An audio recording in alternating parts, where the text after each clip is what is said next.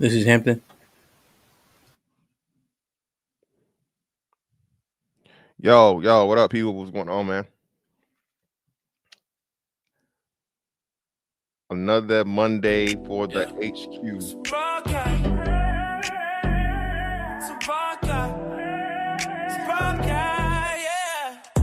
Like, share, subscribe, tell a friend, tell a friend. DJ HAMP about to go live again. So hit the likes, my friend, on your way in.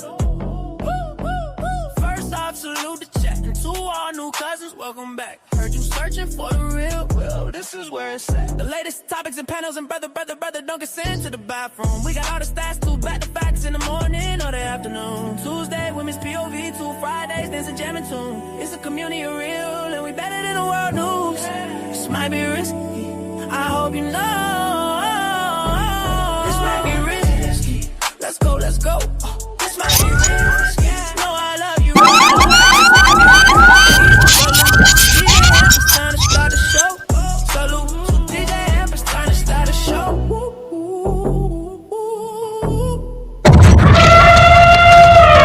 Run! It's a stampede! DJ HAMP the Stampede. DJ HAMP the Stampede. Like, share, subscribe, tell a friend. Hit that like button right now if you can. That helps the channel the most, man. DJ HAMP the Stampede, Mr. Fantastic. Big Aaron, a.k.a. Iceman, in the building. What's poppin', fellas? Wow.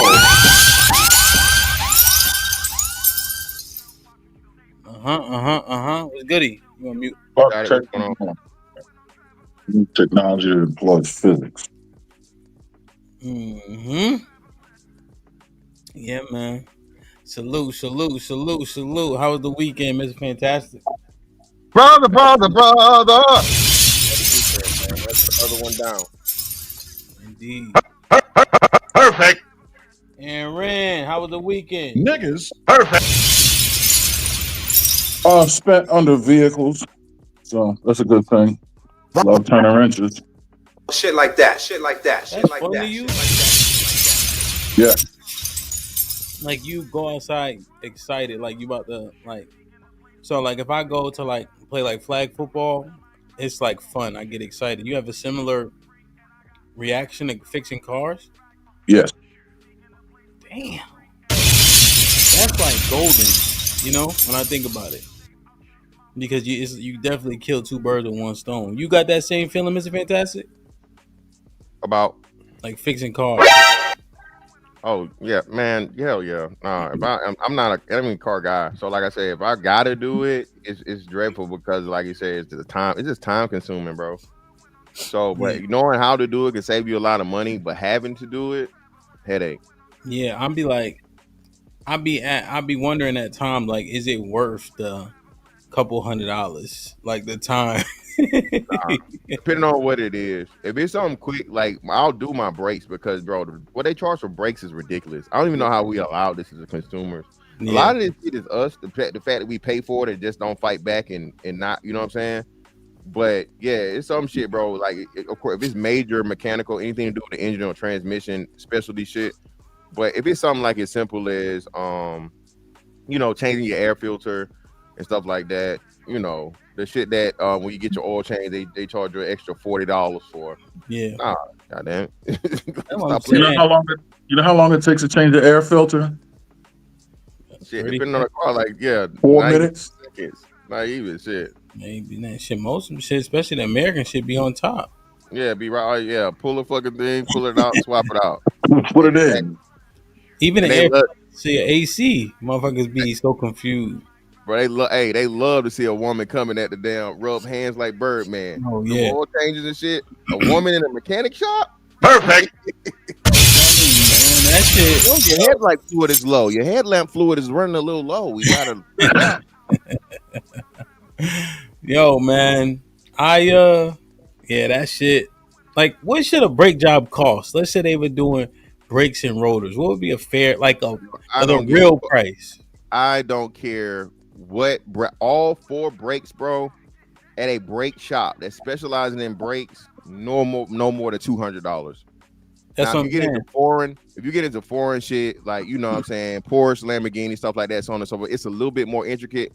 But for the most part, bro, no I'm talking about all 4 tires, $200 $200. out the door. That's No what I'm questions thinking. asked. $40, $50 a tire. You know Yeah, what I'm saying? You got a Ford, you know what I'm saying? Motherfucking, I don't know. And then pads should be, I don't know. They be you killing know, people. yeah. What's crazy is your back pads don't ever really even unless you got like all wheel drive. Your back pads never really even wear down like that. You feel me? Yeah. So I don't know, man. It's a lot, yo. People gonna get what they can get, man, for sure. Honestly, brakes. I think brakes here is like 450, 500 nowadays. yeah, nah, bro. They tried me with that shit. I was like, bro, stop playing with me. If you got a basic like regular car, you can go to AutoZone and spend $100 on all 4 corners and be done with it in your own garage for $100. The shop they're gonna want 400. What you going? I wonder. I guess for people, the 4 tires gonna take how many hours though? I got if I jack up all the whole car, 30 minutes. Nah, but that's the thing, Aaron. Motherfuckers got one jack. Go tire by tire. We'll put jack stands, jack up the front, put jack stands under it, jack up the rear, put jack stands under it. You only need the wheels to be off the ground 6 inches. Yeah, That'll take 5 minutes to do, and then the job itself 30 minutes. you say put it on bricks, huh? There you go. There you go. Yep. Hey, Matt. Yeah, that makes sense though, Matt. Like you, especially if you for your first or second time, just making sure, right? Because you be kind of Yeah. going slower and shit, So that makes sense. Perfect.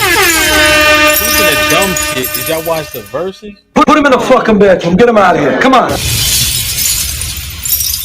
Watch the what? Well, I watched it. I watched it after. I forgot that it was what's that. So I watched it right after it was done. What'd you think of it? Again, man, everybody was on the No Limit train, but I'm like, bro, No Limit music does not age well. Let's just say that. they do not have timeless music, bro. It's for that time. All of it. The beats, the quality, the lyrics, all that shit. Silk the Shocker being like the rapper on a lot of your songs just puts it in a negative already. But I guess them having 30 niggas on stage made people feel like they won or whatnot. I'm gonna tell you who lost. The viewers. The viewers lost, bro. Silk the Shocker gotta be trolling, son. He got one. I will say, him and Master P are in much better shape than they got credit for. That hopping back and forth the entire time, nigga. That's like doing up downs without the down part. But that shit, Silk, I hate Silk after that shit. He can't hear it. He can't hear himself, yo. And then Birdman still acting gangster is crazy, my nigga. He's still acting gangster. How old is Birdman? 60? Nah, he 50 something. Gotta be. He gotta be 50. He ain't 60. I think P gotta be older than him. Yeah, P look a little older. Even when Master P gave him the credit, he was on some gangster shit too. I'm like, yo, chill, my nigga. And crazy thing about it is we know P. That's what I'm saying. Like, for those that don't know, P done put hands and feet on niggas. R.I.P. Pimp C. So We had bad when they had to talk about it. yo, real shit. Yo, the niggas from New Orleans was edifying us on like who's who, what's what. So they was like, yo, Birdman muscle is his big brother or some shit like that. Yeah, Terrence Gangster Williams. He do the whatever the YouTube thing over here. He talked to them a lot. Okay. Master P, I never heard nobody say that for him. Nah, because he was him. Now I will say though, but hey, yeah, his brother locked up for a reason. Oh yeah. He played that murder game down. Hey, now that's the one thing I say. Um, who raps first? C Murder. Who rapped first? C In Murder, No right? Limit? On No, no, fuck no. them Hell no. other niggas. Oh yeah, no, yeah. C Murder rap first. Yeah. Where's He was C the first. Murder at? Locked up Oh yeah. for murder. doing a bid for murder, brother. That's where he at. I forgot. Now C Murder was rapping decently on that. Like when he, the cadence he had. Yeah. Like he was rapping decently, and then Fiend was rapping his ass off. Fiend, what? Because Fiend goes second on Make Him Say I think. Nah. Or Bout It, no, yeah. Nah, well, not. Yeah, make us say, oh, no, you're right. Because is Mystical first? I think Mystical first. But I think Peace Peace first. Fiend goes, I think, after. Then Mystical like third or whatever. And you notice they couldn't do no Mystical. That's what. Listen, I'm looking at this from like a actual. I grew up on this. I've listened to this. So no Mystical because of what Mystical's thing is for me. I gotta take that away. That's the biggest takeaway. That's the only rapper they had on the damn label for real. Until Snoop came they along. didn't play no Mystical, huh? Nah, not one bit. Foe and I did a set. We played Mystical. Yeah, they ain't play no Mystical. He out here taking him. He's a pussy crook. Literally. Yeah. Damn, I forgot about that nigga being a pussy crook, nigga. So yeah, but I just, man, y'all gotta just say this, man.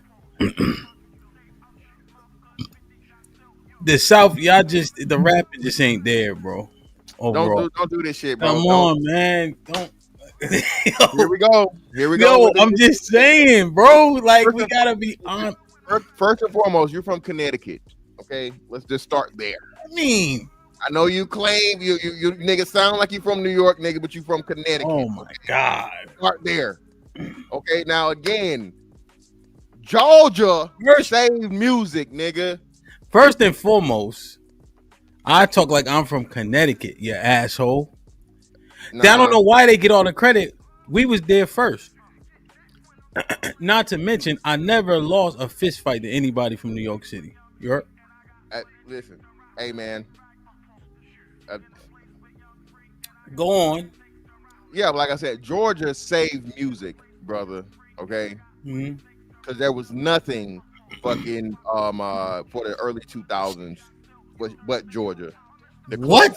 You as a DJ, you heard what the fuck I said? Yeah, I heard you. That's why I said what like that. After Biggie died or whatever, you had shiny suit music from fucking Diddy and Mace. Jay-Z was nobody was fucking with Jay-Z outside of people in New York.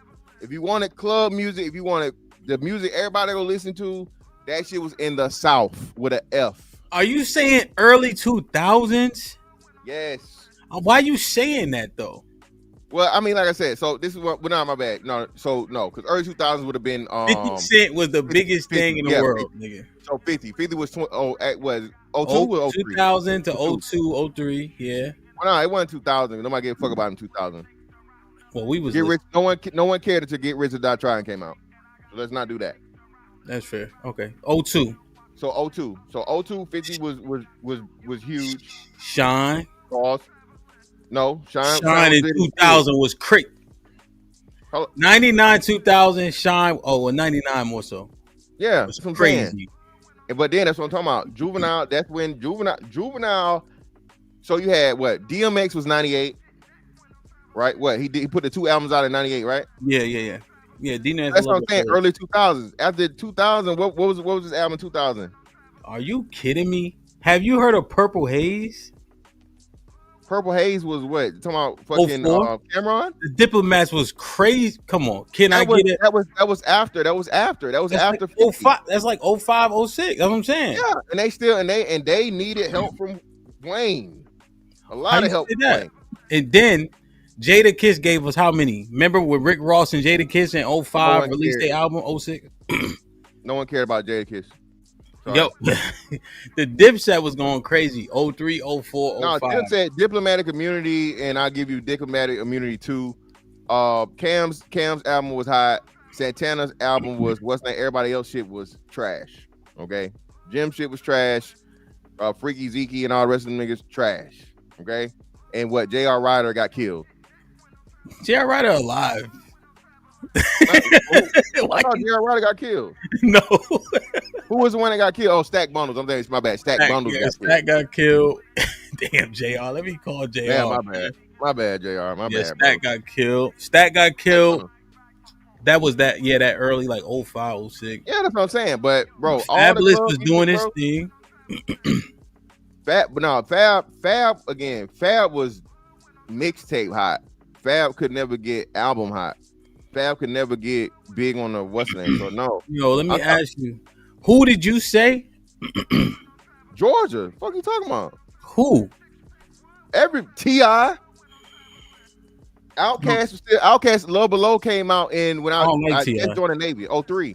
I don't like T.I. Speakerbox and motherfucking Love Below came out in 03.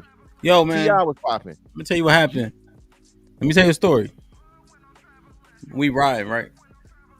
Nigga say, yo, listen to this. Boom, we put this shit in the thing. It's a CD. Remember that time? Remember those days? Yeah. They say, patty cake, microwave. Niggas say, huh? Niggas almost hit a tree, nigga. Niggas went frisbee the CD. Listen, and we kicked my man out. He had to walk home, son. Listen, and again, and that's what's wrong with you niggas. Again, one of the most classic album. That album right there, TM 101 was one of early 2000s top 5 album. Don't fucking play with me, bro. You know that shit. Where? Everywhere. You was on a boat back then? No, I was barely in the Navy back then. Wait, so you was in the Navy? I was in the Navy, but that was every Crown Vic, every box Chevy, everywhere, nigga. East Coast, West Coast, Bahrain, Japan. We don't have box Chevys at home. I ain't see a 22-inch rim, so I went down south. Exactly. Y'all went up on shit. But don't play with me, bro. TM 101, bro, like I said, the one that was one of the hottest fucking albums. What is that song called? And then what? That was actually Manny right bullshit. Manny Fresh produced that one. I think that was the one Manny Fresh produced song on that album. Yeah, I ain't gonna lie. Niggas, bitch ass nigga, dyke ass hoes, black ass and bright ass hoes, bag with Chevy ways. Get y'all motherfucking ass on the floor. It's about to go down.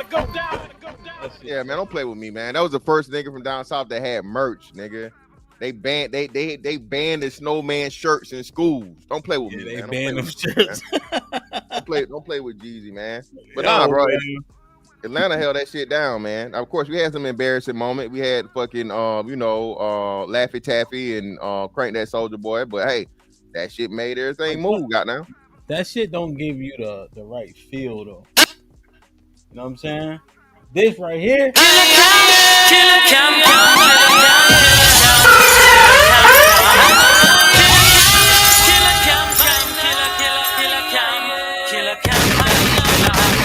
Killer. Faces loaded. You know. Going first. Santana on second. Jim on third. Yeah. Come on, Mr. Fantastic. About to hit this shit out there. Let it drop. Killer. Come on, man. Yo, don't do it. Bottom of the map, shitting on that. Okay? What? Bottom of the map. Are you serious? Dead ass. B. Son. God. However you want to put it. Bottom of the map, shitting on that shit. Hold on. Don't play with me, man. Jeezy was the first nigga. Listen, this is how I know that Jeezy was official, bro. Cause niggas from, even though you Connecticut niggas, I guess, was too good for it, New York niggas was fucking with it. Nah. Cali niggas was fucking with it. Jeezy was the first non-Outcast down south artist, bro. Georgia artist that everybody fuck with, bro. I'm telling you, for real, everybody was fucking with that Jeezy, bro. Nah, my nigga had this shit. We just, you first hear some shit, you like, why he said that? Y'all wild, man. See. But yo, you not. All right, hold on. Let me do this, cause y'all don't care about the essence, man. Y'all just like to hear a little fat nigga just rap about some shit. You wildin', Barely dog. rhyming. That is that. The realest.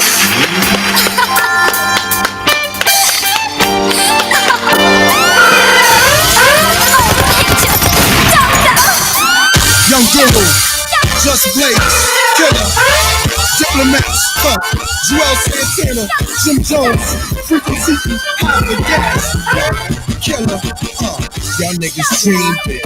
I've seen it, body warm, hard anemic. Coke.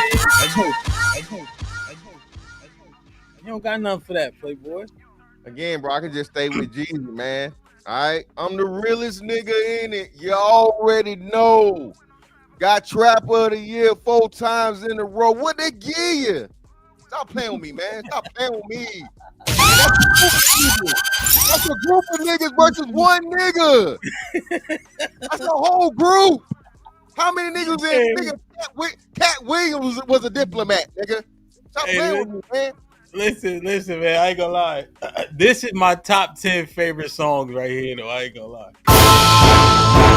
Yeah. So.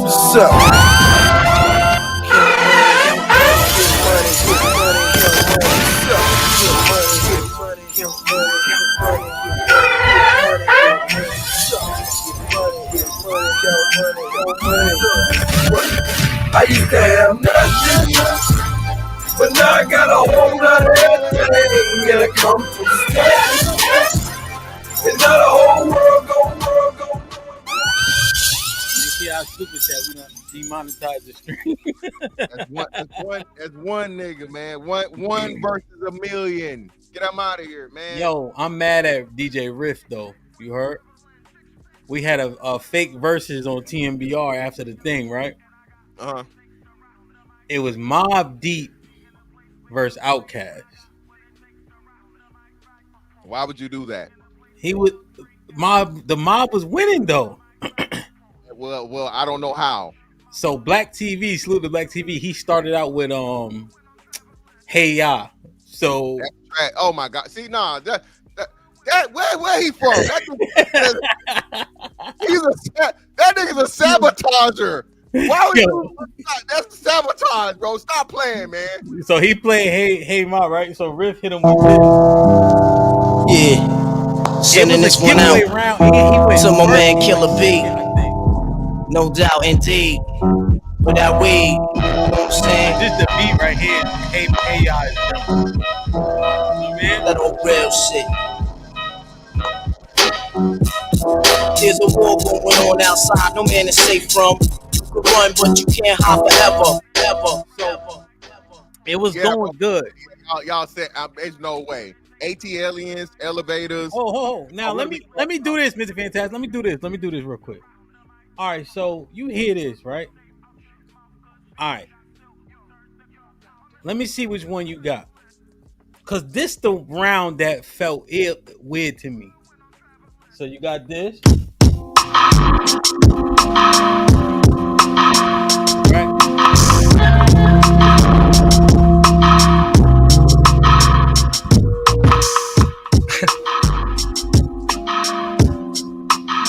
Through the hood, just trying to find that hook up. Now every day we looked up at the ceiling, watching ceiling fans go round, trying to catch that feeling off instrumental.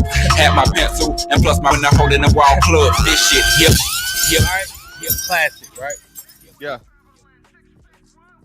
Of course, either Shook Ones, you coming with Shook Ones or fucking what? More likely than not, probably Shook Ones is a fucking reply to that one. Quiet Storm.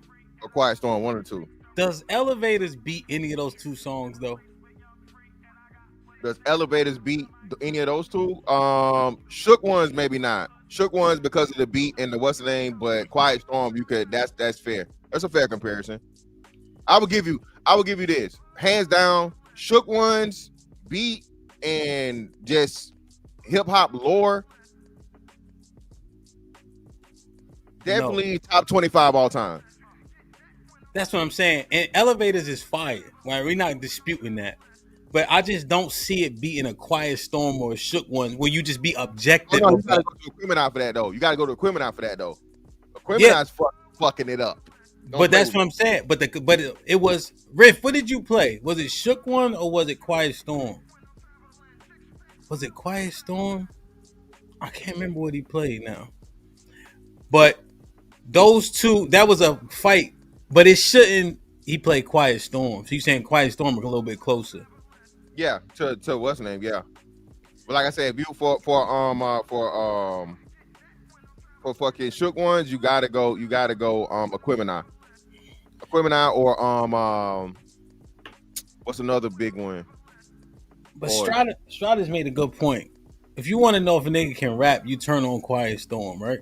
But as an instrumental. That's what I'm saying. The beat alone is like, and then the start. Broad daylight, get right. Like, this shit is great. I just don't see how. So anyway, during the fake verses, Quiet Storm beat, or Elevators beat Quiet Storm, and then I forget what he played last, but Riff picked the worst fucking. He had so much shit out there. He picked some bullshit. He panicked. So Outkast ended up winning, but they shouldn't have. Outkast definitely is better than Mobb Deep, bro. Stop playing. RP, you know what I mean? Yo, But, nah. RIPP, but why you can't just emphatically say that like it's a win. Outkast is the greatest hip hop duo of all times. No ifs, ands, buts, or questions. What? You heard what I said, sir. I'll say it again. Outkast is the greatest rap hip hop duo of all time, without question. What about Eric B and Rakim? You got to be 70 years old to know who the fuck they are. Wow. And they was hot for their time, but timeless music. Nobody's asking for the Eric B and Rakim, fam. Wow. Outkast has 3 undeniable classic albums. Outkast has a double album that went fucking diamond. Okay, I think it's only like 3 people to do that. Is what Biggie, them, did Nelly go diamond? Yeah, Nelly, but then and like Eminem or some shit. But you know that's because you're a white boy. Well, no, he said duo. He said duo. That's why. So y'all naming Wu-Tang. Wu-Tang got 13 more. Yeah, Wu-Tang, yeah. I don't want to hear that Wu-Tang shit. Wu-Tang got infinity members. Fuck out of here. And then like only half of them even decent. Do you? Hey, give me one good RZA bar. I'll wait. Thank you. Stop it. Oh, he's responsible for the beats. He was all, but he also rapped. So He shouldn't have rapped. He shouldn't have rapped. He shouldn't have rapped at all. He shouldn't have rapped. But the beats, come on, he beat Primo. He beat but rap, you gotta have a beat and you gotta have a lyricist. But Mobb Deep, I think Mobb Deep is I take Mobb Deep over Outkast for sure. Of course, oh yeah, being biased. No, they don't have a hey ya. I mean, they didn't need a hey ya before. But listen, what I'm talking about before the. What I'm saying is, you make hey ya, you don't have to do that. Yeah, you didn't have to do it, but that's Andre 3000. Did he dress like a girl half the time? Nah. He dressed like no damn girl. What the fuck you talking about? Well, with the hammer pants with no shirts and the big mama scarf. The nigga had on fucking gaucho pants and a football and football pads. That's not nothing girl about that. He crazy as hell. I'm gonna tell you this though, that flute ain't shit. I think they just interviewed. He's like, you don't know. I think he said somebody he don't know what the fuck he be doing on the flute or something like that. So I don't know. Wow. Yo, that's 3K, man. 3K is like, hey, if I feel like doing it, I'm gonna do it. I ain't gonna lie though. I love his rapping though. Like when he start rapping, can't fuck with him, bro. Just the cadence, man, is just great. Like, you know, I just wish he just do it more often. Yeah, man. He said he ain't got nothing to rap about no more, man. He said he now. This is disingenuous, man. Shook Ones is a global. I mean, you just because of the beat being used in 8 Mile, right? Like you can't like it's a. but what he's saying is though the group isn't known, so everybody knows that one song. You know Nobody that one don't song, know. but They don't know. they don't know them by face. They don't know. I mean, you know what I mean? Everybody know. Matter of fact, shit, most motherfuckers know Prodigy and don't even know Havoc. Yeah, most people. That's what I'm And saying. So you know how that's it. You know what though? What kills that argument? Remember they signed a G Unit. so what? MOP was signed to G Unit. Nobody know who the Yeah, fuck nah, he is. hell, y'all niggas. Again, man, here y'all go with it. Listen, bro, listen.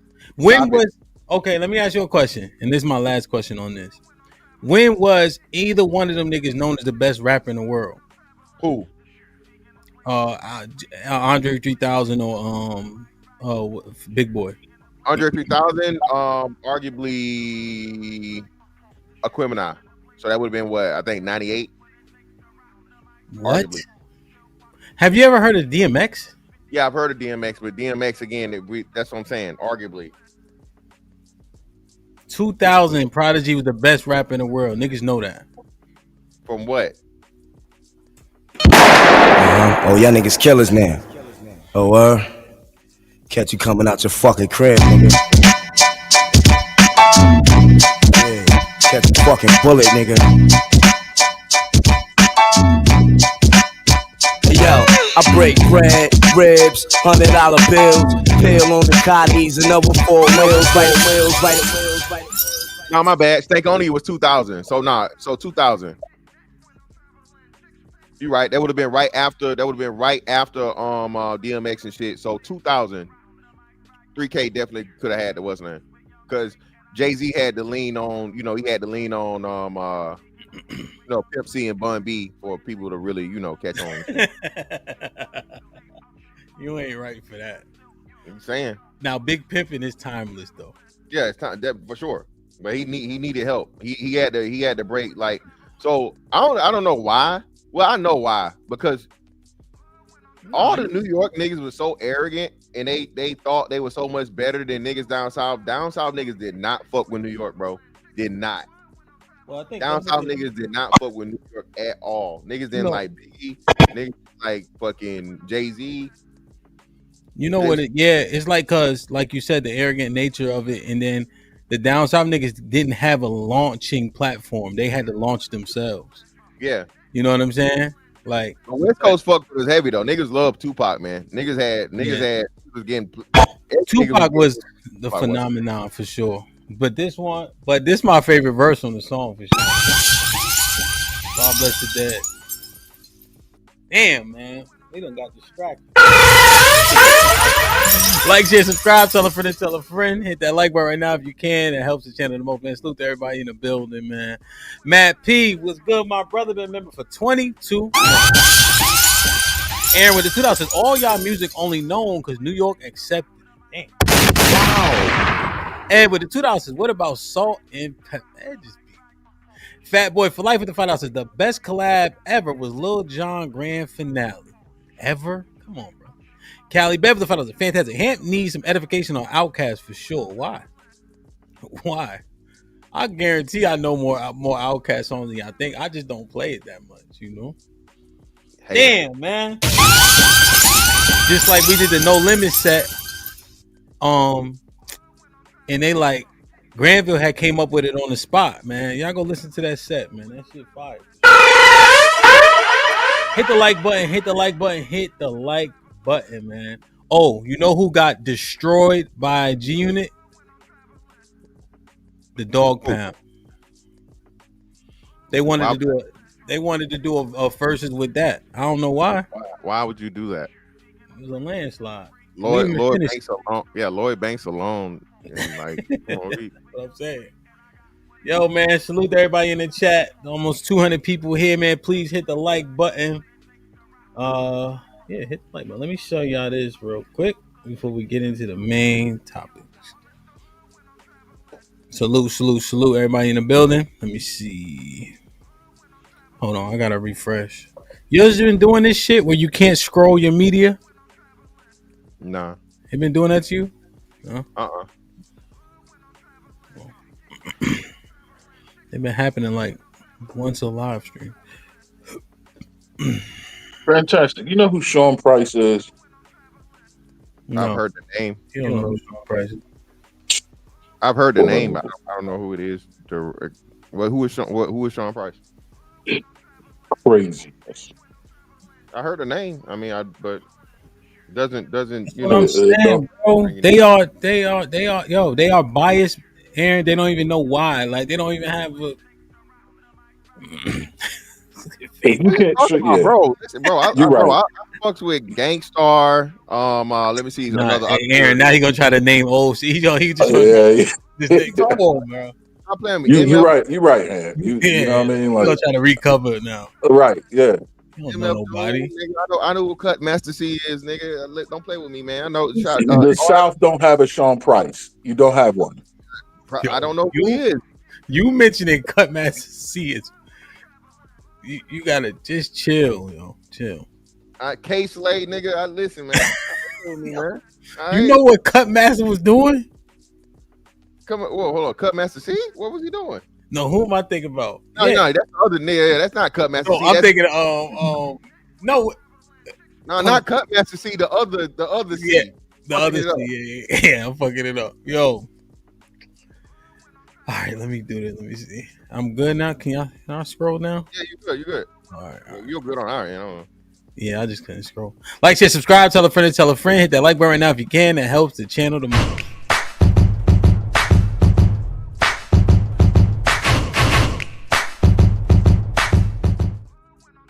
Yo, what you think about this shit, bro? These niggas is gambling. It's like, yo, did they spend their money? Chauncey Billups never came off to me as like not like being just foul with the money, or it's like they get a thrill out of this type of shit. Bro, it's gotta be like what would you call a gambling addiction? What is it? Is it a name for it? Nah, I think that's what it's called. Right? So yeah, it's gotta be that, man, because come on, dog. What are we doing, bro? These niggas got enough money, bro. Chauncey Billups made over $100 million and he's still getting paid millions of dollars as a coach. Bro, you can't be this greedy, dog. It's just greed, man. Terry Rozier has $100 million fucking, you know what I mean, contract or some shit. So that's crazy, bro. Yeah. Come on. Crazy. Charges in an illegal gambling operation. Sources say he was arrested as part of an illegal poker ring tied to the mafia. He's expected to make his first court appearance in Oregon later today. Meanwhile, Miami Heat guard Terry Rozier is facing charges in a separate federal sports betting investigation. He's one of 6 people charged with using inside information to place illegal bets on basketball games. ABC's Andrew Dimbert is following both of those stories for us. Hi, Andrew. What's the latest on these arrests? Well, Diane, like it ain't about the money.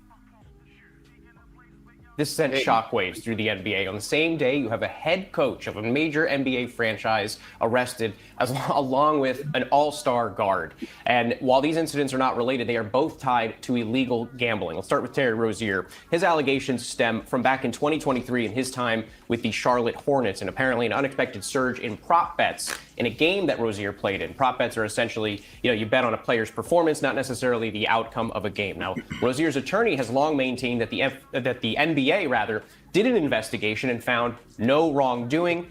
He was then traded to the Miami Heat. He played in a bunch of games last season. He's in the final year of his near $100 million contract, but was arrested shortly after the Miami Heat season opener last night, where he did not play. FBI Director Kash Patel is expected to officially announce charges any minute now, really. What are you watching for there? Well, especially in the Rozier incident. Is this an isolated incident? Is this the beginning of the investigation or the end? Especially for NBA fans who have had concerns over the last few years with the proliferation of sports betting, the legalization of sports betting. Is this an isolated incident, or are there others? Are there other coaches or players that are potentially point shaving or manipulating bets? I think it's worth noting that NBA Commissioner Adam Silver has said that the league does partner with their sports partners and their sports books so that those sports books can provide information about unusual activity and try and nip some of this in the bud. All right, Andrew Dimbert, thank you. Congress wants a... Yo, I don't know, man. I just was looking at it. The mob being mentioned is pretty interesting. I don't know if that's anything new, but just to even hear it. To hear we ain't heard. I hadn't heard nothing about the mob in my lifetime, or at least adulthood for sure. Yeah, I think the last thing when we was younger was Gotti, maybe.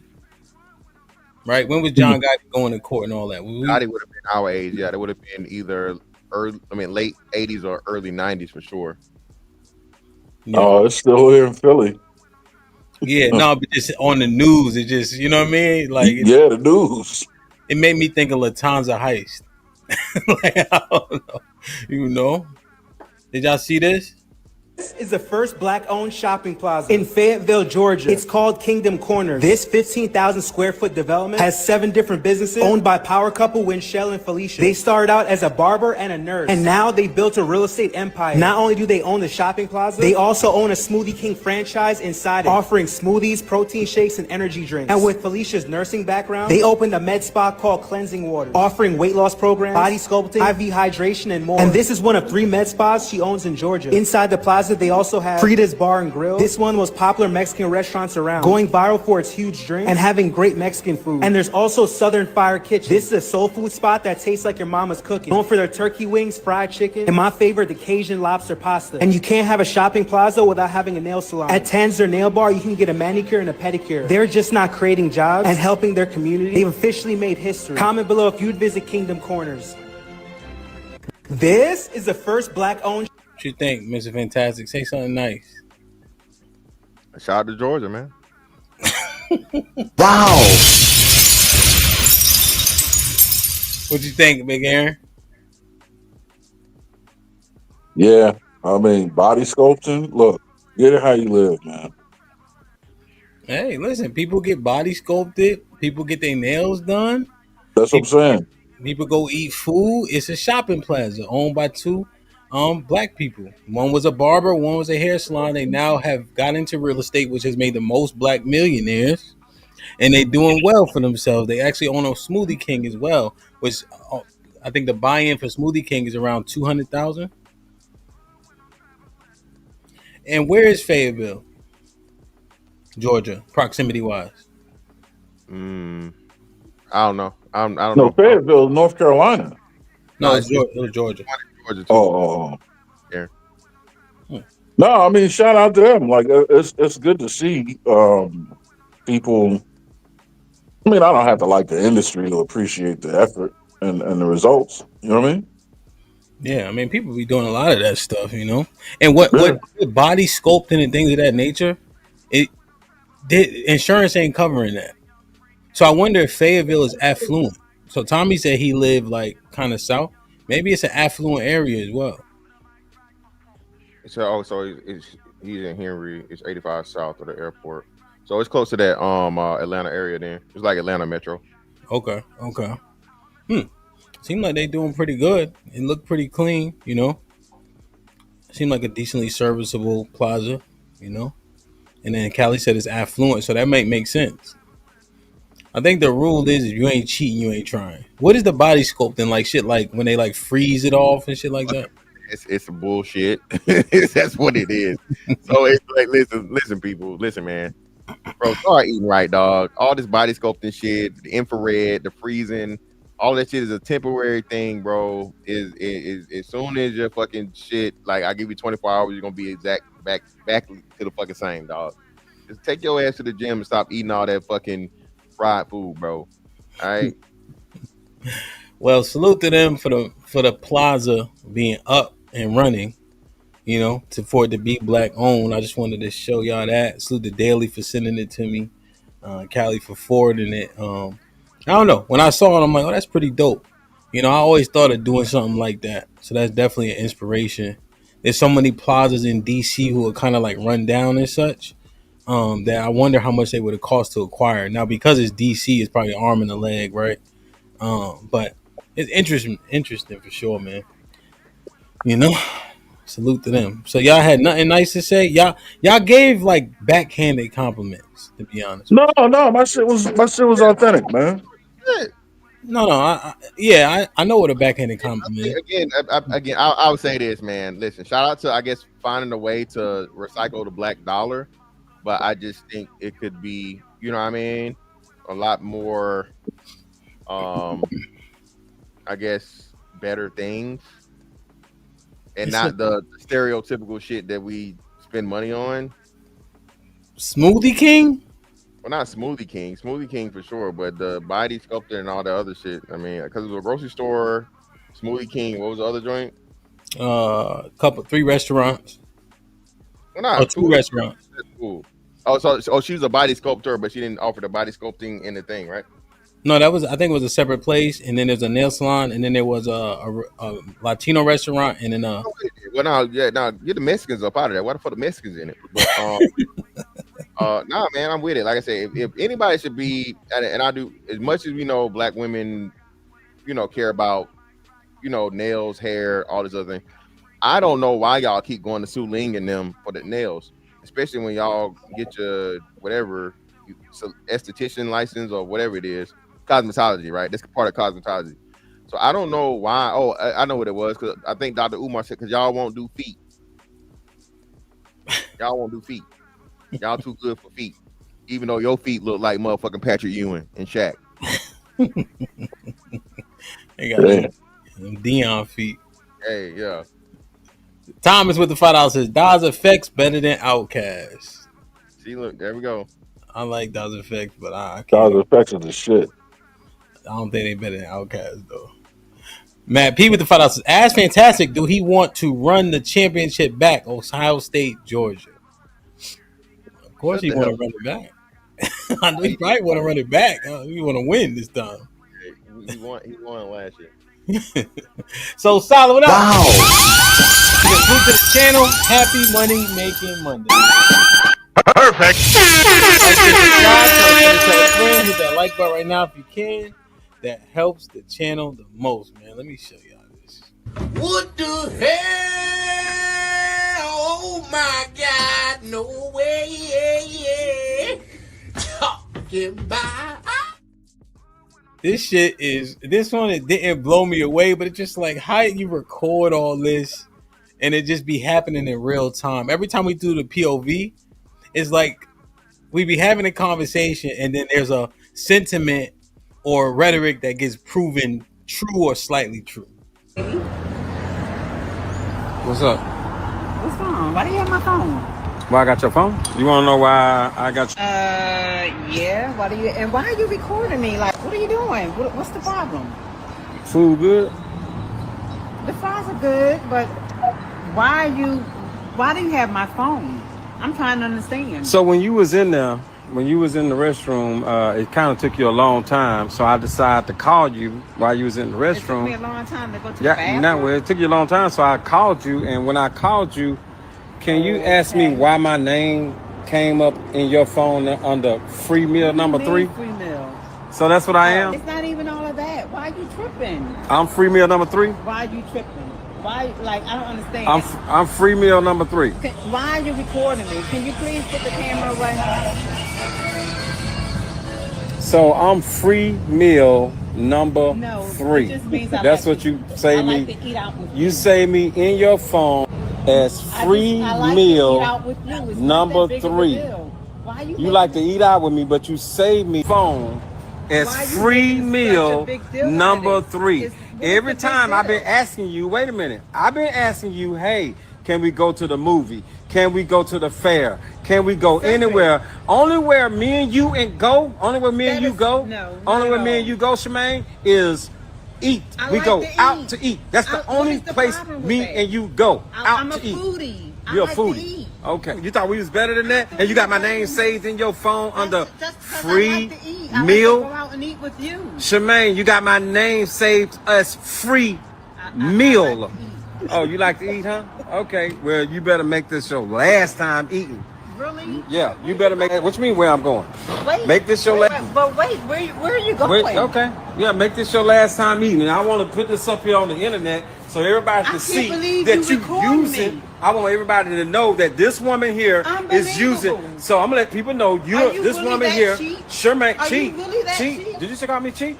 Are you the one got you got me saved under free meal. Number 3. So that's 1, 2, 3. You just saving people. Who number 4, number 5, number 6? Not even like that. Okay, all right. Yeah, y'all look out for this one. Look out for this one. Yeah. Free meals. Yeah, you won't get. I bet you won't get another one. I bet you won't get another one. Baby. What y'all think, man? What y'all think? Free meal number 3, B. What y'all think? Niggas told me that, oh man, it's just the internet, man. I think that's a skit, by the way, for real. It's probably a skit, but trust me, believe me, it's a nigga in this chat that's in there. It's free meal number whatever, What maybe you? even a couple of What's your advice to that nigga? brother. Hey, if she ain't laying, you ain't paying, brother. That's the motherfucking advice. Okay, if she ain't eating your meat, you ain't paying for nobody else's. Yo, here's the shit, right? I really hate the skit shit because then people could dismiss it as this is an untrue sentiment, right? But I seen this shit, bro. I'm sure I've been on the receiving end. I'm sure, right? You take a chick out, you know what I mean? You don't know nothing happened, whatever the case is, right? You may even be on a date with a chick and know you ain't really feeling her either. You ever had that happen? Like Oh you go yeah, out like I'm good, you know, whatever. Yeah, whatever. right. And she may even had that notion before you got there. You know what I mean? You might just be doing this shit just cause, you know. Boom, she go home. I definitely been in the receiving end of a nigga that a meal that a nigga paid for. Another nigga paid for it, yeah, fresh Yeah, and for hot. sure. Yeah, Not even she ordered it for her. This goofy ass nigga let her order that. a whole fresh entree to go. Yeah, You got, no, you got to I put know. it in the microwave.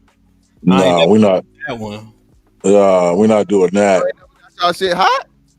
Nah, No, not like she ordered a brand new shit for me. Nah, I just ate the leftover that she might have like picked over it.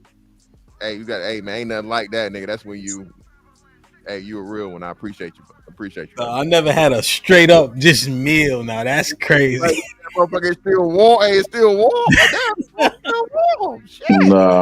nah. What's ordered in this motherfucker's eating in this motherfucker. Nope. nah, she definitely had that to go plate, man. Salute to the room. JS Davila, you would have been bringing it to me too, baby. Hot and ready. Not Brother, just brother, brother. not just the entree. JS Davila, you would have been I would have getting 2 hot and ready motherfucking things from you, baby. So don't play with me. Brother, brother, brother. No capping none of my rap. Yo, it's a talking thing because we know that this shit happens, man. Niggas be soon as she get there, she knows she ain't feeling him. But she gonna order her food. No, hey, no. Hell, even before that, bro. Nowadays, when you on this over, bro, ain't who is meeting up without FaceTiming or like, you know what I mean, something like she already know. So you feel me? So she know what you is and know what everything is before we even get there. You know what this shows me? It shows the inability to just, you know what, you got me. My bad. It's the inability to say I'm sorry or to admit that you was caught. I mean, I'm just assuming this isn't fake, right? You caught. You defending yourself. You trying to stay in the game with this nigga? Like, come on, man. You caught. Just, you know what? I'm sorry. That was an asshole move. My bad. Just move on. Let the man get on down the road. Yo, real shit. I don't know. Free meal kind of hurt. That might hurt. But I had my wife in my phone as where I met her at for a long time.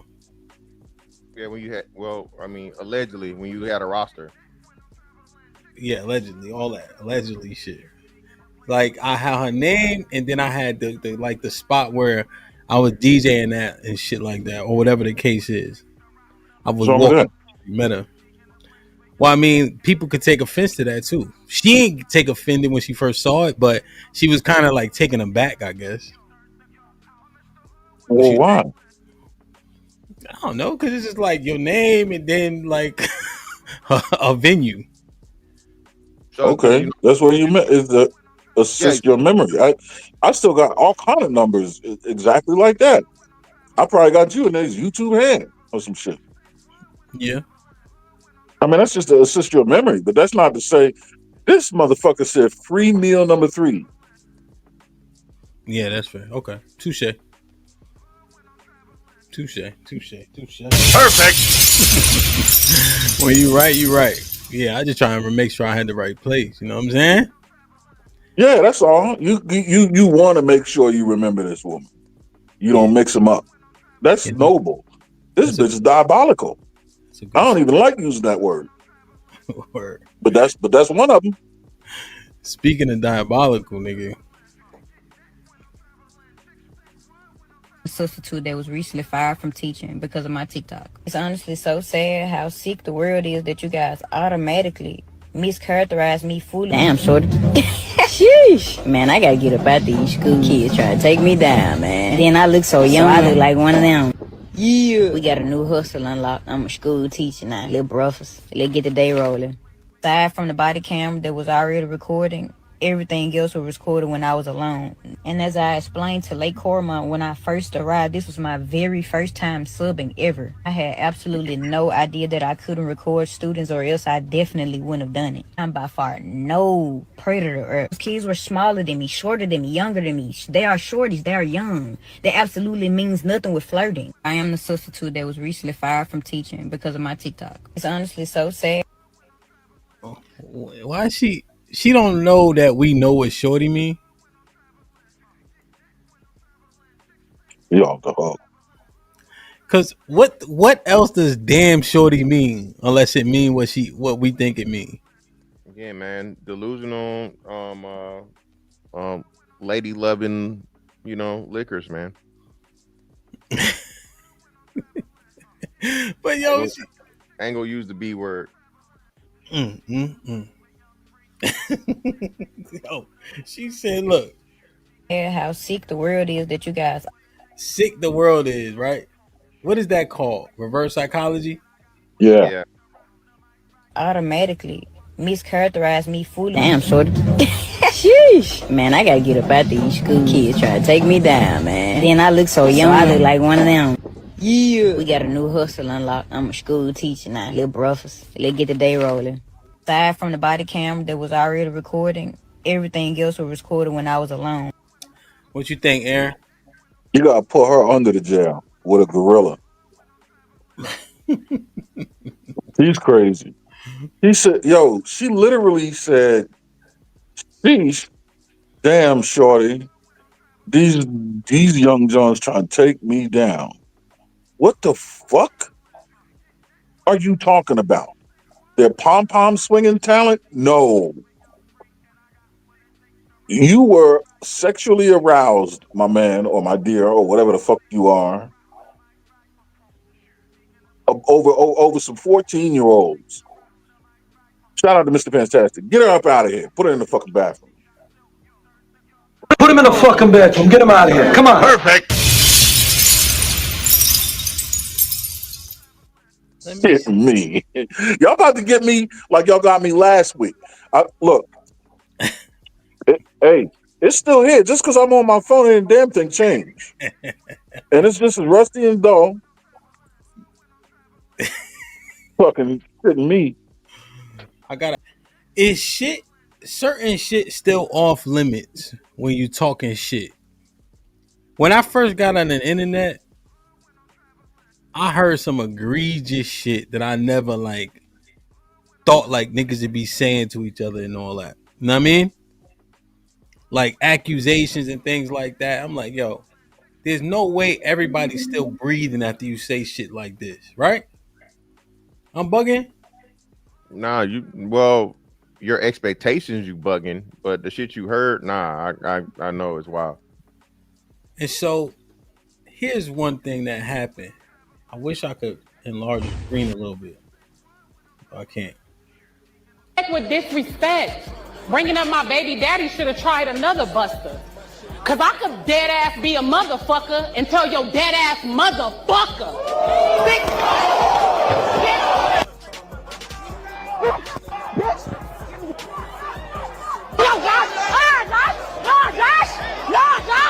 Let me act with disrespect. So the backstory is the big girl, and his name is Official. She's a rapper. And she says it was alleged that she mentioned her baby's father. The battle hasn't been released yet, but they said that her baby father was killed. So now the girl with the cowboy hat is rebuttaling, allegedly, but I haven't confirmed that though. And so she said tell your dead ass motherfucker, in which she punched in her face. Bringing up my baby daddy should have tried another buster. Cause I could dead ass be a motherfucker and tell your dead ass motherfucker.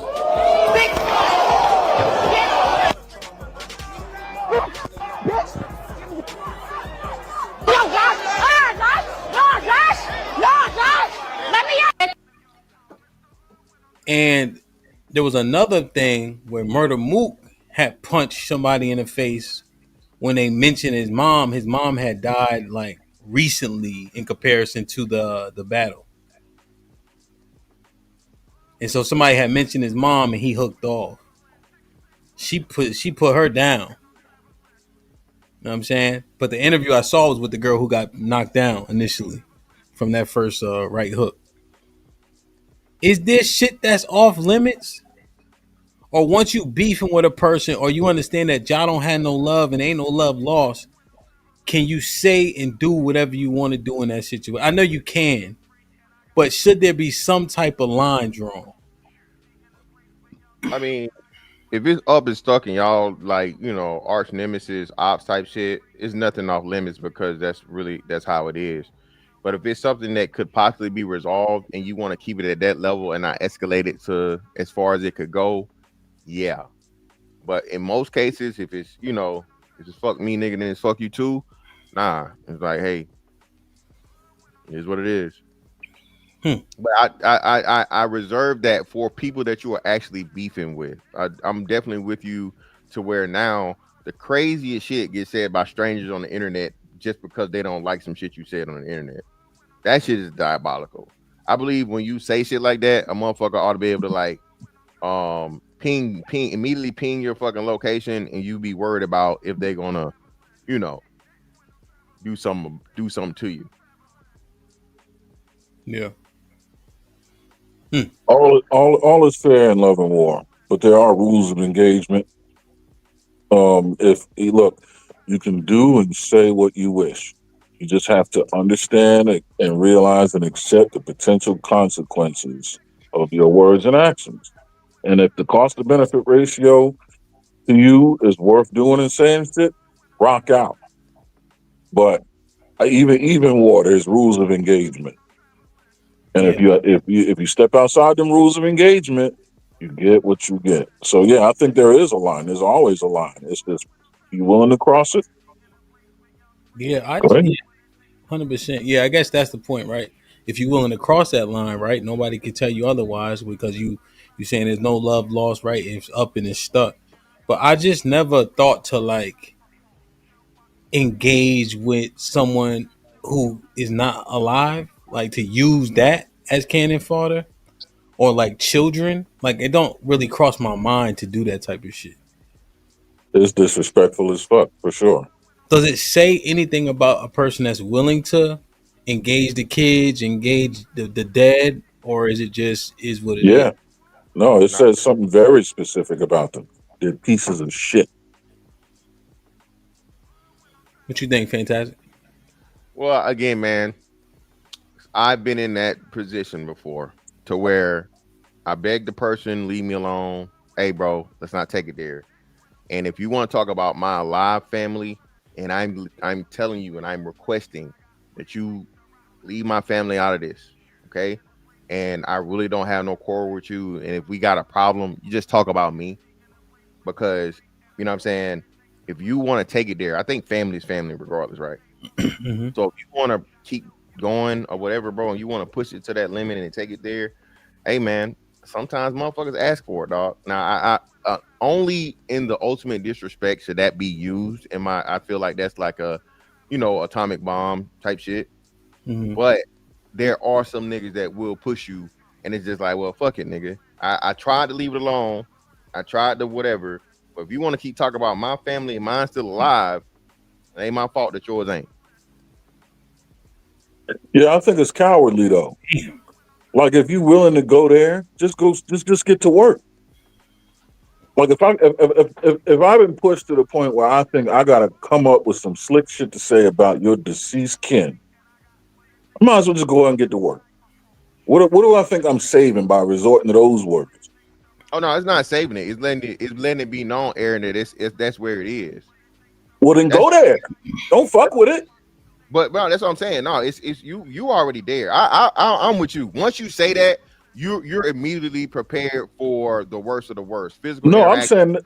I'm saying from the perspective of the person that says it. If you're compelled to say some shit like that, just get straight to work. No, you gotta give Bypass that bullshit. Go straight at it. you gotta give them a warning, bro. You gotta get them. No, nope. You gotta get them prepared, bro, to let them know this. Mm-mm. What we can fundamentally disagree, but like I said, if it's to the point of where I'm talking about any of your dead family, I'm letting you know that hey, you've pushed me to the point of where I'm doing the unforgivable, and I'm prepared for whatever and everything that I said out of my mouth. I meant it, so I hope that you're ready to. I'm Yeah. more. I much rather give a person warning than just hook off. You feel me? I Nah. don't believe in just what I mean, just engaging with people over words for the most part. You saying crazy words to me, I believe words should be met with words for the most part until. But if it gets to a point of where is that, I'm going to counter your words with words that you probably can't take, and I'm already prepared. You feel me? To be however it want to be. But again, we're just as long as everybody knows we're here because of you, not me. I'm never gonna throw that bomb out there because that's like there's no coming back from that initially or off of anything. But if I'm trying to de-escalate, I'm trying to leave the situation alone, and you won't shut the fuck up about my family. Like I said, my family's still alive. Don't get mad when I bring up yours and yours ain't, because you pushed it here. 'Cause I've You, asked you, and I told you keep it on me. Keep it on me. You can say whatever the fuck you want to say about me, but you start talking about my mom, my kids, my so on and so forth, all this other shit and all, and then I come to find out, just happen to know, hey, well, you know, just saying, that's what you asked for. you do know Marines. We don't discharge the we don't give firing shots. There's no warning shots. I got You you. s- I got you you. squeeze that trigger, that round is intended for a target. That's Yeah. it. I don't do warning shots. If I'm once I'm there, life's too short to be wasting time on inching up to the line and inching over it. Once I'm over the line, we cracking. Let's get it cracking. We in there. I I ain't suiting up for shit. So this is always so the battle rap thing. Let me ask y'all this about the set and setting, right? So I used to have a battle rap league, right? This just popped in my head. So one of my brothers, and don't worry about my outfit, okay? Oh, the butterflies. Yeah. Oh, No. I had some. I don't know what the fuck I'm wearing back then.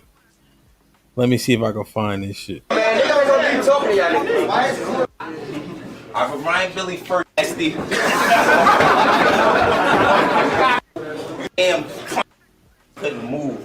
Come to find out, he the reason he getting this shit. That's when I So asked. there was a fight that happened at another event, right? And so my brother is talking about the fight that happened.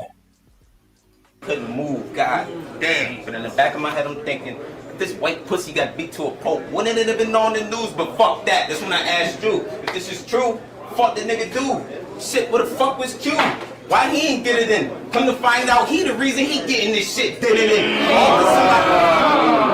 All because somebody said, fuck your dead brother. Don't say that. Nigga, when your brother was alive, about my brother, he let niggas say fuck about my brother to his face. No, ain't nobody say fuck to your brother. What if I say fuck to your brother? So they got beat up at another event because somebody mentioned his brother, right? But he just hooked off though, soon as the nigga said it, right? But because of this set and setting, you know what my brother said? When your brother was alive, he would have let niggas say fuck him to his face. So he like, why you getting mad like your brother would have done something if he was here? You know what I mean? But he and couldn't that really act crazy because it's a different dynamic. You know what I'm saying? So so the battle the dude he was rapping against was a brother, and he had more, I guess, more than one brother. The other Nah, because so the dude right here with the glasses, right? uh-huh. His mans, they got beat up at an event a few weeks ago, Uh-huh. and he going telling the story. So now when he mentions it, the guy that the brother who died is about to All right. walk up. It's not the dude in camera. Okay, I got you. Okay, that's what I thought. That I thought maybe that the dude on camera and the dude that walked up on camera was brothers too. But I got you. Yeah.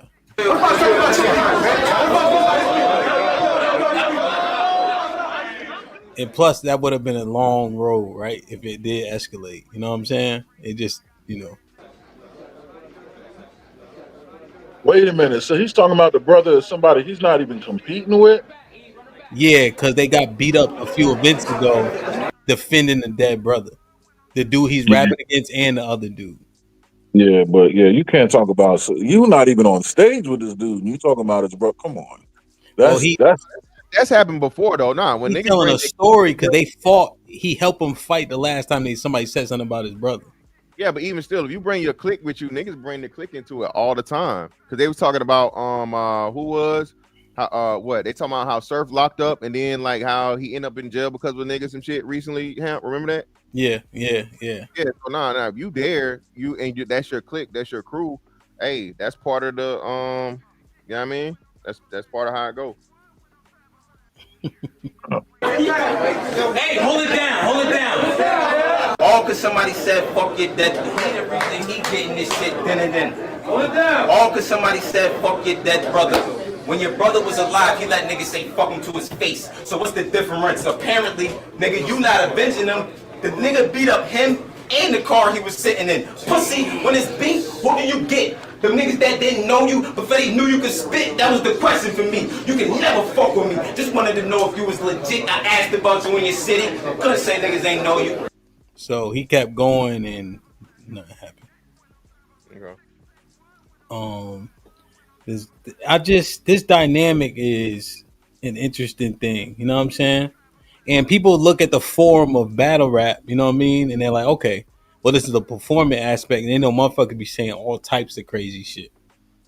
Crazy. The craziest in battle rap. I mean, battle rap, I don't think anything is off limits in battle rap for real. That's what I'm saying. So that like that's a war of words, literally, and you're trying to get the other person off their square. So when you sign up for that and knowing the shit that's been said, like I said, you know what I mean, that come with it. Mm-hmm. Look at this though, right? Oh, let me share this real quick. Oh, shit by accident. Let me show y'all this.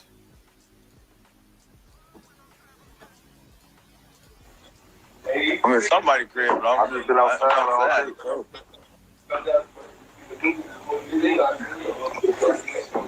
Man, you don't even drink, man. You're a kid. Stop acting like you really drinking, man. I'm trying to catch your ass drunk. Not happening. I'm trying to catch you drunk. But I'm drunk. I'm be super prepared, man. Your ass be out here. I was drunk. I was just drunk recently. Your ass be out here loose. Yeah, right here. Like a thought. Dang, I'm ready to catch your ass drunk. Oh man, come on with this shit again. I ain't gonna catch you with the gang. What? You with the gang? Huh? Gang? Y'all all type of shit, man. I don't even know how to throw the ass up. How you throw all that? You tell me y'all type of shit. Come on, don't start that. Y'all all type of shit now, man. Man, stop that, man. We're gonna keep it real. We all type of shit. Touch Buddy, 757. What else all is, gang? That's gang now. All them gang, man. That's gang on my ass, man. Y'all know what y'all watching? No. Two dead men talking to each other. Oh wow. Who is that? So both of these two are from Chicago. Mm-hmm. They are operatives. They're opposition to each other. Mm-hmm. They having a conversation that has insults in it that imply people dead already. Mm-hmm. So he's saying, I can't wait to catch your ass drunk because they aiming to kill each other. Oh yeah. And so they start talking and he starts saying more like, yeah, you know how to move. I could see that. But these people actually have bodies on either side of their beef.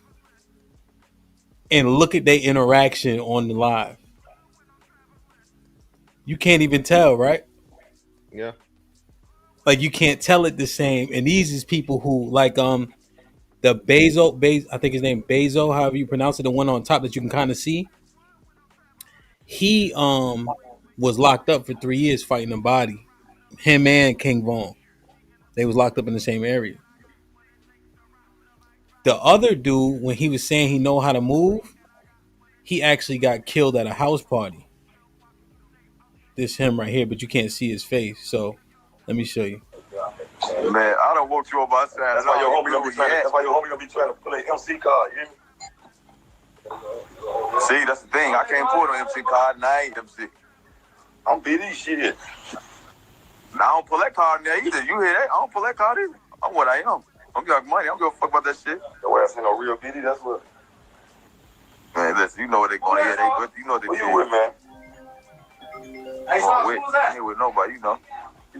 But unfortunately for 051 Melly, he would surely lose his life. September 1st, 2019, 051 Melly, a member of Chicago street gang 051 Young Money, was shot and killed at a house party in the Woodlawn area. It was around 2:45 a.m.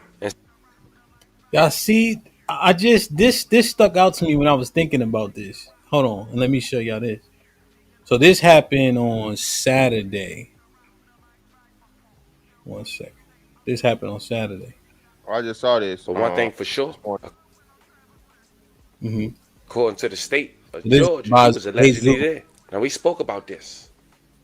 Of course, 2 years later in 2021, King Von had unfortunately lost his life at a venue, which we also covered. I'll leave the link in the bio. And the charges were dropped against Lord Durant. It was bad for OTF. Members was getting arrested for a parts store. The same man was waiting for them to come outside. Not sure how they got their location. From a car parts store. The same man was waiting for them to come outside. Not sure how they got their location. But as they approached the trunk, over 20 shell casings was let off. As mentioned, 3 people were shot. A 35-year-old male, a 42-year-old male, and a 39-year-old male, and 5 vehicles were struck in a crossfire.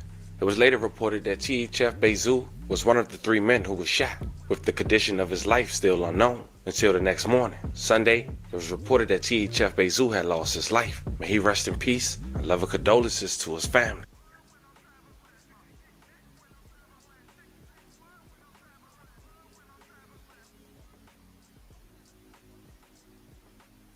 So they put him on ice right there in front of the parts store. We have 33 going to Stroger, and then It's we have just so crazy. They ran up. Niggas didn't even fucking like look up. And this the call. anybody going to Sinai, or do you need me to send someone to Sinai? But I'll drop this link. It's the Family TV. He out of DC. I'll drop the link if y'all want to see hear the full story. But one thing that stuck out to me, they're talking in like Kodak language, right? Like even him throwing up the other guy's gang sign, this and the third, and he tell him, "Yeah, you definitely know how to move. You know what I'm saying? You definitely know how to move." Even though he got killed at a house party a few weeks later, right? And they on the Instagram live, and you can't tell that they beefing for all intents and purposes. And then the dude Bezou went on Adam 22, and even when they asked him about this conversation, he was real superficial. Like, you know what I mean? He didn't go too far into it. He's like, yeah, no, we got respect or whatever, you know, you want to say. Mm. But the man did end up dead a few weeks later. And then this man ended up dead 5 years later. And it was said that he had stopped being in the streets and all that. But if you outside doing that shit to people family, there ain't no forgiveness for that shit most often. And he in front of a parts store and he gets shot to death right then and there. But the bigger part of this was they wasn't talking tough, right? Into what you can hear it, right? Mm. They speaking coded, right? But that just jumped out to me because we got so many people willing to say egregious shit, and then these people who are proven killers, damn near, ain't talking the same. Now I think they may do it in the music, you know, but that's more of a performance, you know. But it just, I don't know, it's something that just it threw me off, Mr. Fantastic, when I heard this shit. Like niggas saying so much crazy shit to each other.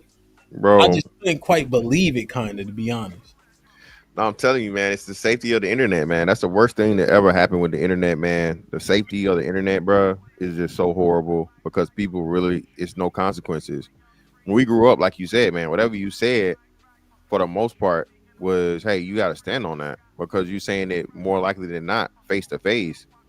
now with the internet, bro, people, motherfucker, that only speak English, talking crazy to you, bro. You know what I'm saying? You gotta hit the translate. Yeah. So Yeah. that's where we are, man. Yeah. Anything on this, Aaron? No, man. Not really. Yeah, I think tone is very important. Like for me, when I'm looking at them, initially it looked like he's saying some pause shit, whatever the case is, right? But I can tell by the energy that they not playing with each other for real. But a lot of people, I would argue, can't tell that. I think the I couldn't. majority. I couldn't. Now, to be fair, I had known that he got killed, so when I was watching this video, maybe I already had the presupposition too, Aaron. You see what I mean? Like I just played it for y'all, but I was already kind of looking because I saw it. Then I went to the family TV to catch up on it. So to be fair, um, I don't know. That's one thing I seen on the internet that I'm just like, this shit's crazy, son. Like fuck you, suck my dick, bitch ass nigga, come see me. I'm just like, man, that's I seen. Niggas got killed for less than that. Cold French fries. Yeah. Marvelous with the $5 said the women is out of pocket. That's crazy right there. Shout out to the host and crew. Marvelous. Like, share, subscribe, tell a friend to tell a friend. Excuse me. Hit that like button right now if you can. That helps the channel.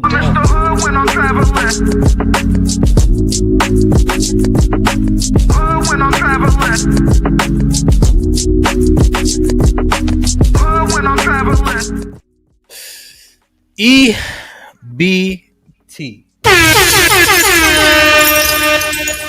November 1st. They say shit about to get dark for niggas, man. But Mr. Fantastic, man, you brought this title, which was interesting. Why does the working class fight so hard for the entitled or entitlement? Which one was it? Break that down. Yeah, man. It's too much sympathy. It's too much sympathy, and empathy for the people that actually have to pay for everything and never got a break on shit. For the people that don't, when they brag about it when everything's good. I mean, I have evidence to support it. We've all seen this. Yeah, them stamps hit. Oh yeah, I ain't gotta pay for nothing. The taxpayers, thank you, taxpayers. And now they finally, okay, got a motherfucking suffer a little bit. Oh man, you ain't better than nobody else, and you shouldn't think like that. And it could be you, nigga. No, it can't. It can't be me. It never has been me. I fucking work my ass off, so it's not me. So don't give me this motherfucking sob story about, anybody can be poor tomorrow and all this other shit and so on and so forth, bro. Because motherfuckers finally, for the first time, got to deal with a little bit of hardship because everybody else not paying for them. You feel me? And for the dummies that say this, again, I'm going to say this again, man. Listen, niggas love hating on the fact of the matter that I served 20 years, okay? 20. Full retirement. Not medically retired, not early retired, 20 years retirement. So my pension is not the same as government assistance. Even my medical disability, service connected, is not the same as regular disability. Okay, I had to earn both of those. So while you're mad at me, and guess what? You know how I know it's different? Guess what's not stopping on the first, Hamp? What's that? Neither one of them. Damn.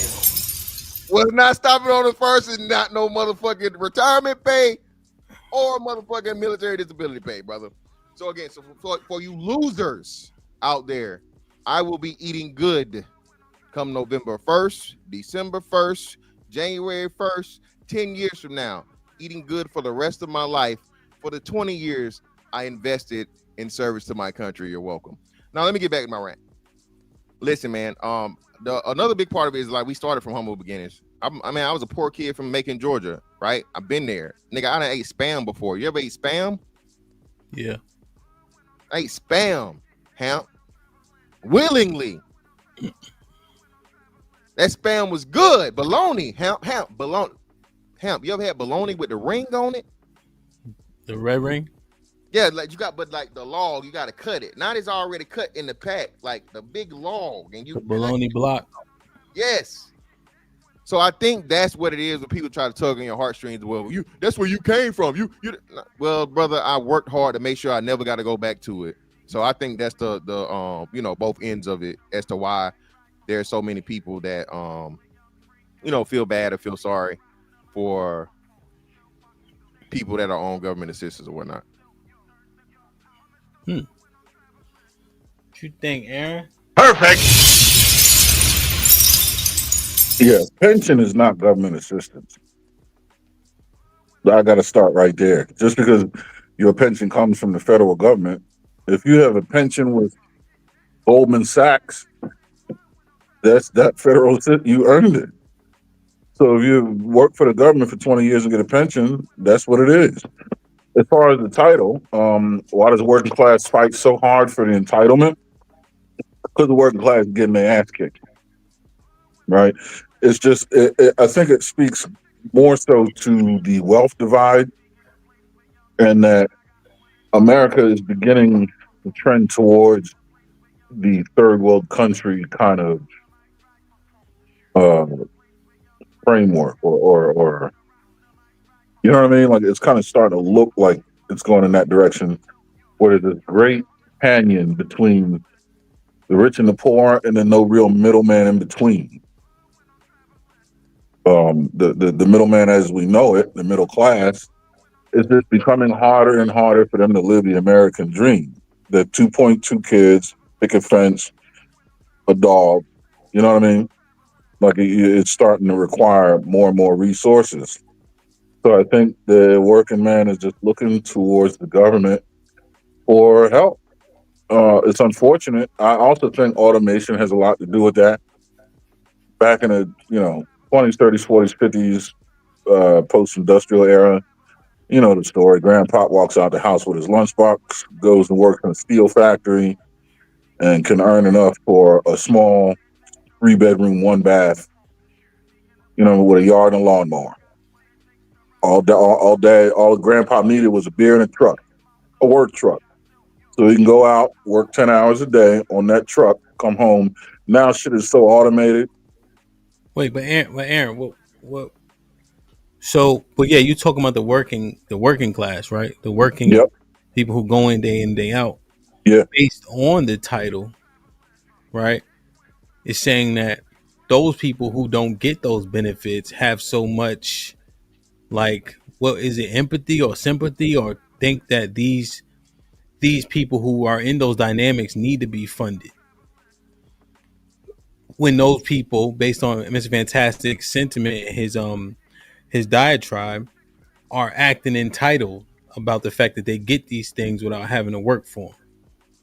Braggadocious, HAMP. Yeah, well, no, I think the people that brag about it, I think maybe those are the scammers. I think those are I think that might be how you identify someone that's getting over it to some degree. Because if you're really working your ass off and you really need government assistance, you're not happy about none of that. You might be grateful when it shows up, but you're not going to be talking about, I'm about to get this lobster. You more like, thank God I can get this bologna. Well, so, damn, I forgot I was going to say something. Now, this is a different topic than those that are furloughed, right? Yeah, furloughed is different. Furloughed, you working. So furloughed is pretty much you're laid off until the government opens back up, and then Until further notice, yeah. Yeah. Do they get retro pay? Yeah, hell, well, yeah, you getting all that back. And hey, Hamp, listen, man. My ex went to see her family this weekend, and it's something I wasn't even thinking about. Please arrive for your flight 3 hours earlier than they suggest, because TSA, they forced to work. They the people that's gotta work even when they're not getting paid, and they are not giving any effort. And I do not blame them. Listen, so please, have some sympathy and empathy for them. All right, because you ain't got no choice. All right, but airport efficiencies in the toilet. It's yeah. So my wife flew out. We had a 3:30 a.m. Tornado warning. So yeah, it was on Saturday. We had family emergency, right? Just to make it clear. But it's on her side of the family, right? We got all these kids and all that. So she went up to Charlotte. Um, she was able to get out, but I thought it was gonna be messed up from tornadoes warning and all that. But also she got pre-check and shit too. Yeah, clear You and know? pre-check. Hey, say I got clear, pre-check, all that shit. Yeah, yeah, that should make a difference. But she's able to get out even after the tornado warning. Shout out to Spirit, man. You know? But so that's a different topic, right? Those, Now, is this all those type of benefits or is it EBT SNAP specifically? So no, I'm talking about EBT SNAP specifically. People don't give a fuck about people, like, even in the chat, man. Just listen to the idiots in the chat that are conflating it too. Listen, pay is not the same as assistance or aid. Pay means you're due it because you worked. Okay, can we start there? This is why I say we niggas have a very, very low understanding and this horrible mindset of things. Something that you work for and you earn is not the same thing as, hey, you can't afford it, so we're helping you. Does this include? Sorry, let me clarify my question.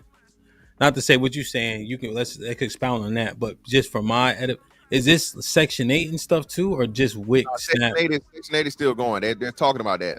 The bill for Section 8 has not been passed yet. It's on and so forth. Until my knowledge, people are talking about Section 8, but there's no what's the name for Section 8 as of yet. So that's just speculation that people are making up. But as for cost of living and things, and so on and so forth, none of that has changed as far as like housing. There's nothing that's changed for housing. But at the same time, it wouldn't matter anyway, right? Because it's the same thing. And HAMP, this is the biggest thing. Well, I'll let you go ahead. I want to run. No, that was it. That was it. So furthermore, HAMP, these people are not just gonna miss a month of food stamps. What they gonna do to them, Aaron? What, missing a month of food stamps? Yeah, what's gonna happen when they start the food stamps back up? They're gonna sell them. No, well, no, not them. I'm saying the government. What's the government gonna do to the people? You're right about that. What's the government gonna do to the people receiving food stamps? I don't know.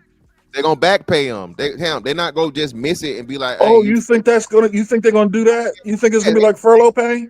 Ain't no think. I guarantee you, they're going to back pay them, bro. Oh, so the answer is yes. They are gonna sell them. Oh, they definitely selling them, but they're gonna back. I promise you, they're going to back pay the people for the food stamps they missed.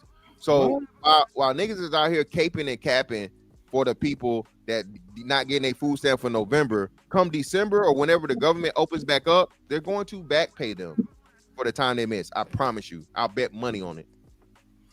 Shout out to my brother 2K in the building, man. DPO morning show, man. I was honored to be a guest on there a couple times, man. Please go like, share, and subscribe. Salute. That brother's hilarious. That's all I got.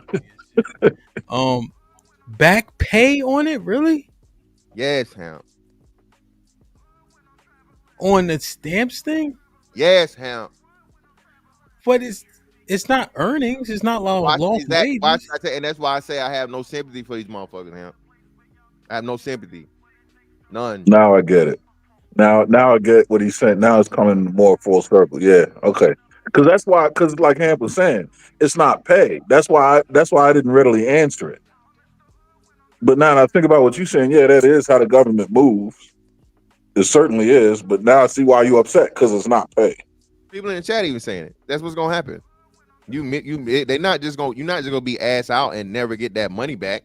You're going to be fucking either doubled up or whatever, or prorated the amount that you missed for the time that you didn't get the stamps. And mind you, again, they were paid for October. We still got a week, well, not a week now, but a few days. But people knew this since the 15th, right? And you still, didn't do anything to have extra food in the crib. Yo, how much would you say?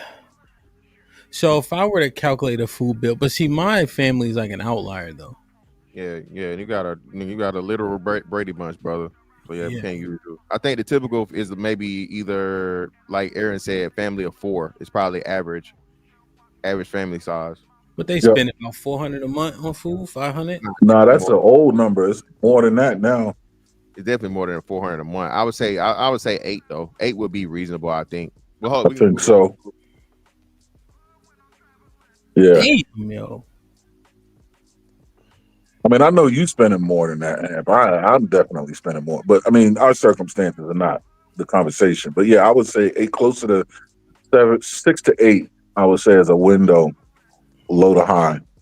Yeah, so they saying pretty much $1,000 to 1,500. So let's meet in the middle and say like 1250 for a family of 4. Hold on. Is this right? The food don't get taxed when you use your EBT? No. Well, food here in PA don't get taxed. Period. Here in PA. He right. No, he right. Nah, if you're using stamps, I don't think they tax it. It wouldn't make sense to tax it. Yeah, it wouldn't. It's from the government funds. So I think if you get most of it anyway, food on the thing, yeah, they probably don't tax it. But I think a lot of the things that are there is different. But yeah, you got to give the government a break, sort of, kind of too. So I think they might be right, depending on the state. I don't know. Well, no, it's not. That's not everywhere. So everywhere, it's no tax on water. I'm pretty sure everywhere, right? But no tax on food is dependent. It's certain things that you can get taxed on. What's the name? Because you definitely get taxed on food in Florida. You definitely get taxed on food in Georgia. You definitely get taxed. You definitely get taxed on food in Virginia. All the places that I've ever lived in my soon-to-be 42 years of living has taxed you on food also. Hell The only yeah. thing you'll get taxed on is water. Yeah. Like Delaware don't have sales tax, but there's sales tax for sure. Yeah, PA doesn't have. We have sales tax 7%, but not on food. So when you buy food, so if you buy eggs for $3, it's $3. Straight out.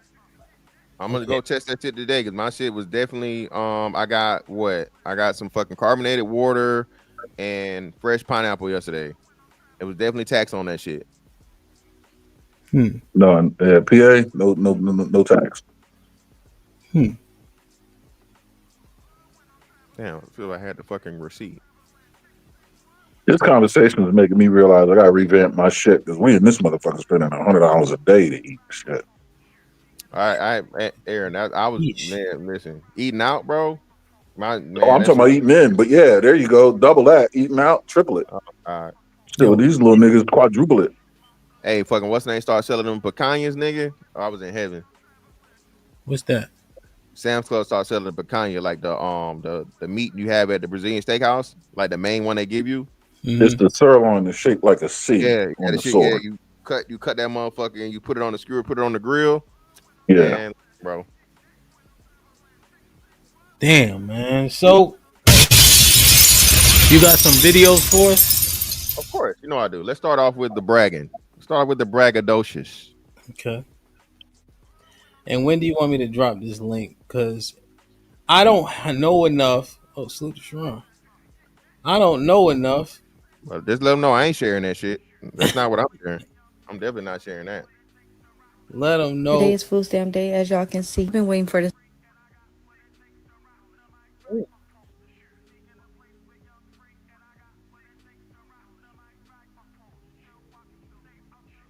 Today is food stamp day, as y'all can see. I've been waiting for the 17th to come for so long, y'all. First, I didn't even think I was gonna get them because I had been waiting for the approval. They had not sent me no paper saying like I was approved or denied. When I checked my card at 12 o'clock in the morning, I was happy as fuck. I instantly made me a damn Walmart order. As most of y'all know, I do not have a car, so I have to get everything delivered to my house. I got 60 items for $440. Now, this is not everything that I'm getting, but they, I guess, say that you can't go over 100 items. I gotta do 2 separate orders. This is the first order. Last night was...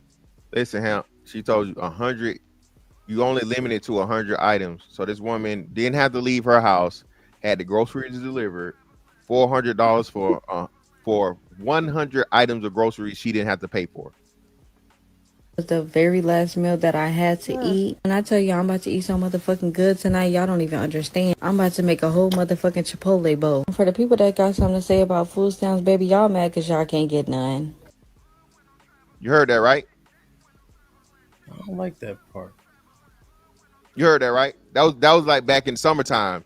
Hamp. That's just that. As most of y'all know, I have 4 kids and they're under 5, so y'all know I'm getting a couple dollars from their ass. For the people that think that they too good to get food stamps, is y'all cool? Free food? Is y'all cool? This is all the things that I did get, y'all. This is just for the first order. Now, this shit do not look like it's $440. Shit nowadays is high as fuck. Missing so many freaking items, y'all. I could have sworn that I had got way more shit than this, but then I had to remind myself, like, they made me put most of my shit back because they said I couldn't do over 100 items. Just know I'm about to be sacking my motherfucking ass off all motherfucking day. If y'all want to see part 2, go ahead and let me know in the comments. Love you guys. Well, it's the 17th again. That's food stamp day She for don't me. cook. I placed my food delivery order last night, so it got here today at 11 o'clock. This time I got 90 items for $492. I made a video like this last time. All y'all was worried about was if I had stairs and if I tipped. Second of all, I did not tip. That's what y'all want me to say. That's what I'm going to say. Like, use y'all common sense when y'all be saying stuff in the comments. I don't give a fuck about y'all paying the taxes on these food stamps for me to be able to get them. I don't give a damn. And y'all be like,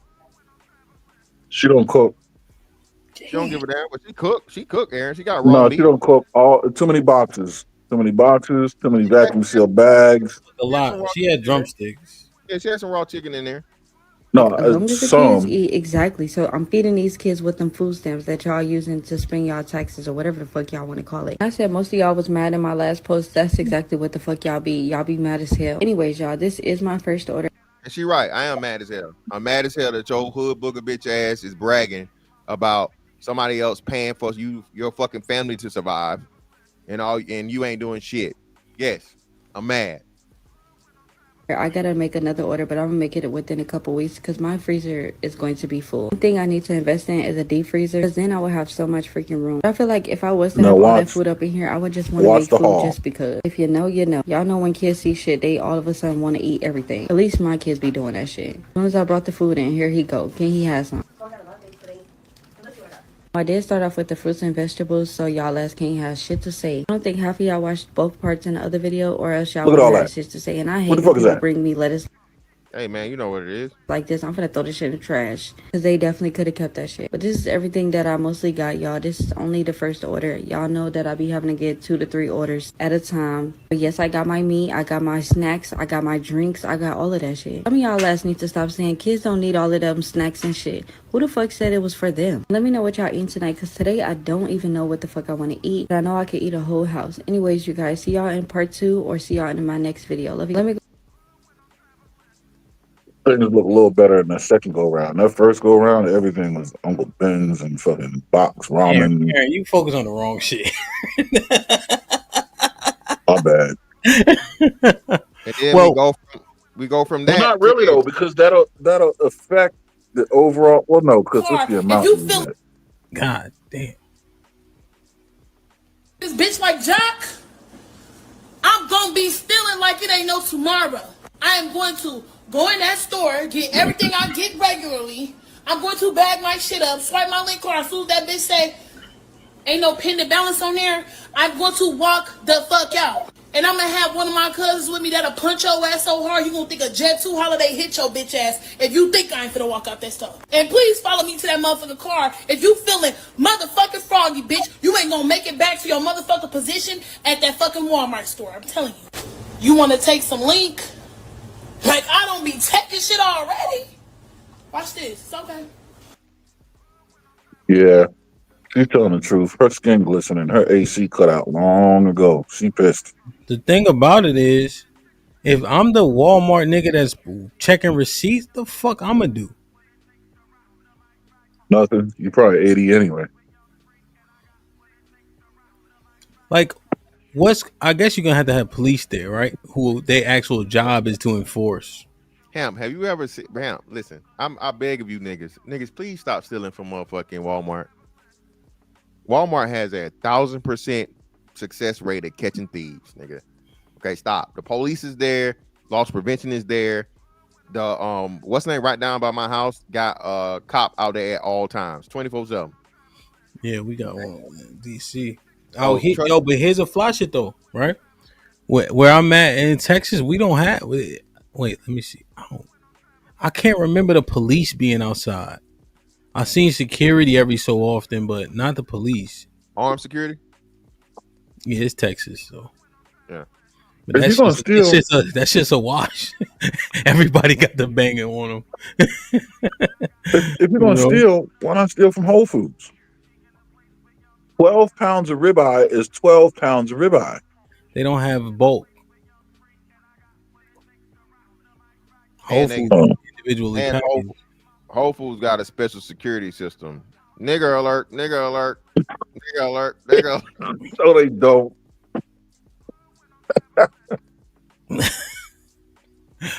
We got any more? Yo, I got plenty, bro. You know I got it all. What are you talking about, bro? You know who I am. now this is I don't like this. I don't how you say I don't appreciate that. Damn, they told me I'm an elitist, man. I'm I hate myself. I forgot where I came from, all this shit, right? All I know is if they stop my food stamps, me and my man will be at the grocery store walking out with two big ass carts. And ain't bet nobody better do nothing because my man coming hard behind me and it only take him one time to punch your ass. Who's a man? The nigga in the picture. Showing some type of game signs. I don't know. He got knockout power? That's what she's saying. He could be a middleweight or some shit. I don't know. Let me see him. Oh, hold on, my bad. Gotta go back. Well, go ahead. It's all good. It's me. I'm just looking. Donald Trump done fucked up. Let's just make it clear, okay? He talking about people ain't getting food stamps in November and probably not December. He better get ready because it's about to go down. Okay, what you gonna learn is you don't play with black people's food stamps, okay? So get ready because people about to just start taking shit, okay? Hold up. You know what? I just realized what she said. Black people's food. Black people's food. November, y'all. Fucking Thanksgiving's. Yo, I forgot. It's so-called Thanksgiving for niggas. Yo. If it's 1 month you don't want to, oh boy. Oh shit. Hey. Hold on, Mr. Fantastic. I got bring it up. Hold on though. I got somebody who taking Can I bring this person up or y'all nervous? Man, if they got such fucking contention, you know I'm with all the smoke.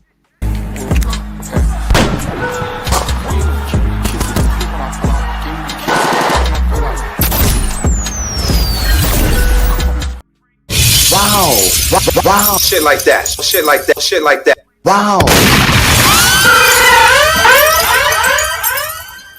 Oh, your camera fuzzy like mine. What up, Tiff? Yeah, definitely. Very. Got a Polaroid. Talking about purple haze. Got no food stamps right before Thanksgiving, bad and all, but my people ran out of stores with the cart full. I bet it's gonna be some turkey on my plate, ham, mashed potatoes, greens, dressing. It's gonna all be there. Don't worry about it. Niggas gotta stop acting like they got all this athleticism and stamina. You pushing that cart, never having run full speed for several years, is not gonna go how you think it's gonna go.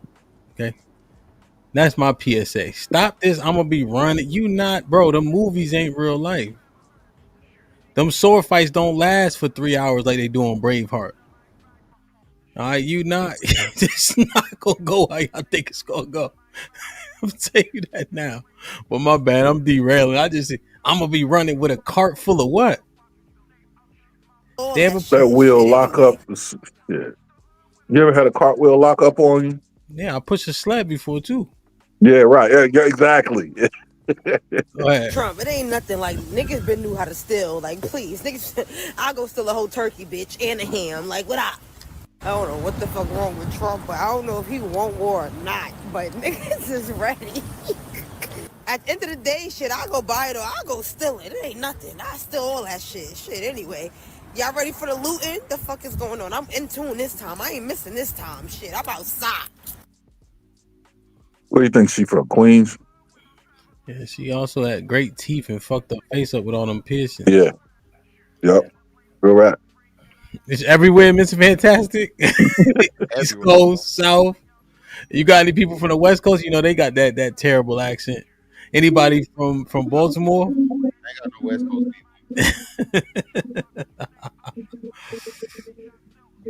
Damn, yo, that shit don't. So, what's your overarching sentiment, man? fuck them. That's it. Damn, not with Tiff up here. Now, listen, if you are a able-bodied working person, bro, I have no sympathy for you. I just don't. I simply don't. You should do like everybody else does, and the majority, again, only 12% of people are on food stamps, and only 12%, right? And the majority of people that are on it aren't disabled or elderly, right? So, being that we have so many people that are able-bodied out here, and again, as we've seen, brag about the free food they get throughout the year, I have no sympathy for them. If you're not disabled or you're not elderly, hey, figure it out, my nigga. Like I had to do. Point blank, period.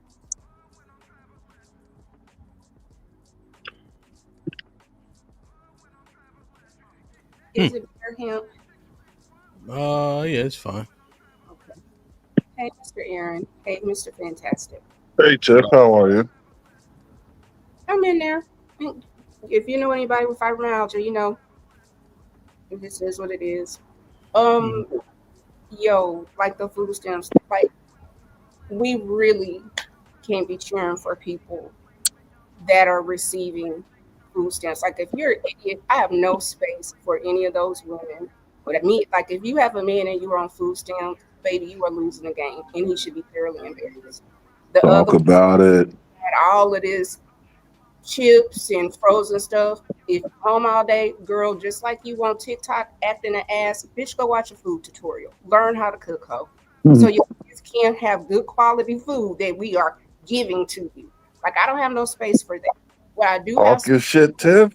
is the people that are seniors and elders that will not be able to get food, that they don't know how to do Walmart things. The people I have concern for are children that are disabled because you have one or two dumbasses saying things on the internet that they're idiots. And I hope somebody that knows them turns them in, because this is why people have the type of point of view that Fantastic does. I can't blame him if this is what you're seeing. But I know there are a shit ton of people that get SNAP that the normal usage is 12 to 48 months.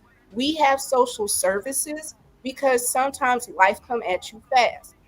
It is a damn shame and a horror to see men in uniform standing in food bank lines for hours because they did not get paid and they did not get their social services. So the things that we have paid for as a taxpayer, I don't care if $36 comes out of my check so that your criminal ass ain't finna run up on Walmart. If it's what it takes, the $36 that the hood boogers, it stops crime. Hungry people commit crime. People that don't have anything rob people. So for nothing else, for self-preservation, so I don't have to deal with the scutterbugs, girl, yes, here you go. Here go the money. Feed the babies.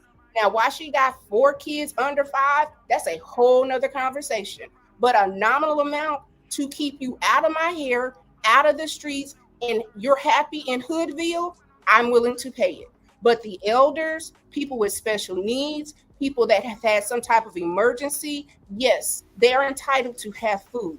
No, I'm not cheering for it. No, I'm not co-signing nobody sitting up on their ass, having children and making TikToks. Like this is a whole level of insanity. Why would you take this? Everything ain't for everybody, baby girl. That's an idiot. So you're not gonna make me feel bad for people that need food because there's some dumbass people out there. Yo, I'm Team Tiff today, bro. You know, see, hey, yeah. What you think, Mr. Fantastic? Yeah, I agree with most of it, other than again, letting the what's names, the patients run the asylum, as far as so they don't have to bother. I say lock up and send as many of these Uncle Charles that want to try people as possible. This is how the cycle never ends and it keeps going. Listen, bro, you being poor is not an excuse to take from me. All right. And I wish you would choose me. I pray out of all the people that they choose to rob when you're walking out to your car with groceries is me. Okay. So I can get my first free body. Wait. You talking about they talking about robbing people? Yes. Hell, you ain't hear what they said? Yes. The girl told Well, she they was going said they was gonna steal from the store, not me. No, That ain't no, robbing people. no, they are. Like seriously, they had to shut a Walmart down last week. I think it was. I'll try to find the state. They had to put the employees in the back because I don't know who all decided we just gonna go to Walmart and ramshack, come up here, fill up carts, and run out. They had to Ram Shack. all Yeah, I can understand the ramshap thing, right? Like I'm talking about me. If I'm walking to the car with the kids and all that, you know what I'm saying? so, but here's the Yeah. thing: that they may Tip not rob on fire today. they're going to they're going to see, oh, this nigga just came up out of here with groceries. I might just follow you home. Oh, you got multiple cars and you got food. Oh, y'all got a dog. Like we got to think about how real criminals, poor people, folks that scam, they don't be trying to. They're you know where they're not going to go rob the white people. You know where they're not going to Whole Foods because they understand there will be a price to pay for it. So the working people that are doing the right thing, that where you fall in that weird space, you just getting by, but you don't qualify. These are the people that are going to get put in a bad situation. I like we have to understand hungry people do horrible things. We know what hunger can cause. On top of you are an idiot, but your children deserve to eat. You are a dummy, but these kids are here now. We can have all kinds of conversations about the work requirement. I don't think that's a problem. If it's a work requirement or you got to go to school or get some type of trade, absolutely. Because these are temporary benefits. This is supposed to be a social safety net that life came at you, something happened, you have some type of coverage. It's not the best, but you're not going to go hungry. Your children are not going to go hungry. And as you either get a new skill or you transition to a new job, yeah. But should you be on here forever? Absolutely not. Should you be in Section 8 forever? Absolutely not. But we just got to get out of this whole, oh well, they getting over. You're not getting over and being living in the hood. That ain't the life I want. You winning, girl. Woo! Yeah. You got a whole Yeah. nigga run out with you. Like he can't. The Yeah, government but ain't it is got it. getting over Your though. ain't got it. You're But a it loser. is getting over. You're Huh? getting over it if your whole life is funded by everybody else and you don't have to do what everybody has to do to fucking survive. Are they living a quality life? It doesn't matter about quality. They're living the life that they're living. Their life that they're living a lot of the times may be equal to a person that's lower middle class simply because why? Right? This person is struggling and working their ass off to Mhm. make just above the poverty line. But like you said, that point to where you don't qualify, you make just too much money not to qualify, right? Hi. You're literally you know what I'm saying, scrambling and scraping everything you got. Now a motherfucker that just say fuck it.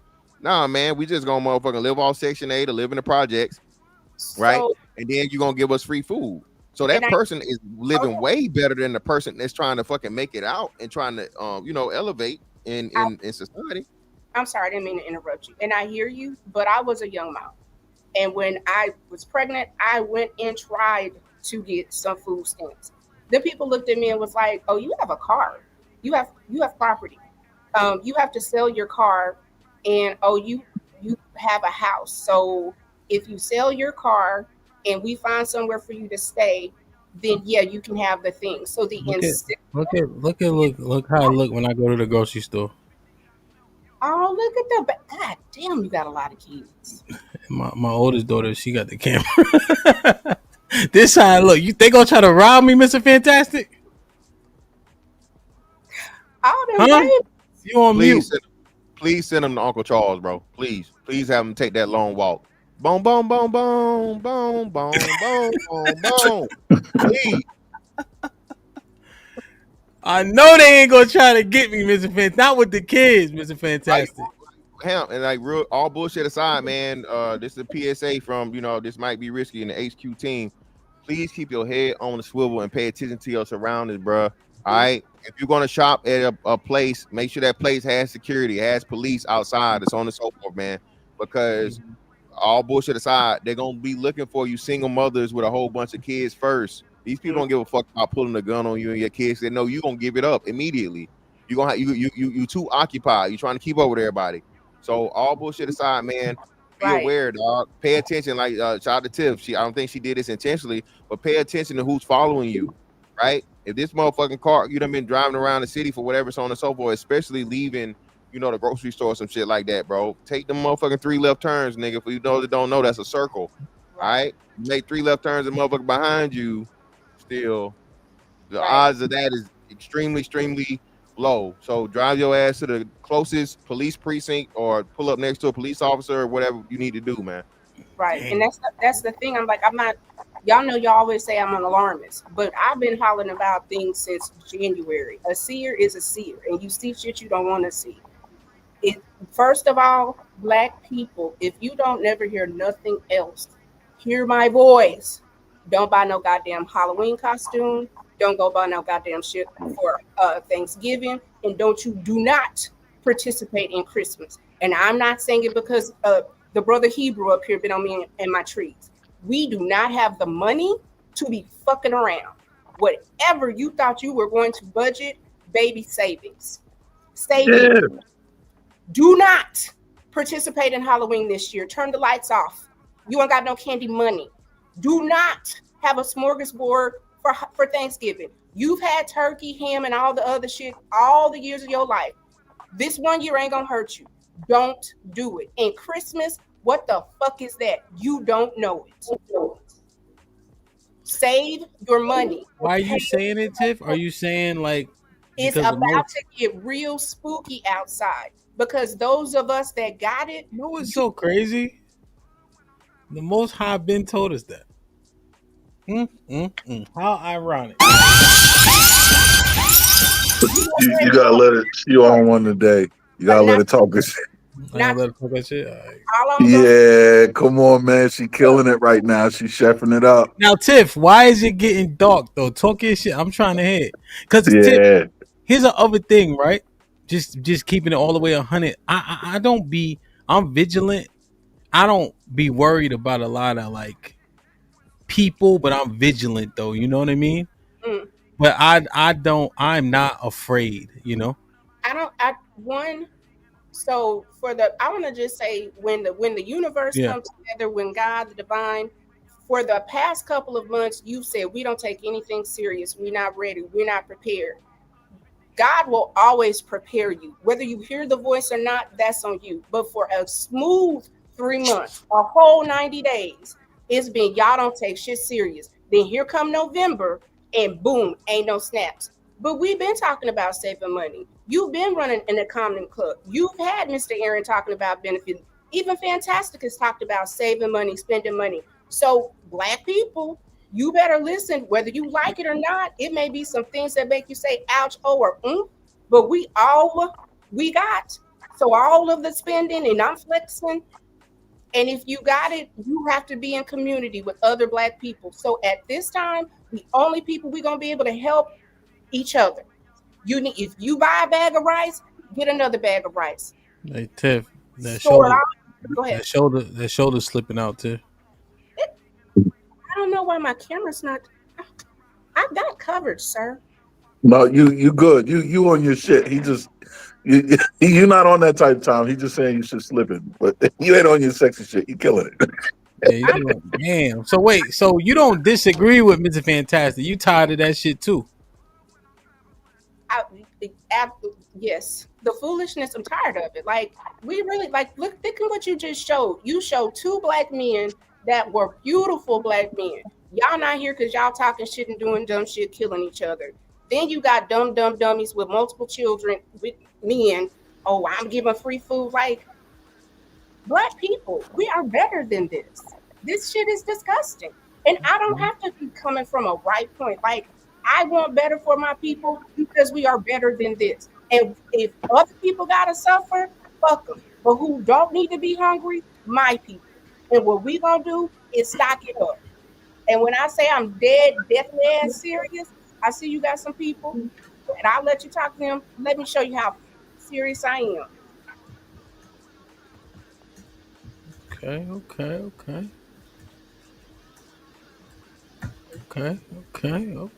Wow.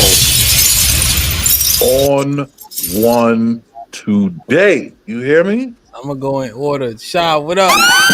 Yo. Yeah, man. That a Tiff was girl. That a Tiff, girl. Tiff was cooking. Tiff was cooking. Killing it. No, she's Real quick, this is the last. I just wanted to say this real quick. This is the last week for the campaign for the short film that I'm working on that we're fundraising. So if you haven't had a chance to check out the Indiegogo, make sure you do that. It closes Friday. So we still at around like 3,100. Not quite the $5,000 goal, but still an amazing support and contribution. So I appreciate everyone for your contribution. Hit that goal, man. It's fantastic. Make sure you donate. Nigga. I want to start and answer Mrs. Fantastic's question directly. Like, why do we fight so hard? I think because we're still connected to those people. Like most of us, if we've been able to amass a certain amount of wealth, right? But we still, when we go back a generation or we go back to the crib where we're from, like me, when I go back to Jackson, a lot of my people are those people. You know what I mean? Family, friends, associates through school, people who are on the system. Some of them may be abusing it. Some of them may have not found a way to escape it. So it's like I still want to see those people do better. I'm connected to them. I do have empathy. I do have sympathy for them at times when it could be argued that I shouldn't, but these are my people, despite me being able to make it to a certain level in society. That's kind of like the emotional thing that we got to work through. As Tiff said, there's some very serious, dire times that are happening now, and we're going to have to get out of our emotions and accept that these are the current conditions, and we have to figure out how to maintain. A lot of people, unfortunately, aren't going to be able to. That's just how rigged the game is. That's the first thing I want to say. I want to acknowledge that, yeah, as Black people, we do have to figure this thing out. There is a sense of entitlement for those of us who are in poverty, trying to figure out how to. There's, I think, a small minority of us who operate this way. I want to say that part. But I also want to say this. I watched Robin Hood, the movie. Y'all seen Robin Hood? Yeah. And Robin Hood made me realize I don't actually have a problem with people stealing. It just depends on who they steal from. That's what Robin Hood kind of showed me as an individual. I don't know what y'all got from it, but that's what I got from it. So what I'm saying is I find it just kind of ironic. We always like talk about the misdeeds of like the poor and the impoverished and how they kind of play with the system. But I just want to keep saying, for some reason, we don't look upward and have those same discussions because they're operating in some of the same ways, misusing the system. There's welfare for corporations, right?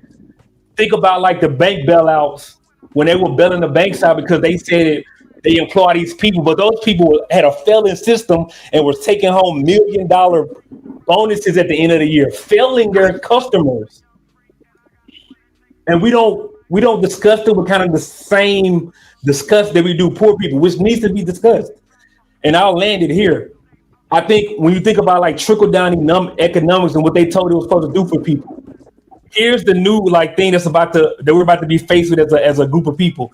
They're finding out ways to get rid of the human workforce. So actually taking people out of the jobs. The people that we said was going to do right by the people because they're the ones that start businesses and employ people. In this new phase, they're getting rid of the people. And so I think we've let them off the hook too long. We haven't scrutinized them enough. And when I say us, I'm talking about everybody. This ain't just a Black people problem. This is an American citizen problem. We don't look upward and say, what the fuck are y'all doing? America doesn't even invest in infrastructure, things like that. So they're not doing right by the resources either. But we had these conversations about poor people that need to be had. But when you look at like the percentages, I would argue the percentages that they take, that they waste, don't compare to what's going on when we look up. That's just where I'm at with it. I had a couple questions. Unless you have a retort, Mr. Fantastic. I just had a couple. No, I had a question. So that my question would be like, what are they taking? I guess like you said, the percentages. Let me go first. Then let me go first. Then. Is that the connection thing, though, Sean? Right. The reason why regular people, were to look at this with more scrutiny because of the Yeah. connection thing that you initially acknowledged? Like you're That's what I was saying, saying. Yeah. you know what I mean? Like we scrutinize this because it's close to us, just why we give empathy because it's close to us. Right. Right. It seems more tangible. So does that make sense? Even though there are bigger pieces of the Yeah. pie. Yeah. I think the fact that this is what we do, it makes perfect sense considering like our point of view for sure. Okay. And then the bank thing. If I save you and by proxy, thousands of people can continue to work, does that make sense? It does, which is why I said, but now we've allowed the free market to do we have allowed the barriers of free market to do what they do. Yeah. Because all we can do is operate in the vacuum we're in, and now we're looking at what's happening. They found a way to get rid of the person now. That's why when Tip said it's about to get dark, we can't play with it. It's about to get dark because they're about to find ways to get rid of people to do these jobs. Automation and AI is going to remove a lot of jobs. Now what are we going to tell them? Now what are we going to say to people when they could? It ain't about education. I can get rid of the person. Yeah. Okay. That's what I was alluding to earlier. That's what Aaron was alluding to a little bit earlier. And Shah was actually talking about that yesterday as well. Israel, you still there? Is he right there? Oh, he might have walked off. Mr. Fantastic, pose your question, then we get Mikael in. Yeah, so my question would be, I guess, similar to what Hamp did. I don't think the same way you're saying it, right? So the same way you're saying we never look up. I'm here. If you can hear me. I got you. He gonna ask his question. You got the floor, good brother. The same way you're looking from my perspective. Is there not a rich perspective? No one ever had sympathy, like you said. You gave it the perfect analogy. Everybody, Robin Hood, huh? Everybody was cool with Robin Hood because he was robbing from the rich and giving to the poor. But the rich aren't just rich by themselves. The rich, literally, like you said, an example for the bailouts and things, employ the poor people. So the rich, the poor cannot survive without the rich. You're just dependent upon them. So if we stop giving a fuck about the rich, what's gonna happen? Now you just got chaos and everybody's out here trying to, steal from each other. So that's something where I was like the understanding of the money system, how things are and have always been and will be. It's never gonna change, man. It's like we trying to rage against the system that's set up to work the way it's gonna work. And now in America, we're promoting a lot of this communism bullshit to where communism has killed more people in the history of mankind than any other fucking system known to man.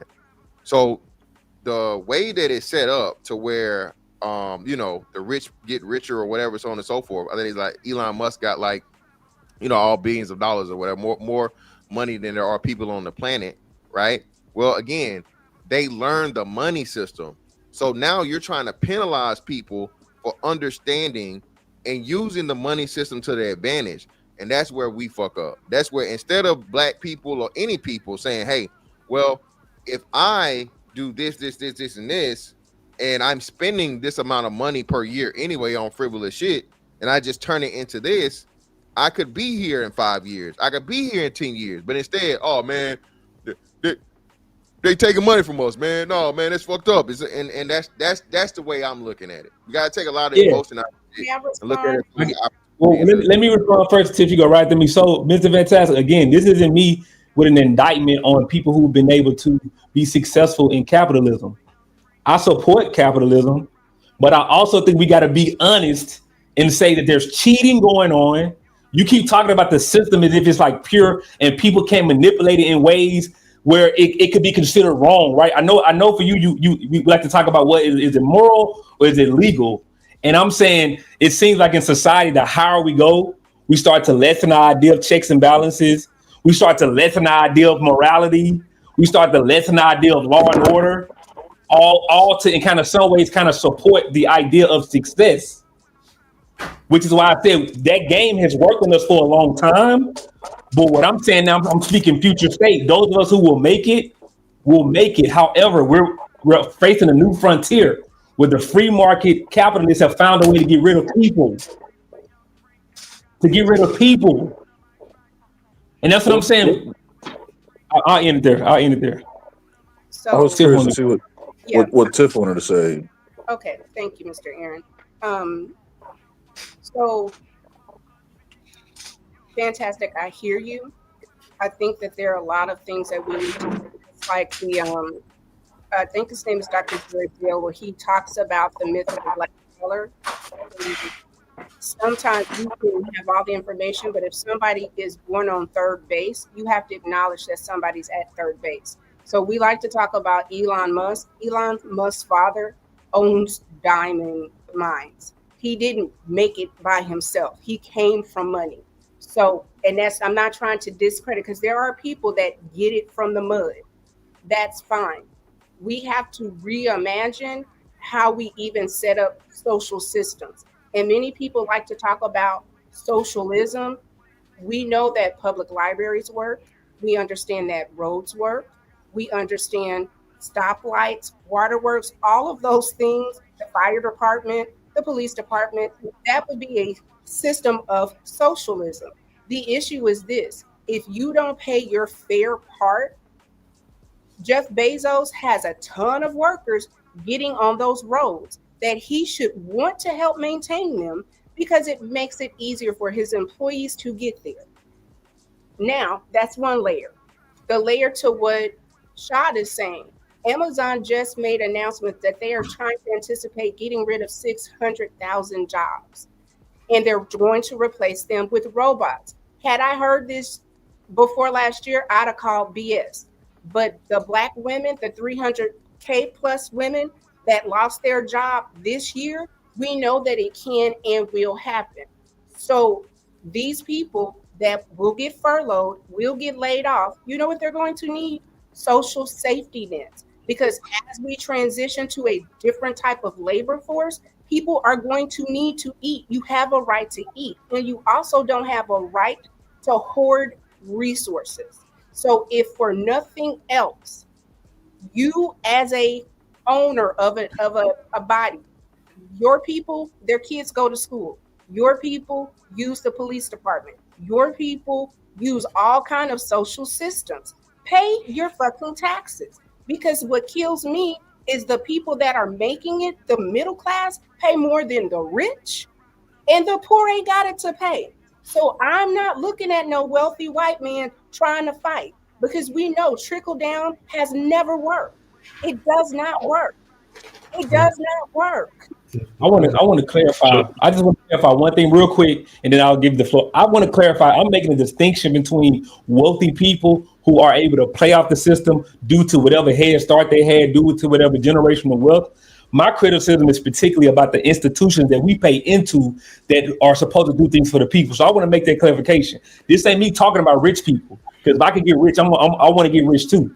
But I'm talking about the systems, the government, the institutions that are supposed to protect and provide for people because we pay into it. That's what my criticism going on. I think that's probably what she's talking about too. So Tiff, are you talking about the same institutions he's talking about forcing the rich to ante up and do their job, right?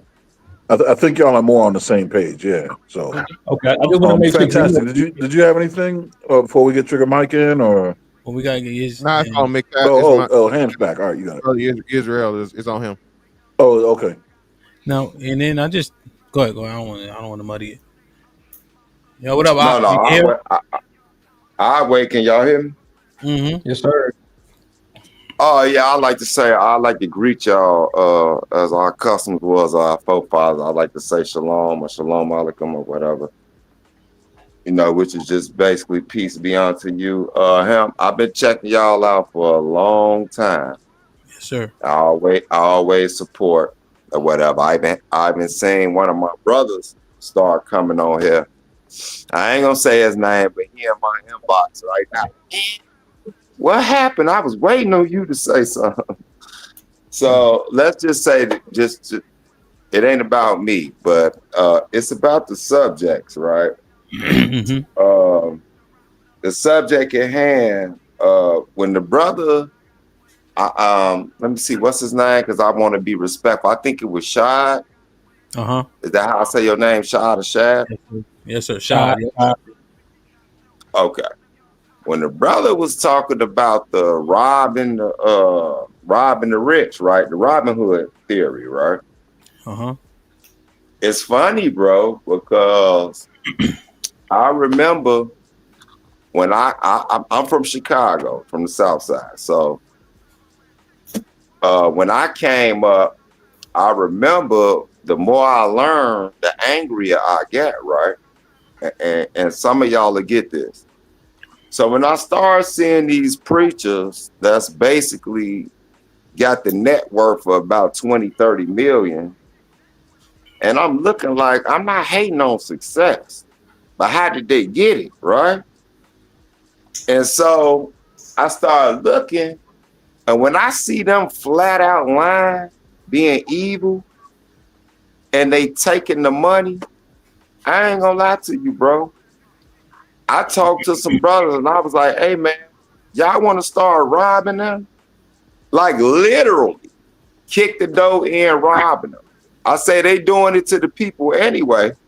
And do you know what happened? One of my elders bent on me and was like, man, you can't commit a sin to clean a sin. I'm like, damn. Okay. You know what I'm saying? Mm-hmm. But yeah, somebody's calling me, so I don't know if y'all can hear me. Somebody's trying to call me. Can y'all hear me? Yeah, we can hear you. Mm-mm-mm.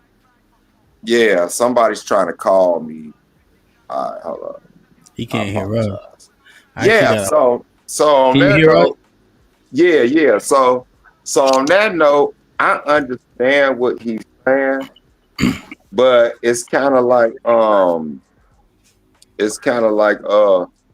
how do you clean something up? Now, as far as Chicago is concerned, I gotta use Chicago because if people, what I find out is a lot of our people have a short memory.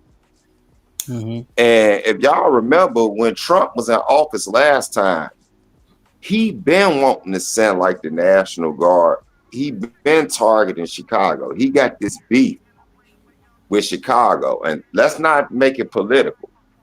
What I'm trying to tell y'all is our governor, Pritzker, him and Trump never liked each other, but they two billionaires. They got their own little gang banging thing going. And we just caught in the middle, right? Mm-hmm. And it's funny because I'm looking at Negroes getting super oversensitive over certain situations. And I'm like, I can keep it real with you. I see it in the hood. They didn't send no illegal immigrants to the Latino neighborhoods. The Latinos will tell you in Little Village, the brothers that know they spots, what's the other one? Little Village. What's the large one with a lot of Puerto Ricans and blacks? It's kind of mixed. Republic. Humble Park, right, bro. They straight out told us they did not want them there. They like, that's y'all problem. So what he did was all these homeless black folks been out here. You can go right now, bro, and see them sleeping under a bridge. Guess what? We had abandoned buildings with 13 apartments in them that wasn't being touched until the minute them illegal immigrants come in here. And I'm calling them that by the terminology, not to offend any of our Latino brothers and sisters, because we do got Latino brothers and sisters that are our people. But my point is, the minute they said we gonna give landlords this bread to house them, oh, they filled them up. Now look where you put them. You put them in a hood where brothers and sisters are already struggling, and you got so-called gangs there. Now you want to bring your own. It ain't gonna work that way.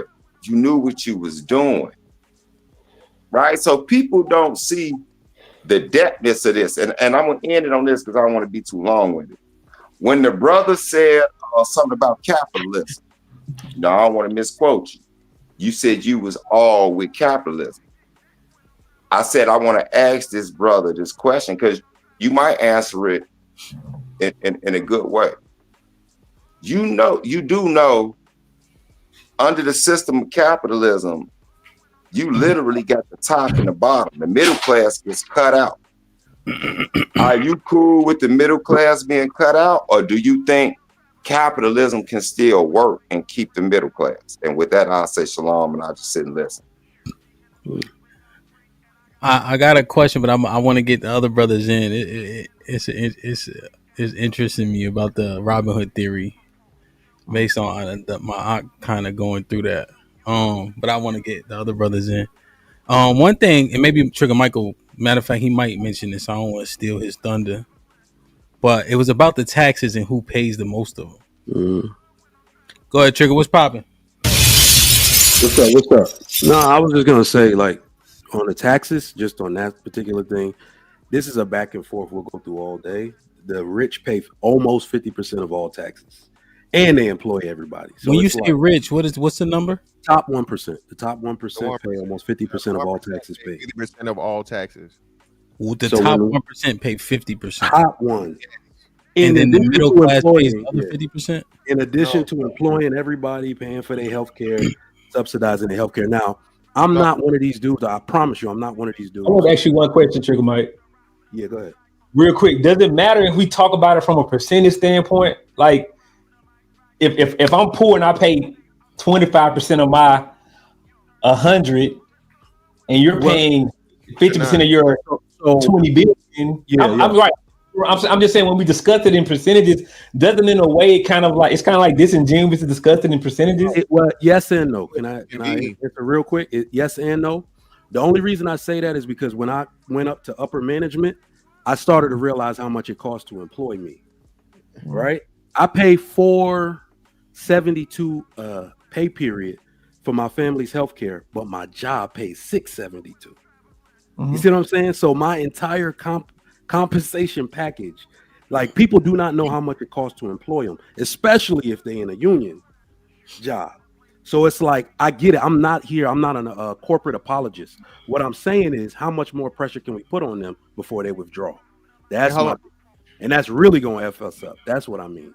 Yeah, but most importantly, Trigger Mike, bro, this is, again, he said the top 1%. So that's just the 1%. The 1% of the highest wealthiest, the Elon Musk and shit, pay 50% of all taxes. The other 99% are still rich, included in that. Millionaires. Millionaires are not the top 1%, right? So we're talking billionaires and multi-millionaires and so on and so forth. Those people, you have people there, then you have the middle class, then you have the poor. So it's not even equal. The middle class isn't paying 50% and the 1% is paying 50%. That's not how it goes, bro. It's just tiers. Let me just say this. Let me clarify this though, real quick, Jigga Mike. The healthcare thing is true, but it's also a write-off. So it lowers your taxable income rate though too. Oh, man. Which incentivizes employers to give health insurance. Absolutely. And I was actually going to say that on the other end too. Okay. Yeah, I was going to say that on the other end, Shad. Damn, what did Fantastic? What was the last thing you just said? Oh, I'm sorry. If we actually do the deductions by how much middle class and working poor, let's say, how much subsidies they get back, you know what I mean? We'll pay taxes, but then we the only ones that can tap into emergency Medicaid. We the only ones. So it's like we give, of course, but then we take right back out the system too. And we're the only ones that could do it that way. So it's like that's why capitalism is not perfect, but it's the only system that could ever create what we got today. It's the only one that has ever done it to this level, and the only one that can. So if we want an accurate representation of what this is going to look like, let Mom Donnie win next month, and you're going to see New York is going to become a ghost town. Once all that has been the financial capital since 1920. Once all those billionaires withdraw and nobody's paying taxes, I got to move my mother-in-law from Queens. She got to come here. It's going to be a ghost town. Food desert. Ain't nobody selling produce, none of that type stuff. So again, I think we're hold on. How you say your name? You have to make sure I pronounce your name right too, sir. How you say your name? Mikael. Okay. 1 second. Trigger Mike, I think again we're starting to like delve into this conversation about rich people. And again, I'm talking about more about the institutions that set up the rules for everyone to operate from, but then again close their eyes depending on who's manipulating and playing. And I'm saying because this government that we pay into, whether it's 10% or 20%, has an obligation to people. So again, when I look at like the poor and I look at the rich, I see a game that's not being played And Hemp and I had a discussion about fairness, right? And the idea of fairness in capitalism. I'm saying, well, if we can't advocate for fairness, then you telling men, able-bodied men, y'all are getting fucked. This a pimp game. What you gonna do about it? That's the only two. If we not advocating for fairness, then we advocating for revolution and war. But we not advocating for that. So we need to be able to interact with this system in a way that's fair and just for the people that pay into it. You're we right. have to. Right. We have to conversation. And I actually went off track because I wanted to answer your question a little bit. So I put a super chat to Tiff to say one of the things that we got to look at as people. Let's just say the average person is. Let's not all of us not poor, right? Some people working poor, some people middle class. The people actually had the power, and that's the bad part. Like when we focus too much on them, we forget that we got the power. They can only do that based on our dependence.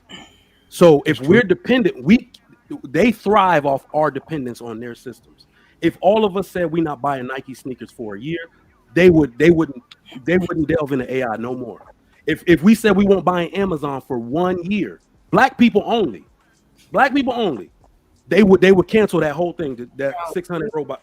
It's our dependence that gives them the ability to do all of these things. All right, because think about it. We always saying they're going to replace these people. The point is to make a profit. So if they don't have a way to profit on us or suck our government dollars from what we pay in taxes, then they have to capitulate to what we want, right? So I think that the people who are most effective, right? This is the people that I believe I belong to, is that what you call fairness is just a mirage. It's an illusion. It's always anywhere in the world, whether it be Africa, Middle East, China, Russia, so on and so forth, there is corruption wherever people think there's fairness. Socialism, communism, it is corrupt oligarchs that are going to come and take over a system and sell it back to the people and make you think.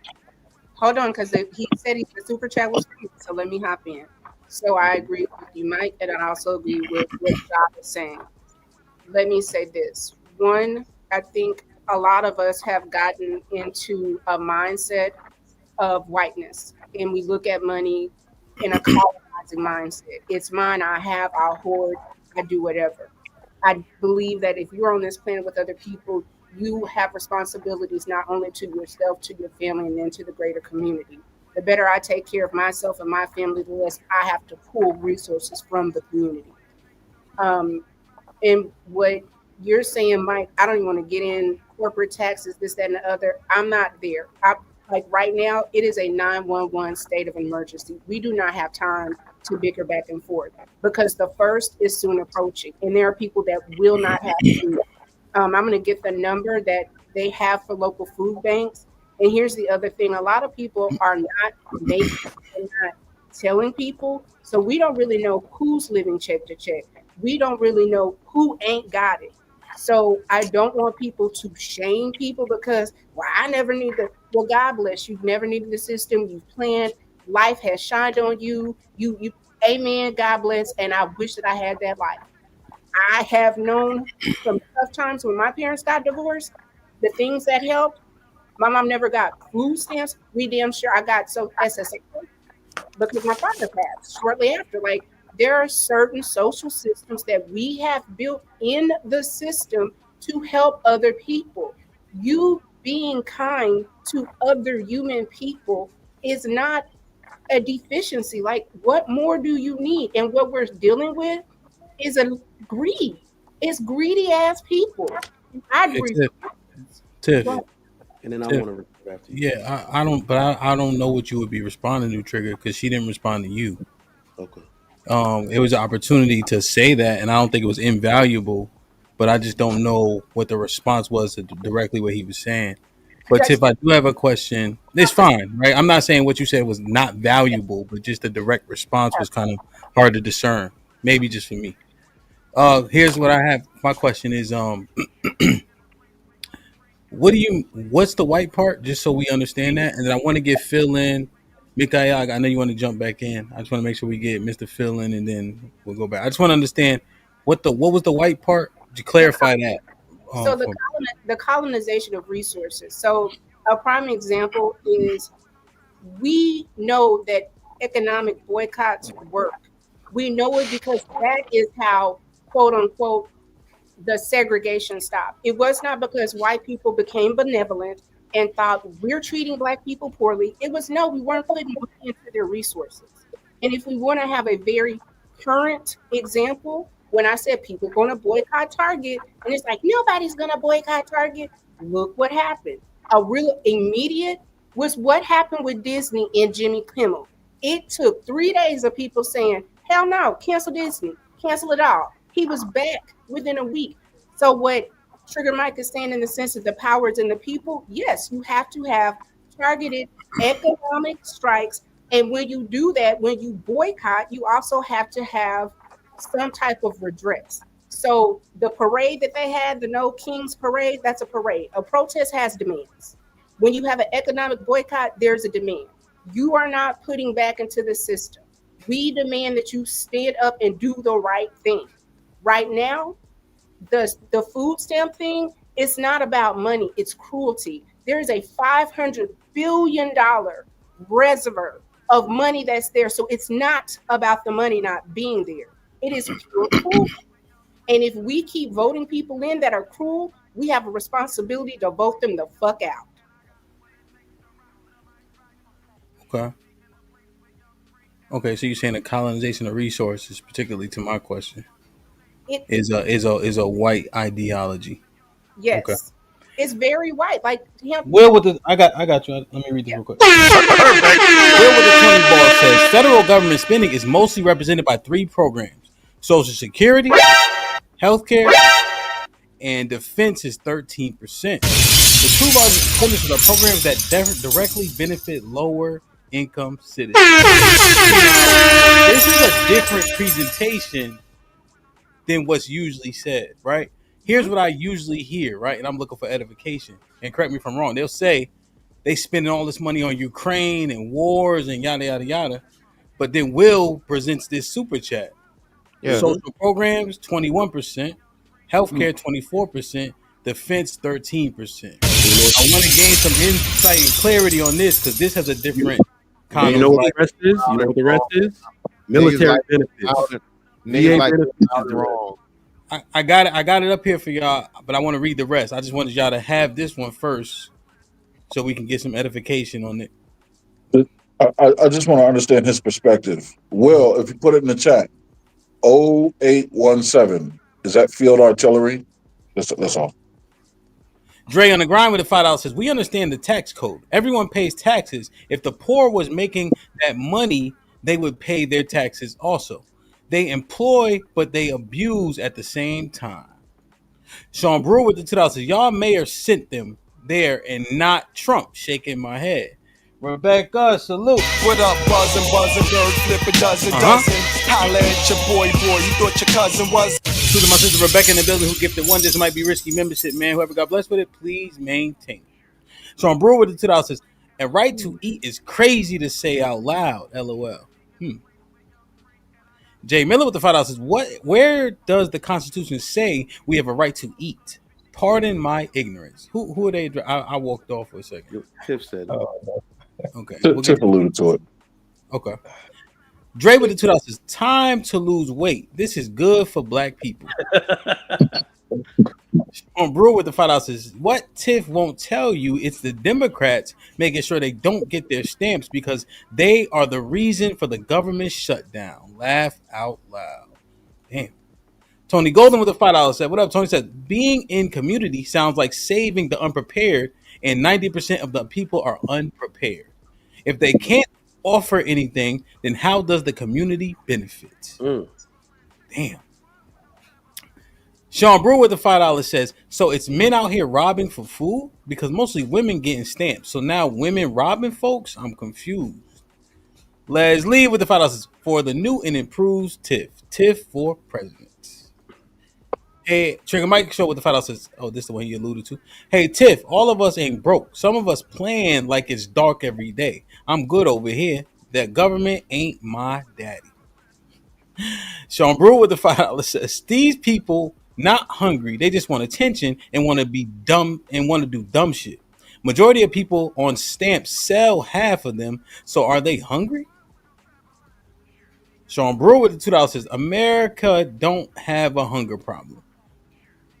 Mike Brown with the $5 says, wouldn't this go away if certain stores decide not to take EBT, just like landlords don't have to accept Section 8 vouchers? Dre and the Grind with the $2 says, facts, Tiff, the streets gotta eat. Dre with the $10 says, chat, stop pointing fingers. This spans across the gender divide. The mentality, sadly, is shared by the majority of food stamps recipients. They have it so good, they are braggadocious about it.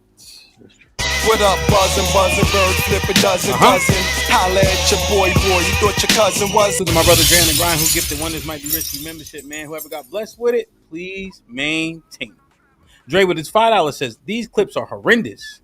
A goddamn shame. Nigga them to the max. Jay Miller with the $5 says, you see what we eat, but then we blame the white man for our health problems. I want to see. Last one. Tony Golden. Oh, almost the last one. Tony Golden with the $2 says, why do they choose to present like this? This is regarding the videos that we were watching. Bobby Seale with the $5 says, fantastic. My old army buddy who currently has a government job says he will get retro pay, but it is process/tax where he won't get it all. Is that true? I'm sure. Yes. When they you have to realize when they add up pay in one check. Hold on. Sean Brewer with the $10 says, people that vote Democrats always do this fear thing when the Republicans in chair. But when Biden was there and everything was bad, real bad, we didn't hear this fear bullshit. What up, buzzin', bird, flip a dozen.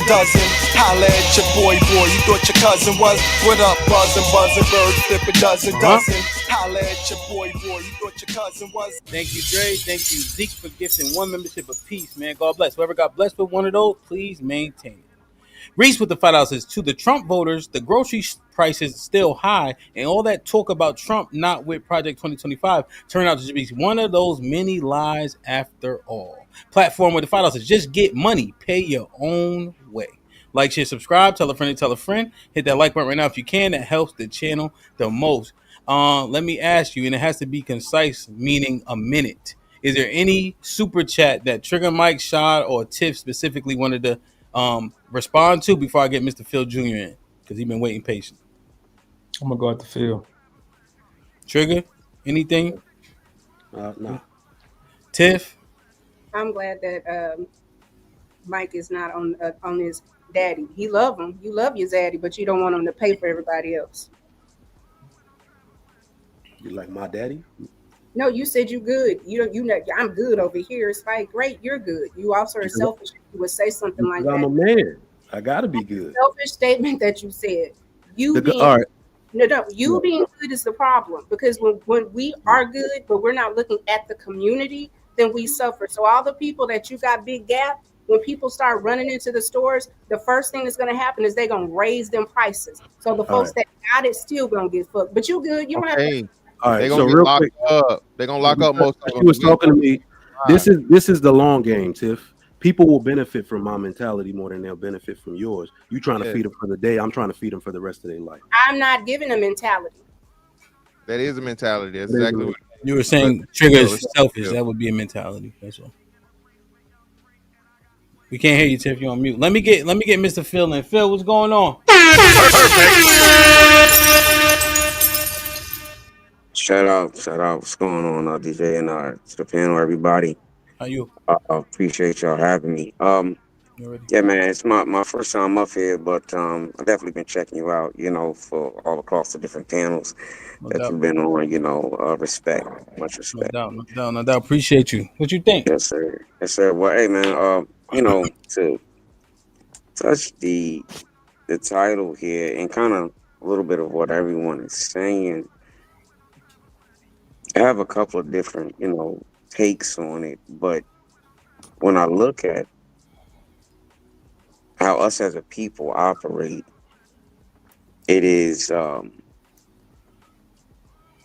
it's kind of individual. It's very individualized now. The more that, and I'm sure different ones has kind of said this and alluded to it as well, but the more that you separate the household by putting in the food stamps, putting in the different subsidies that I can say myself have benefited from in the deservingly uh, because of different, you know, it's physical disability, uh, you know, and it's like the people in a sense who need them.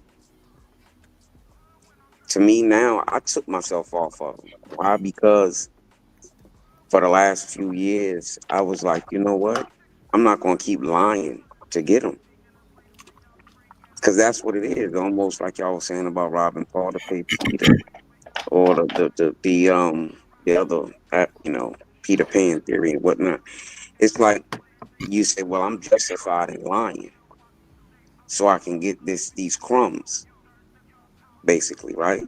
Because they're crumbs at the end of the day. So society, and to me, us as a, and I'm talking, about, my. Mr. Phil, you breaking up a little bit. Are we breaking up? Just a Okay. little bit, and we just gotta Um, speed up the cadence just a little bit so we can keep everybody engaged. So you yes, were yes, yes, saying sir. Yes, that, sir. Yes, sir. yeah. So you're So saying that you stopped doing the benefits because you felt like it wasn't integral, right? Your integrity was lost because you was fudging the paperwork or information. exactly, Okay. exactly, Do you think exactly. most people are doing that in some Well, way, shape, or yes, form? I think so. I Okay. think so because when I was in that mentality, it was a thing that you have to do what you gotta do mentality, and that's lie, cheat, steal, kill, whatever you gotta do. I gotta eat, right? Yeah. My son gotta eat, right?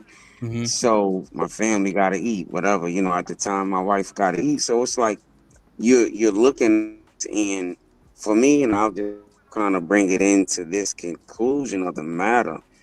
We have to get back to the structure and the order that is definitely outlined in the book, as we know, when it comes to the law, statutes, and commandments. But also, we have to get back to organizing when it comes to our families, when it comes to letting different communities, if you will. It's not going to be huge, but I mean pockets, right?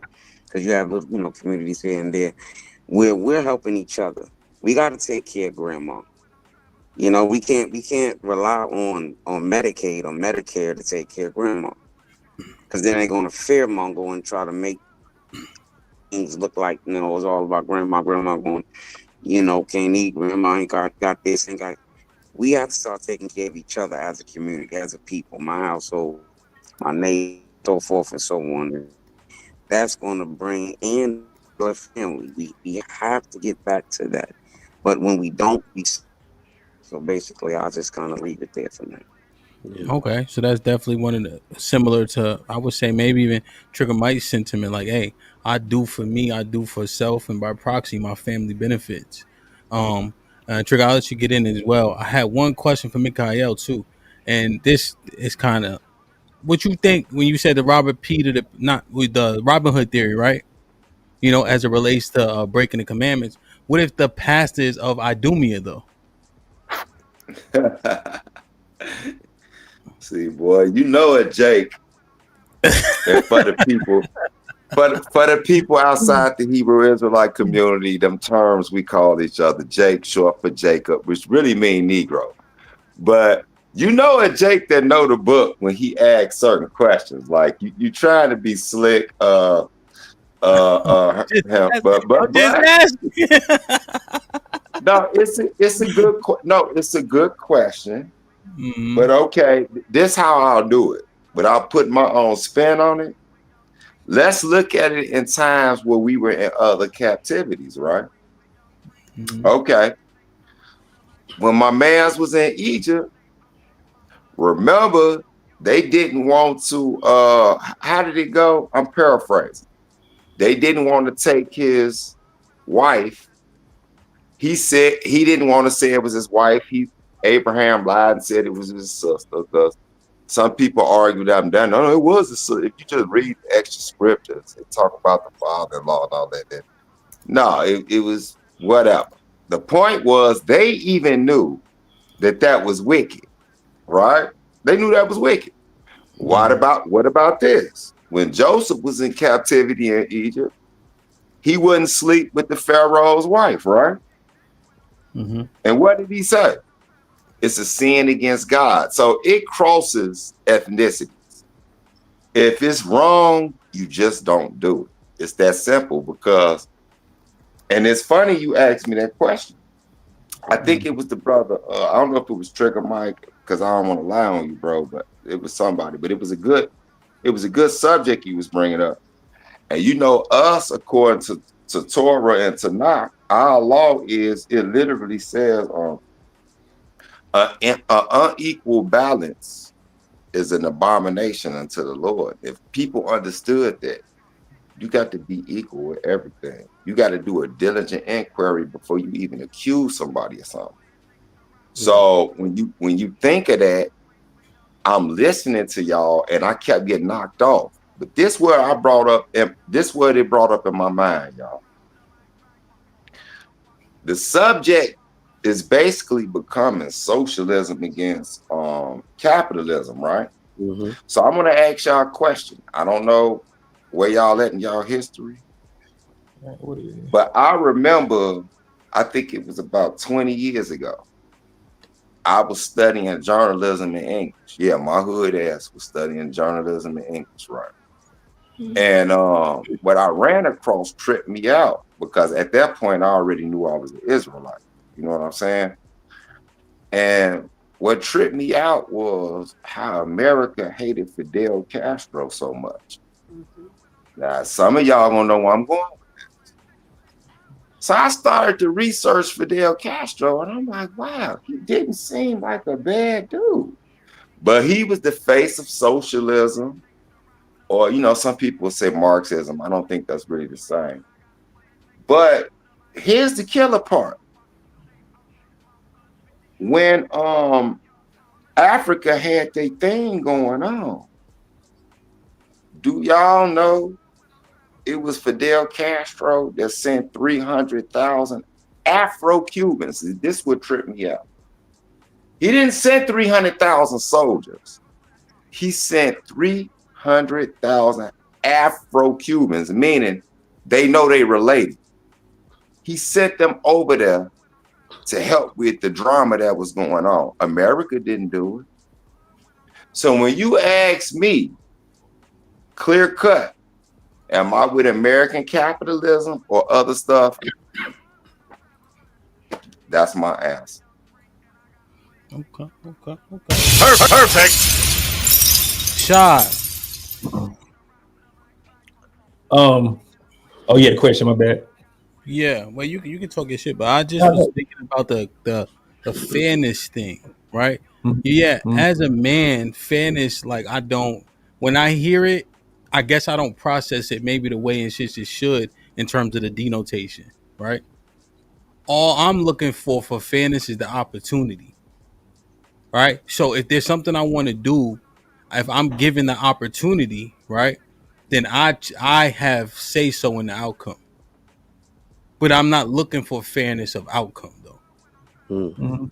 Quality of outcome. Yep. Yeah. So no, you're not bugging it out. And you said you just gave me a Chris Paul alley hoop, right? Because that's what I'm talking about, right? When we talk about government, we always talk about it from a fiscal standpoint. And let's just keep it a being like the conversation we're having now about black people, poor people doing better. We've had that conversation ad nauseum. So it's like, because it ain't even a morality conversation, or it's more of a morality conversation. Because like I said, the Robin Hood story taught me we don't actually care about people stealing. It just depends on who, because the government steals from us all the time.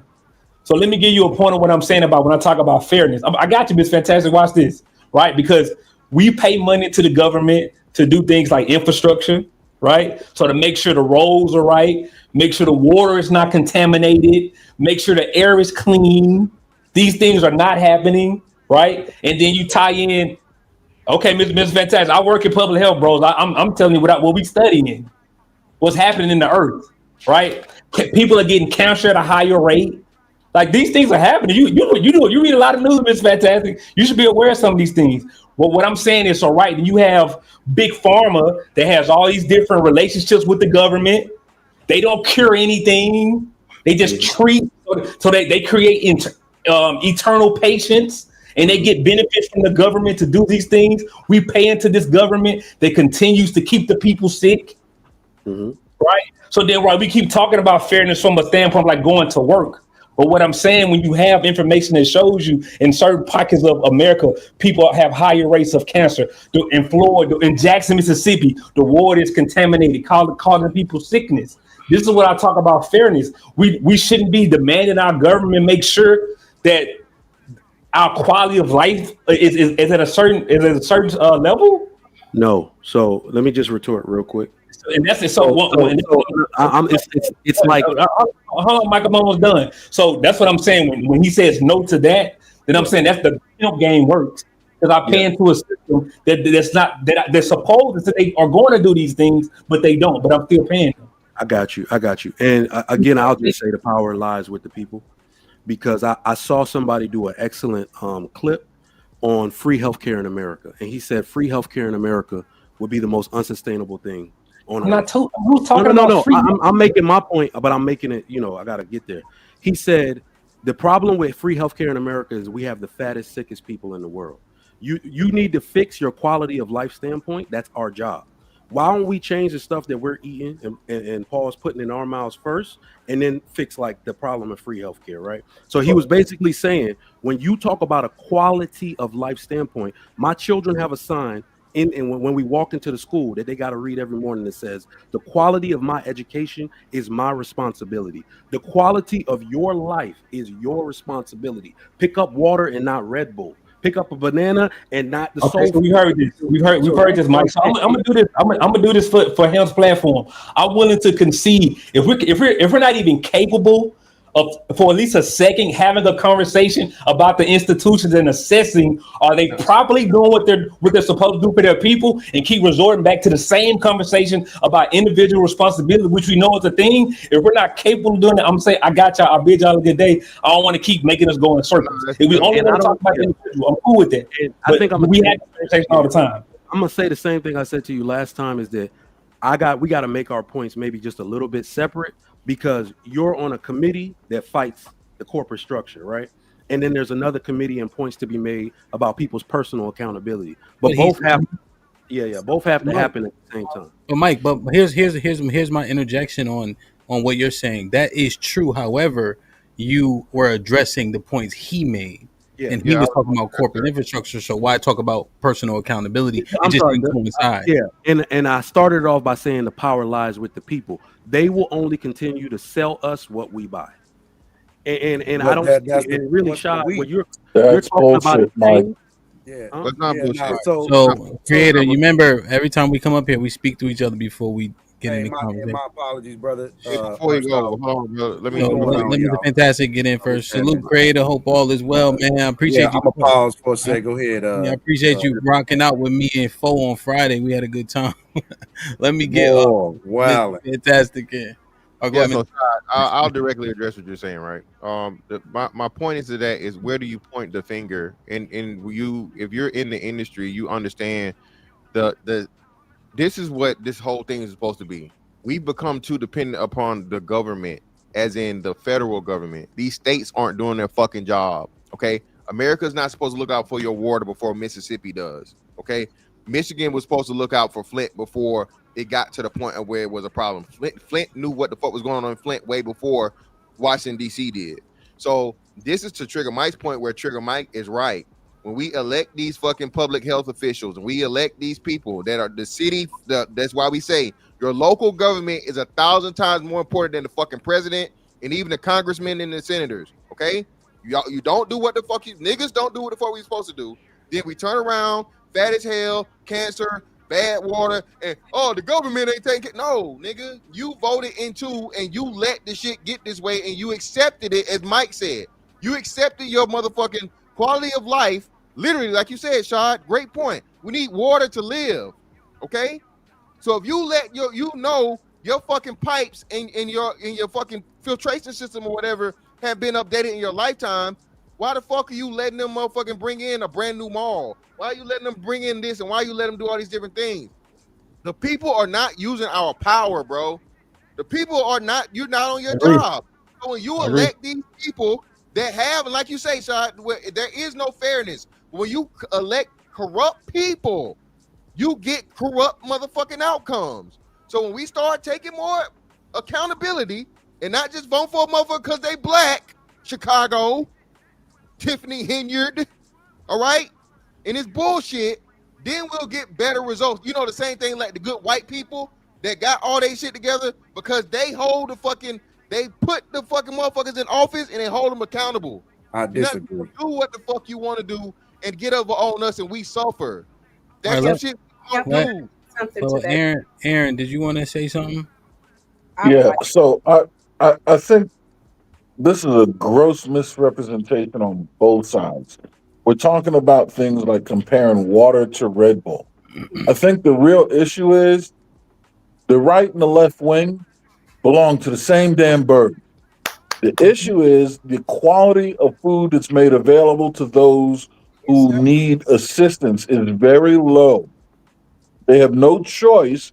They can't go into Whole Foods and get sustainable, organically grown anything. It's not about comparing water to Red Bull. It's comparing the fact that you can buy water, yes, but when you go to buy juice, the juice that they are offering them is fucked up. It's not and squeezed orange juice from an organically grown tree. That's the issue. And the reason why they do that, shout out to Shad, is because Big Pharma steps in and wants to keep us sick. I always say the ultimate resource, the most important resource is the human resource. If you control the human resource, you control every other resource because the human resource is responsible for production and spending power. Okay. All right. Wait. Because I want to make sure stuff don't go. I'm feeling, and I'm saying feel is disjointed the conversation. Very much so. Shaw didn't say, hold on. All the experts, hold on, right? Because the expert ain't working real well right now, to be honest. For us that are laymen in terms of this government policy shit, and I've been telling y'all that for a little while. Shad said government. Yeah. Right? We understand that it's people put in place, but a lot of people are laymen and novice in terms of what this all means, right? So where does that edification lie? That's a different conversation. That's another conversation, you know. But he said the government will take your money and the roads is still fucked up, right? But we hold. But we pigeonholed what he said into food, right? But he was addressing much more than that. You know, now, Aaron, here's one thing about the personal accountability factor that gives me cause for pause. There was a Walmart moving out of the south side of Chicago, I think, if I'm not mistaken. Mikael could probably edify me. This was a couple years ago. Mm-hmm. And when they raided it, once they knew it was moving out, all the middle aisles, there was nothing left. The produce aisle looked like they just did a drop off. Right.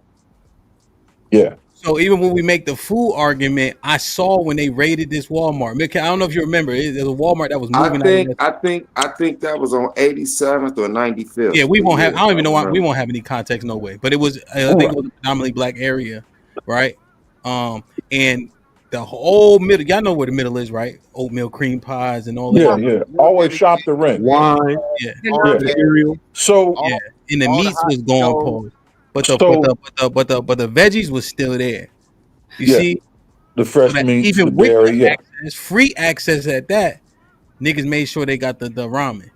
So I think what that speaks I'm to. trying to assess all of it, like to see what it is that we saying. No, After I you think go, that's let me You set got it. it. All You the got it. experts, slow down, okay?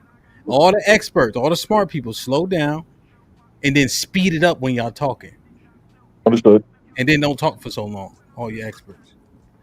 Can I? Then after you, I just want to make sense. Oh my goodness! Literally, we're No, talking. Tiff, you can't make the defense. It's Aaron's turn.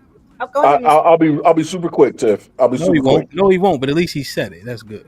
Yikes. And then No, after he goes, we'll get Tiff really quick, and then we got to get Creator because he's for once in his life waiting patiently. I got to make sure I acknowledge that. Go ahead. Slide me shout in out to there. Creator. But no, just to address your last point, Hap, exactly. And I think that's an education issue. Okay. It's just the people don't know to shop the ring and not the middle.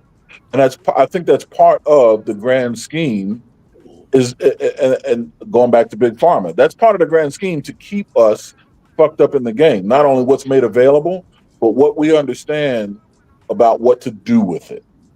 So I think that what you just outlined further proves a point, and I'll land that helicopter right Okay, there. maybe so. I just want to make sure like there's a couple things happening at once. Go ahead. Yeah, for sure.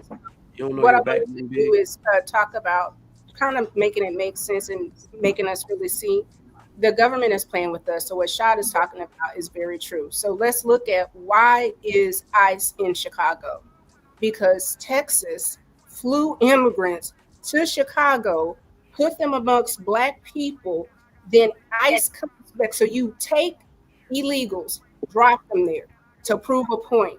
Then you get your boy in office and they say, okay, well, we have a problem. We got to get rid of these illegals. So the same people that sent them, now we're going to Texas, come back and help with the raids.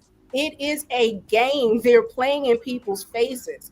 A lot of people had no idea. All of these issues with immigration that hit the north. Why? Because planes full of immigrants from Mexico, from Texas, which is Mexico, but Texas and Florida was dropping people off.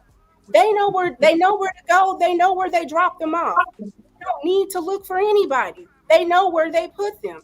And they put them conveniently with Black people, poor Black people. So people that already didn't have resources then pissed the Black people off because, as Maya said, all these people been homeless. Now all of a sudden you got housing. So you create this fissure and fissions, and then you say, see, Black people, look at these immigrants coming over here stealing your resources and taking them. And we say, yeah, get them out of here. They're playing in our face. They put those people in your neighborhoods. There was not this whole gang of Mexicans like, you know where we want to go? Chicago. No, they're playing in your face. See the game for what it is. See it for what it is. Okay, so Tiff is pointing out the manipulation that speaks to Shah's point about the government using resources and funds as they see fit, with the immigration of the Latinos going to certain places in certain areas. The propaganda is being one of the ways in which they did it. No, I got to get creative, but Mr. Fantastic, you can usurp if you want. No, I'll hold it. Let Creator go, and I'll address him after her. Okay. After him. Okay. Go ahead and do that now, brother. For real. All right, great. Cool. So I got something fantastic too. I got some. Yeah, we play these politics games. Who decided that Chicago and these other sanctuary cities were gonna be sanctuary cities? To You're right. I'm not taking the Black mayor out of it. I'm not. They okay, He looked like me. He looked like They're me. playing in our face, and the sooner we can see it, then we can call it out. We don't have to. It's kind of rhetorical, but it's not for you to overlog and take over my reply. I'm not doing against you. I'm agreeing. Okay. Let him respond. So again, it goes back to my point. And for the record, I addressed everything that Shad said directly. I didn't go to food. I didn't go to nothing else. I did everything he said. And he was nodding his head. I was kind of surprised, but anyway, right? So listen, again, for these places where these immigrants ended up, even once they get there, which the people selected for those places to be sanctuary cities, okay? You elected the governor and you elected the mayor that decided they were going to usurp the citizens that have been on lists, that have been waiting for Section 8 housing, for government assistance with food, to give tens of thousands of dollars to illegals that shouldn't be here in the first place. They could have put a cap on it. They didn't. They could have said you were going to be limited. They could have said, hey, you're going to get this amount. Hell, they could have put them all in the gym like they had at one point in time and say, hey, you're a legal immigrant, but we have, Chicagoans and Illinois citizens here, whatever. Well, I don't know what the hell you call it. They could have made it for everybody, right? Like they do us. Yeah, but that's what I'm saying. They didn't do it. It's not the government playing the game. Because if any game being played, the government's trying to fix it, okay? Mind you, you niggas weren't saying none of this when Obama was doing the same thing. The reporter in chief, So let's not make this political. Okay, true. let's just keep it on government and talk from that lens, not a fucking right versus left. Because Aaron is right. I say this all the time. I don't talk about my 10-4 hat shit over here, but it's two sides of the same coin. Okay, that's all it is. Can I just want to ask like a question to everyone, just to clarify. Before you do, 396 watching, 188 likes. Come on, get the likes up, y'all. Sean, you got it. Yes, sir.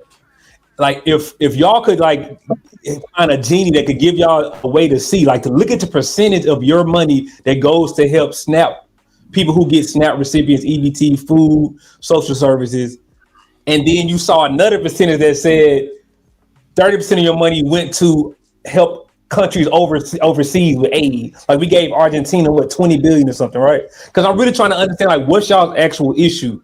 Do y'all think more of y'all money is going to SNAP benefit recipients, or is it going to overseas aid? No, we know where our money's going. It's going to healthcare, Social Security, and veterans benefits. See, that's the trick. That's the trick, Mike, because we don't really get to see the itemized list. Those percentages are very like cloudy because a lot of that could be administrative. We don't actually see how much per dollar goes to people. I mean, maybe y'all got information. I've never seen it. By percentage, we do know. And they were asking for transparency, right? They were going to these different institutions and saying, "Show me the books." How many billions of dollars, even in the Pentagon, they could not account for? Right? I'm saying, right? About a budget that was just passed. And monies that were already spent that you could not account for. How can you not account for billions? So what it really would it come down to? We had several conversations going on, and all this conversation is about our value as Black people. That's really what it come down to. Because if you feel, and I think one caller came on earlier and said that he started to feel it, right? The value within him, it was a certain level of life that he didn't want to live in no more, right? He didn't want to devalue himself in order to scrape crumbs. That's what he said. I didn't say that. He said that.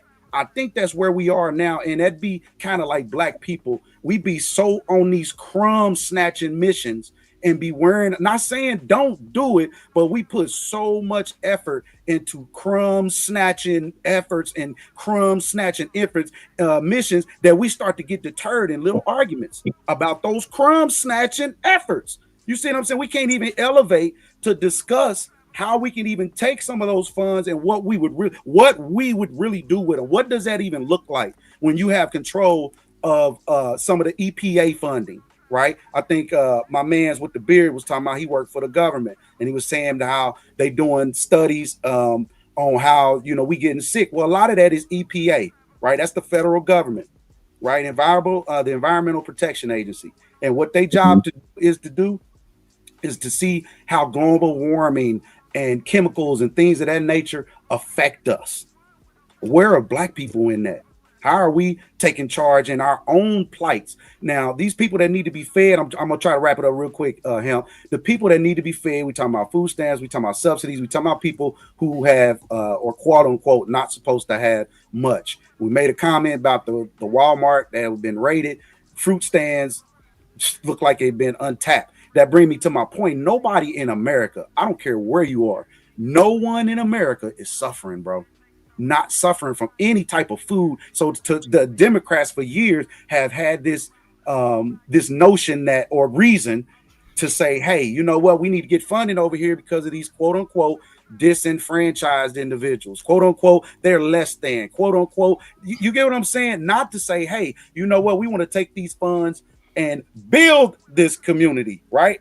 It's always they're less than, they just don't have it. We seek these numbers that are so sucky, and that gives them reason to get funding. But the people that actually you're supposed to be helping have no input, right? Zero input on what it is they about to be fed or even given to for free. They just sheep in all of this. So at what point do the men of the community stand up and say, okay, you know what? Here's our solution. Here's how we would, here's how we would handle it. Aside the government, right? We have to have an and an also. We can't say leave that alone and then not have an alternative solution. And I don't mean an alternative solution where, Trigger Man, he in his zone somewhere deep in wherever he's at, and then my man's in Mississippi is too sporadic. That's not going to help people consistently on a day-to-day basis for real that need help. what is our solution? How will we circumvent that? So we don't have to depend, or no one has to depend on the government. They can turn to their black men for their solution. Absolutely. I mean, you speaking the truest words been spoken today, because definitely we get on the island. That's why I'm like, sometimes I'm remorseful. I regret the fact that my point got to be made like it's negating somebody else's point. But I've always known that the family is the center of everything that sustains people, right? People use the term community, but community is just the family, is the microcosm of the community as a whole. And that is the spark that will stop all of this government dependence. It is the dependence on different types of government. And I just wanted to make a point to what someone else has said. I get what Shad is saying, right? And the accountability factor on the government is always something that needs to be pushed on them. But the one thing I've noticed, I've lived in the UK, I've lived in Africa, I've spent most of my life in the US. The one thing that I've noticed is the poorest people always have the worst circumstances, and anything that is federally, state, or locally known as housing is poorly maintained. That's why I think the first thing a man and woman do when they get together is to move their family the fuck out the hood. I think everybody can feel that if I'm not paying for this housing, or if it's subsidized in any way, we got lead walls, we got old paint, we got things that make us sick, we have bad water, we have food deserts, right? So I'm never advocating for that type of structure. What I do know is that if we don't pay enough taxes into it, because of the subsidies we get, they will never maintain it properly. I moved my family into a place where we literally go to City Hall. The water tower is I can see it from my window right here in my office door. It's a brand new water tower. We could tell them how much we want the water to be clean. If I say no water pressure in the morning, it's fixed by the afternoon. So I'm one of those people who has to accept the way the world works, because I know I'm not gonna, the government is not gonna change in that particular. Can I say it real quick, because I gotta slide real quick.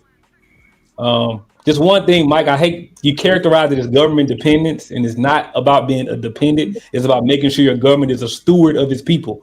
As citizens, we should always do that. And I'm gonna just leave with this, because I'm usually like Mr. Hopeful, Mr. It's gonna be all right. And what I'm saying is, America has finally gotten to a place. They've been slow dancing us. They hit us with the Luther Vandross, who've been two-stepping with the Democrats and Republicans, the so-called free market. They've been allowing motherfuckers to run rampant. And now these great minds that were supposed to do great for the future of the Americans, they found a way to do it without people. So now we're about to see the strong will have to survive, but we actually are about to get to a place where they figure out how to get rid of the fucking human body in regards to the workforce. And we're about to see these degrees and all these things are going to matter a lot less. They already matter less. But right, Mr. Fantastic laughing. That's one of his things he let it out.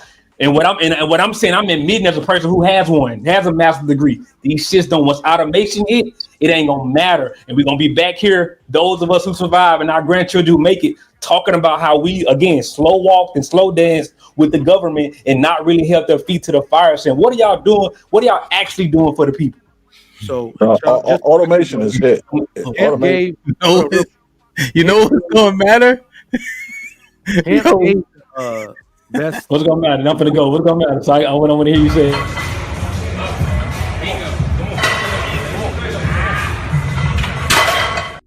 We going to reverse. Yeah. Right. Yo, but that, as a member of that club, I gotta say, automation, exactly, HAMP. That's the problem, right?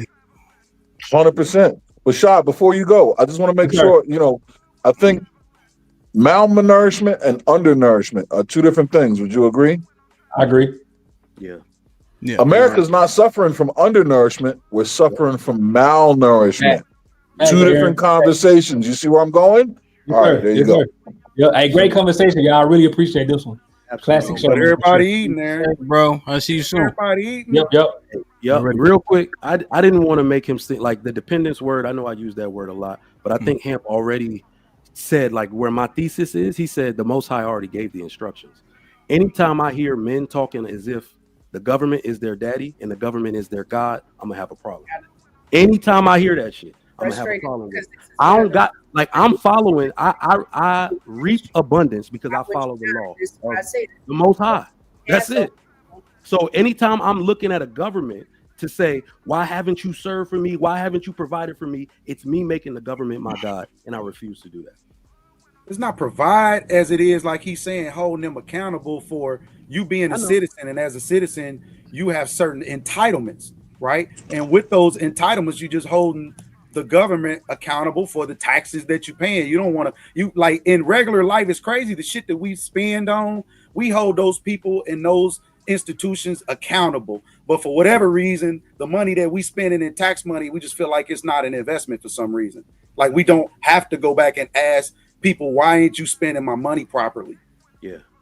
And I think the federal government we overrepresent the federal government in that, because, you know, I gave the example, like the way local government money is spent, that's where our impact is. The money I pay in taxes, dog, like y'all don't want this Texas property tax problem, bro. But what I have noticed is this property tax that I do pay, this school taxes, you go up in that meeting and say you want something done, it gets done. Right. So we looking at federal like we can actually do something about that. Our safety is bought and paid for. That's why I don't really bother them about Ukraine. I don't bother them about putting a base near one of our biggest enemies, because I know what that's about. But I'm here trying to affect my local area where my kids go to school. That's where most of the impact of my life is going to take place. And I'm here to tell you, you do got more control over that than you realize. That's fair. Some people probably just need that capacity, you know, just stay within your local jurisdiction and, you know, try to get as much power done as you can. Some of us want to go a little beyond that. We have a little more capacity to maybe reach a little further. And even if we don't, we have the desire, right, to reach a little further than just, you know, our local municipalities, if you will. And even like it's easy to stay where we at. But if I look at Mississippi, I'm wondering, like, you know, again, they just spent a lot of resources to send the National Guard to places. And I'm looking at Mississippi where the black people in Mississippi been held down for ages. And you ain't sent zero resources down there to them black people to help them get out of whatever they getting out of through the terrorism of them white folk. But they got all kind of smoke for these few little percentage of black people causing a little bit of ruckus in these few little cities in America. This is crazy to me, man. Like I said, bro, you can depend on them if you want to. I think it's going to be at your detriment. You can say that this government, they doing so great. It's always temporal. Everything that you did, it always come back around to analog. I always say that. I don't care what digital you doing, it's going to always come back to, you just need to get on your bike and start pedaling. Because when that battery die, what you going to do? Start pedaling. And I don't disagree at all. Can I say this last thing, Aaron? Go ahead. Another, I think, part that we're missing too about the men, especially me, Aaron, fantastic. I don't know anybody else. I think we understand it from a point where I'm taking from the government what I put into it. A lot of people ain't putting into it. All right. I did my service in the military. So like, I'm looking at the system. Literally, there is no better system that pays you back than the American system for the work you put in. So I'm one of them people like, well, why ain't y'all putting in no work? Y'all know these people, they really honor you when you put in the work. But I think a lot of the people that got the loudest voices want to take something out and they ain't putting nothing into it. What was you saying, Aaron? Yeah, I forgot. Must not have been important. Good. So yeah, I just think, again, just to me, and even again, you know, with when we get to a certain level in life, we do pause and we focus strictly on our families. But again, the federal government, and never forget this, is leasing to these states. So even though the states are states and they have a certain level of liberty, I didn't say freedom, liberty, meaning the government gave them that, right? It still go back to the federal government. They just don't want to be responsible. I don't want to be responsible for all the little things that y'all want to do, like the abortion. I'll let y'all figure that out. Food stamps, y'all need to figure that shit out. I don't want to have to be responsible for all these trivial things that's going on in your state. That is why y'all came to me, is so that you can run your own shit. I'm just going to give you the liberty to do so. And then you now it's hands off the government. So now when these things go to the Supreme Court, right? The Supreme Court, it makes it this easy decision for them, because they can say, well, we just left it in the hands of the states. So really it's going to go right back to whatever the states want. I don't want to get involved with it, is what the government is doing. So if you've already been involved, you've already gotten, you've already been in the military. Yeah, that makes sense. It's not necessarily wartime within our time right now. They've done things tremendously better than they have in the past. But now let's say if we start getting drafted and it becomes more of a detriment like it was in Vietnam for you to go. Now look at a lot of these Vietnam vets who, you know, you saying the great life that you live, and I could point to a shitload of them that just weren't treated right, bro. They weren't done properly, and they still fighting for what they deserve to this day. We're talking about government assistance. Look at the VA medical centers around the country. They should be probably the best hospital in the country, but traditionally is not. At what point do you take charge and not depend on these people that you hired to do proper work with your money, and they're not good stewards with your money? At what point do you invoke that amendment where we need to take up arms and defend this government that's out of line? Yeah, I got you. I think there's no perfect government for one, but then I think somebody said it, there's a lot of uneducation about what the government is actually doing. So under Trump started what we veterans know as community care. So people saying the VA healthcare is terrible, I probably agree with you, but you can go to whatever the hell doctor you want and they're gonna pay for it. So Yeah, that, a lot of people don't even know that. It's somebody that just retired, like within this fucking like last few years, bro. VA health is great, and listening to older gentlemen that were older veterans, bro, they say it's night and day, bro. Like he said, you don't have to wait if they don't have the care available.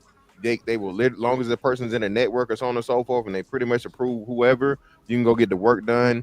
Like they literally just built a brand new facility by me, so I ain't got to travel 20 minutes no more to go to an appointment. Is literally one right down the way. And of course, that's going to be more in tune with where you have military bases and those things. I get back to the point of what I was saying. Most people are uneducated, man, and people just try to for a trigger mic. I don't know why I want to keep calling you Killer Mike, but you know, Trigger Mike. For saying this shit. But look, bro, most people just want to take, okay, and not work. Motherfuckers don't want it. Everybody wants something for free. And that's the human condition. Humans are lazy by fucking nature. Doing the right thing, being disciplined, doing hard work, bro, is something you have to force yourself to do. This is why they say you teach a man to fish versus giving a man a fish. Niggas just want fish. They want to show up and they want to eat. They don't want to work to do it. I don't want to hear shit about what food you don't have and what you don't, all this other shit. Listen, we still gotta feed them, fantastic. Even though they that person, they still have to eat. Okay, and fucking there's squirrels everywhere. Squirrels, rabbits, fish, it's birds, it's plenty of shit. Again, you can grow your own, you can make community fucking gardens. It's so many different things you can fucking do. So I don't want to hear these excuses about niggas being hungry, especially when niggas fat as fuck. When you fat as fuck, you can go without food for quite some time. Your fat reserves will take care of you. Yo, I mean, that's Real Talk Creator real quick. Because Tiff not here, but I wanted to say, like what Fantastic said, I gotta back that up, pause. Because I'm a higher ed dude. Like I work in higher ed as a director, right? That's my job. But I call that shit a fake job. That shit ain't real. If a bomb dropped tomorrow, don't nobody need that shit. Ain't nobody hiring for it, right? So I'm a war fighter, right? A protector, a marksman. That's my real job. And I stay sharp in those skills because I've had dreams about the apocalypse, bro. And what Fantastic is saying is that when I show up to like a large detachment, a large battalion of people, I ain't showing up to ask them to give me fish. I ain't gonna say what you got for me. I'm gonna say, what can I do? What can I do to pull my weight around here? And that's not the average person. The average person ain't showing up to ask, how can I help? How can I benefit this operation? Because I got people with me. I'm bringing weight, but we're not gonna be dead weight. You see what I'm saying? So do you ask the question why? Now that you've identified that problem or that faux pas, do you ever think to ask the question why that's the case? I think Fantastic said it's natural. People are naturally lazy and want something. I don't think it's natural at all. If it were natural, we would have gone extinct many years ago. Well, It costs resources for the human life. Oh, there we go. Nightish, what up, my man? How you doing, sir? I'm doing well. How old are you today? Hello to everybody on the panel. Hope you're having a great Monday. But yeah, it is a fact. You can go fish, you can go hunt, you can have home gardens, community gardens. We can barter. We can find out who has growing pigs and chickens and all. We if we get back to that kind You of, know where you at? Pigs ain't gonna work, my man. I don't know. You know I what like he meant, bacon. man. We don't eat no pigs, bro. We can But tell. go We can ahead. tell. Shout out to the shout outs. I mean, if y'all hate pigs, y'all hate pigs. It is what it is. I understand the pig got a demon in it and all the other stuff. But yeah, if we got back to what we used to do, we can still make something happen. The thing is this individualism and this detachment from other people. Everybody done got comfortable in their recliner with a 50-inch screen. They're not talking to people, and we got to get back to talking to each other. That's all. That's a good point. Revolutionaries, that ain't on the couch, right? People making change ain't really sitting around rapping about it, and that's why it's kind of awkward, even for some people that's doing it. I appreciate him letting me on here, man. He probably know I'm a greenie, you know what I mean, straight up. But I appreciate y'all, welcome me up here, man, and embracing your mans, and let me kind of get out what we need. We need this in the community, bro. We gotta have these conversations. That's why ain't nobody too smart to have a conversation on how to raise your family properly when your kids gonna get out here and learn it anyway. So the best thing that we can do, I think what Trigger Mike was saying is, hey, you know what? Individually, I've worked hard. I went to the military. God knows I know what it takes to get through that. First off, to even get in and you get through that to the point to where you can retire. So kudos, right? I wish all of our men could go through that, because guess what they will be left with regardless? They would be left with at least some type of financial way to take care of themselves. They would have learned discipline, right? They would have had benefits on purchasing homes, financial benefit. It's just so many benefits involved that. But when we was growing up, like, you better not go to no army. You better not work. You better not go to that white man army.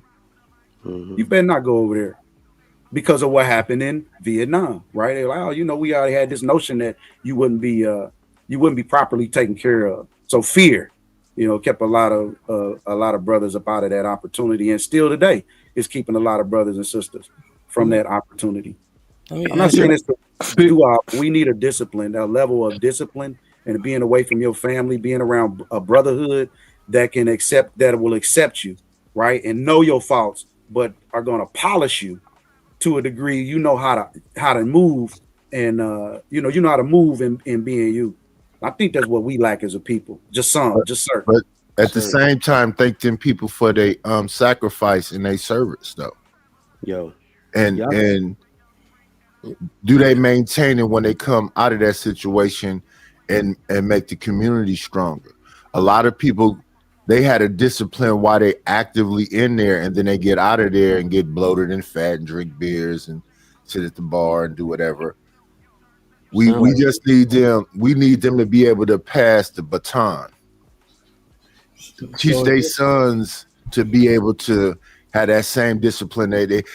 Because I see little children, 8, 9 years old, of another complexion that can break a weapon down, put it back together, go out and get an animal. They're prepared. Do those people come back and prepare their nephews, their cousins, their brothers, and everybody else with the level of knowledge or strategery? That's what Bush said. Strategy.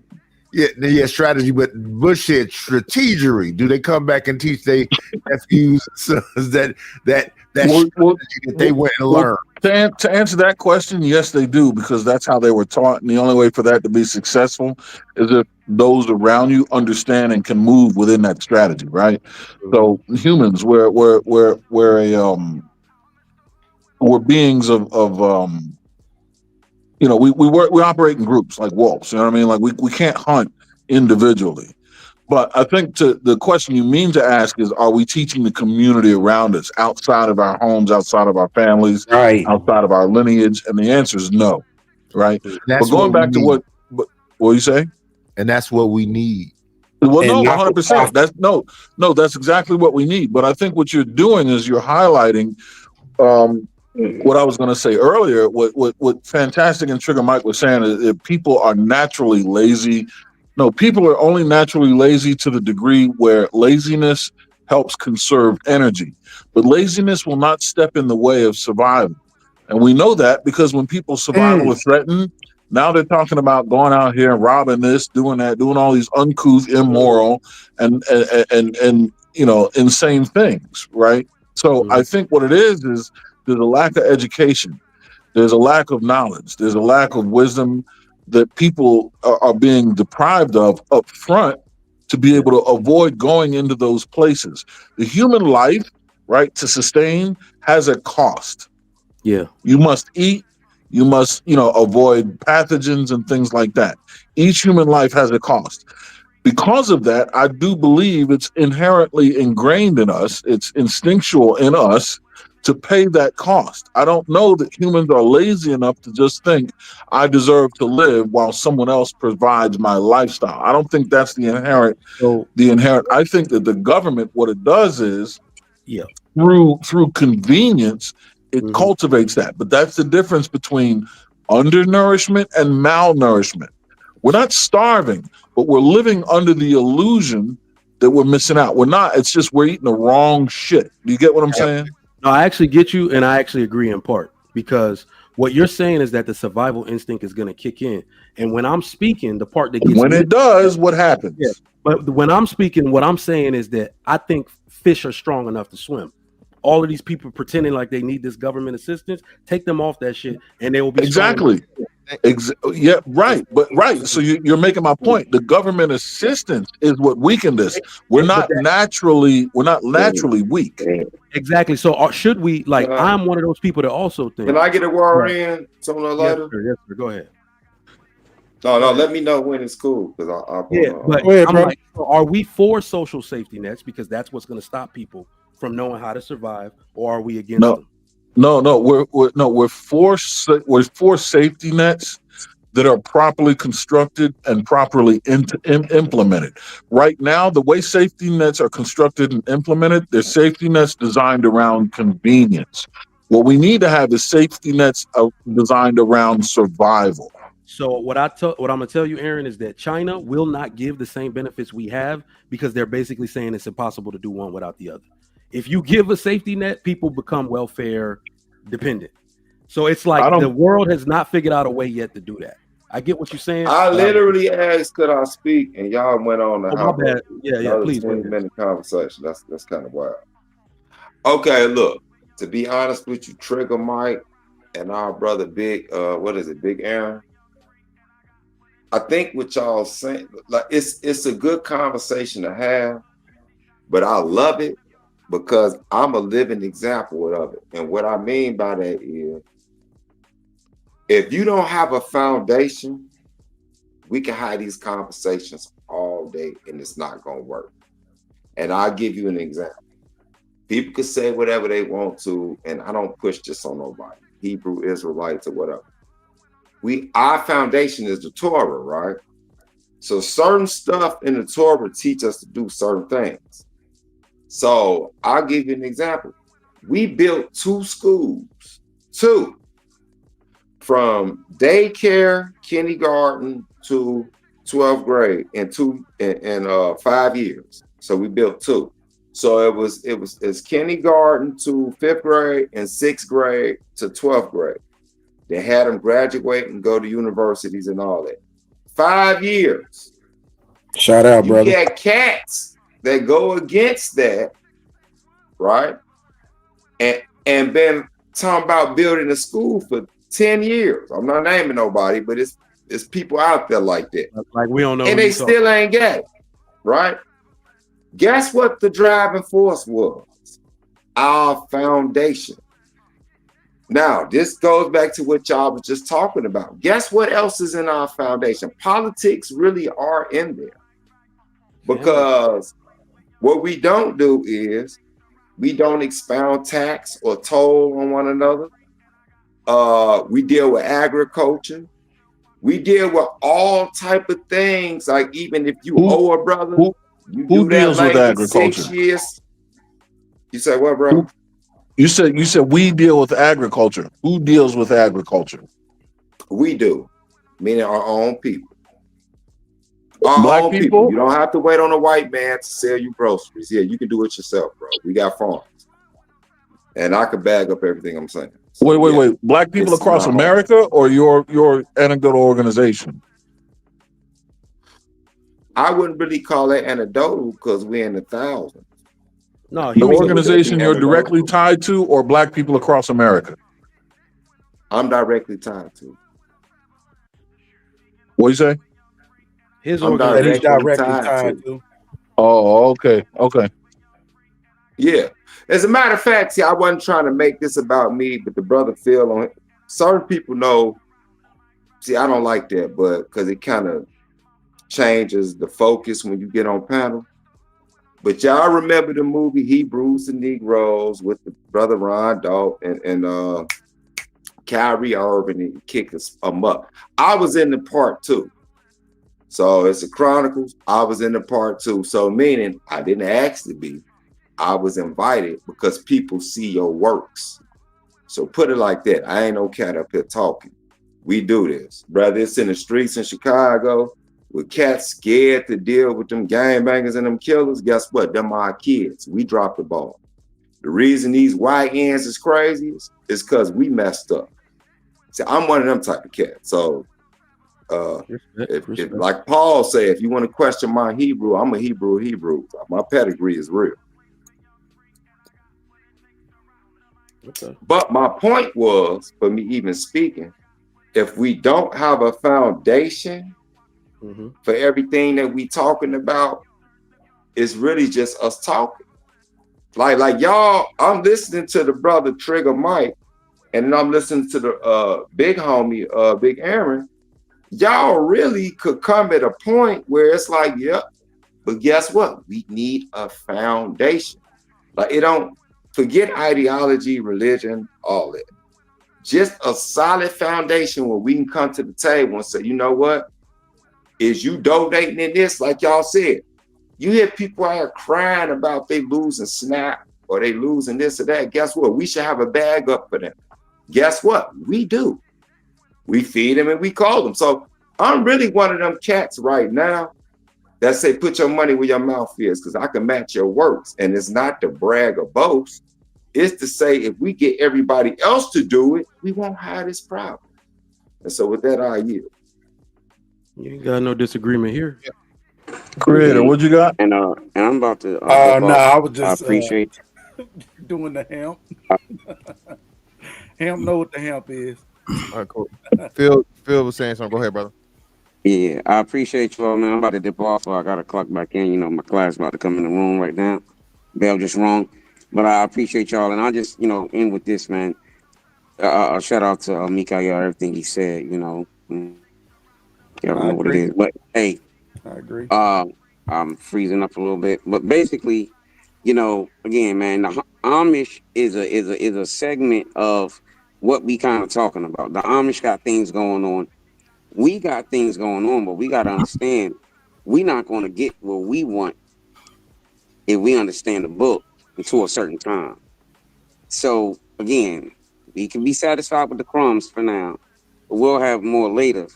We need to continue to definitely work together, have these conversations, come up with, solution based that's centered around keeping the law, statutes, and commandments, and making sure we do what we can do to feed our family and our community. All right, with that, I yield. Grace and peace, family. No, be safe. Yeah. Let me say this real quick before Beans get in there. Again, man, I agree with the brother Mikael. There are a lot of farmers around that I think we don't know about or we don't take advantage of. There needs to be a resurgence of that. We need to bring that back. Again, I remember good old Macon, Georgia, off of Great Highway. I can't remember what street it was, but it was right where Rosa Jackson Center was. We called him the collard green man, right? He would pull up with a truck with a number of fresh collard greens. He had some fruit every now and again. Whatever season the fruit, vegetables and fruit were there, and people would go pay that man money, and he would be there pretty much until he died. Okay. Most places, major cities, for the most part, I have some type of swap meet, have some type of farmers market or whatever, so on and so forth. Again, all this shit is excuses, man. Excuses. And in this position to where there's a chance of you not being able to eat temporarily until you're full thing. Niggas aren't they not threatening the government. We up here talking about what we need to do to the government. Guess what them niggas talking about who not getting their food stamps? They talking about either stealing from the store or stealing from you. I don't give a damn about the stores getting stolen from them. The stores got insurance. The stores got ways to get their money back. The stores got security. But me and you, Right. I'm concerned with.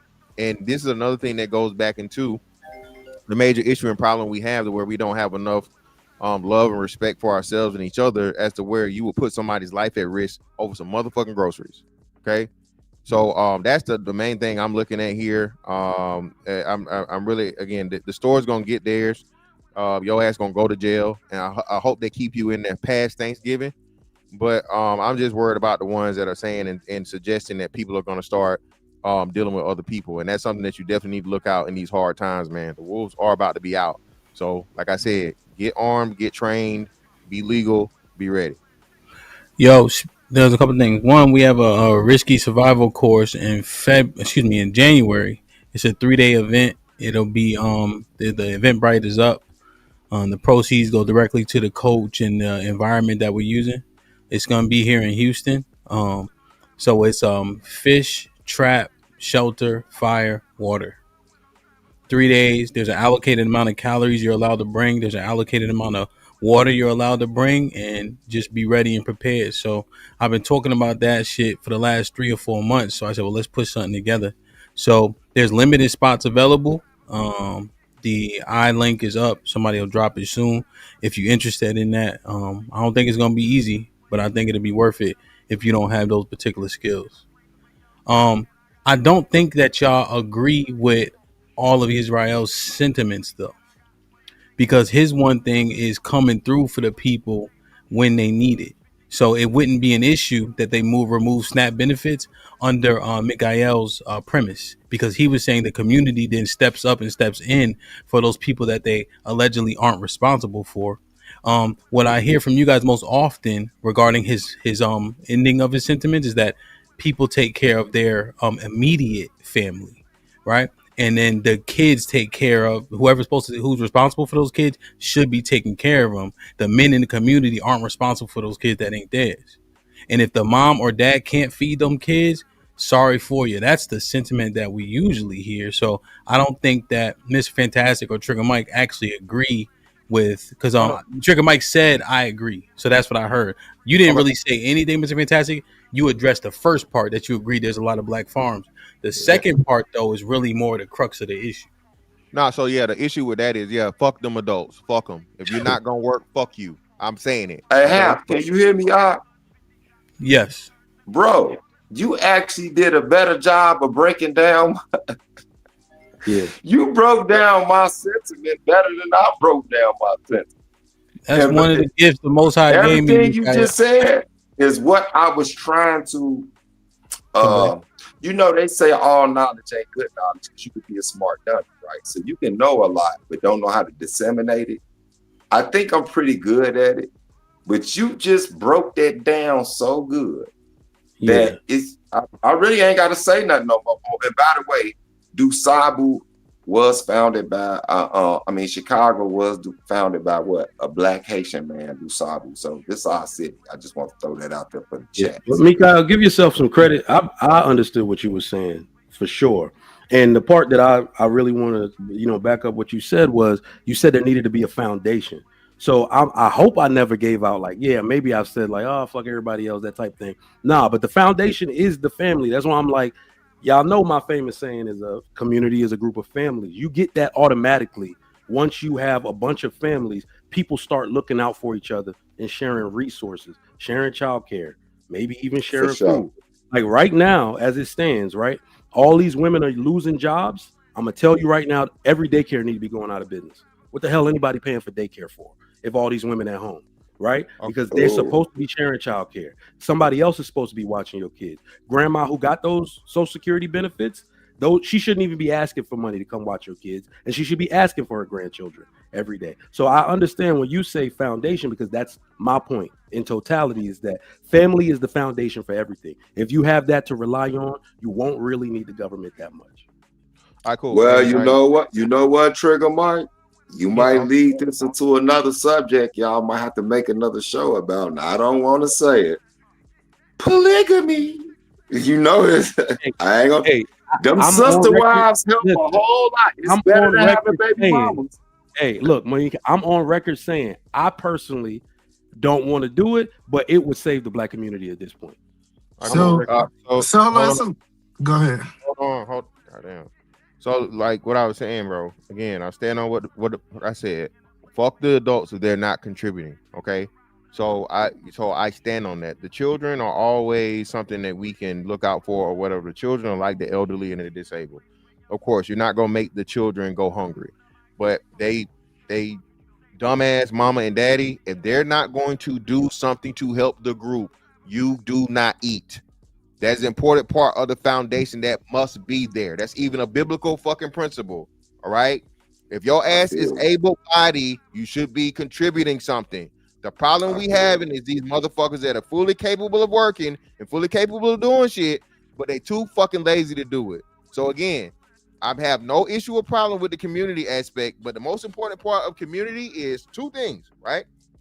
Everybody that contributing, adults that can contribute can, and understanding your fucking place in hierarchy. That's another issue niggas gonna have. Okay, everybody's not gonna have equal say. All right, everybody. Niggas got a problem bound down. Hey, Mr. Fantastic. Hold on 1 second. It's all good and dandy. I think he's speaking from not knowing, right? Over the last 3 years, I had a chance to volunteer at food banks. You know, we fed over 10,000 people. And this idea that there's a whole bunch of people just sitting around doing nothing is crazy. It's people who literally is not making enough money. They got jobs, they out here working, they're doing all this quote unquote stuff that you say they're supposed to be doing. All the jobs the rest of the civilians don't quote unquote want to work. They're doing it, they're just not making enough money. Like the prices of food, they don't have enough money coming in. And so then listening to people like go back and forth and who's not really contributing, most of these people ain't contributing to taxes. When you look at the standard deduction versus the amount of money they get back in their tax returns, their money not even going to these quote unquote food stamps, but everybody want to talk about them, right? The government, not only the government, but the church, the people supposed to take care of the less of.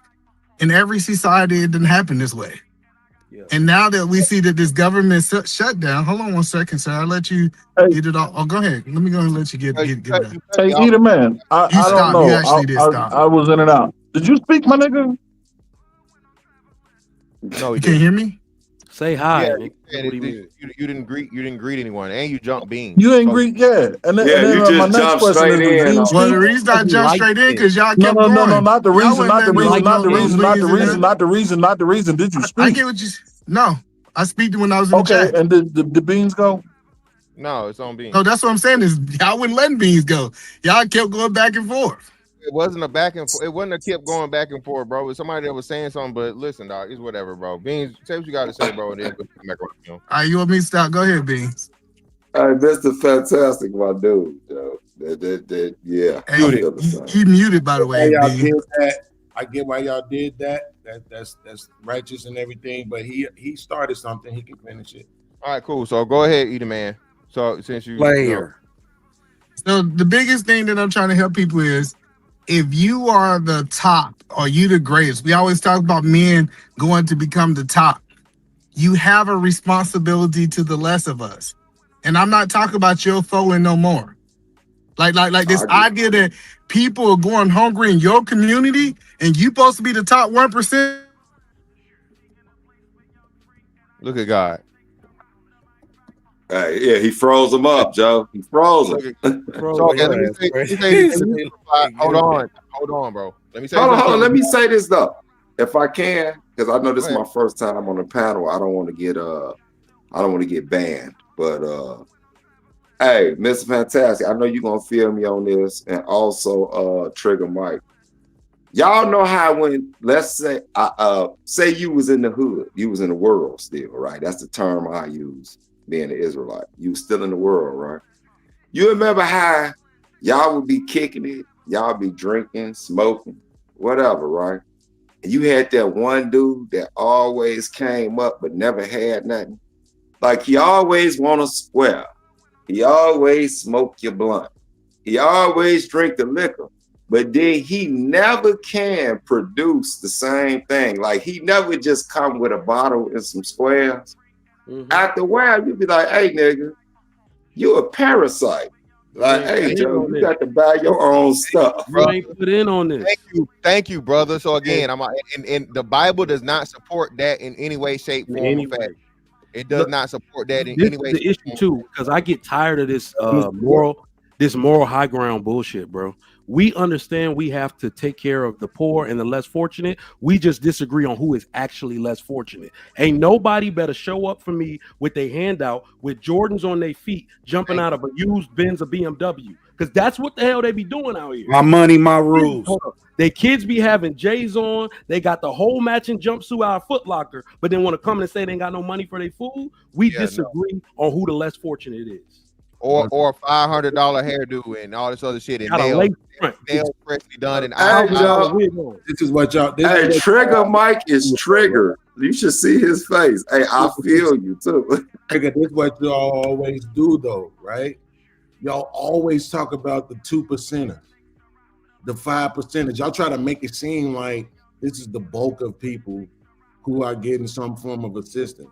By the way, never acknowledging that y'all get it too, but why? I'm trying to understand why. Why? How is it helpful to the conversation to pretend like everybody's just out here in $300 Jordans, pushing Benzes with $400 hairdos, getting government assistance? Because that's what we see. Conversation. Because that's what we see. Because you can see it. Are you asking? Is that rhetorical? Because you know you don't like being. I'm asking you, how does it help the conversation? Was the question. So if you want to, because we're talking about. So this whole thing started. I don't know when you got here, right? Showing people again. The internet is a microcosm of reality. Several people that were bragging about getting stamps back in the summertime. Now that the stamps are being cut off, several people are threatening to steal from either stores or other, tax-paying, hard-working citizens. Were they in Jordans and BMWs? Yeah, they had eyelashes. I couldn't see Jordans or BMWs, but they had weave in their head. They had nails done. And they were bragging. It doesn't matter. I don't give a fuck if they were naked at this point. They were bragging about getting the free food from the tax-paying citizens. Let me respond to Beans real quick. This is what you keep saying. Not you, Fantastic. I'm saying y'all in general, right? You keep using these extreme as examples. If the women come up here and do this shit about men, y'all gonna be mad.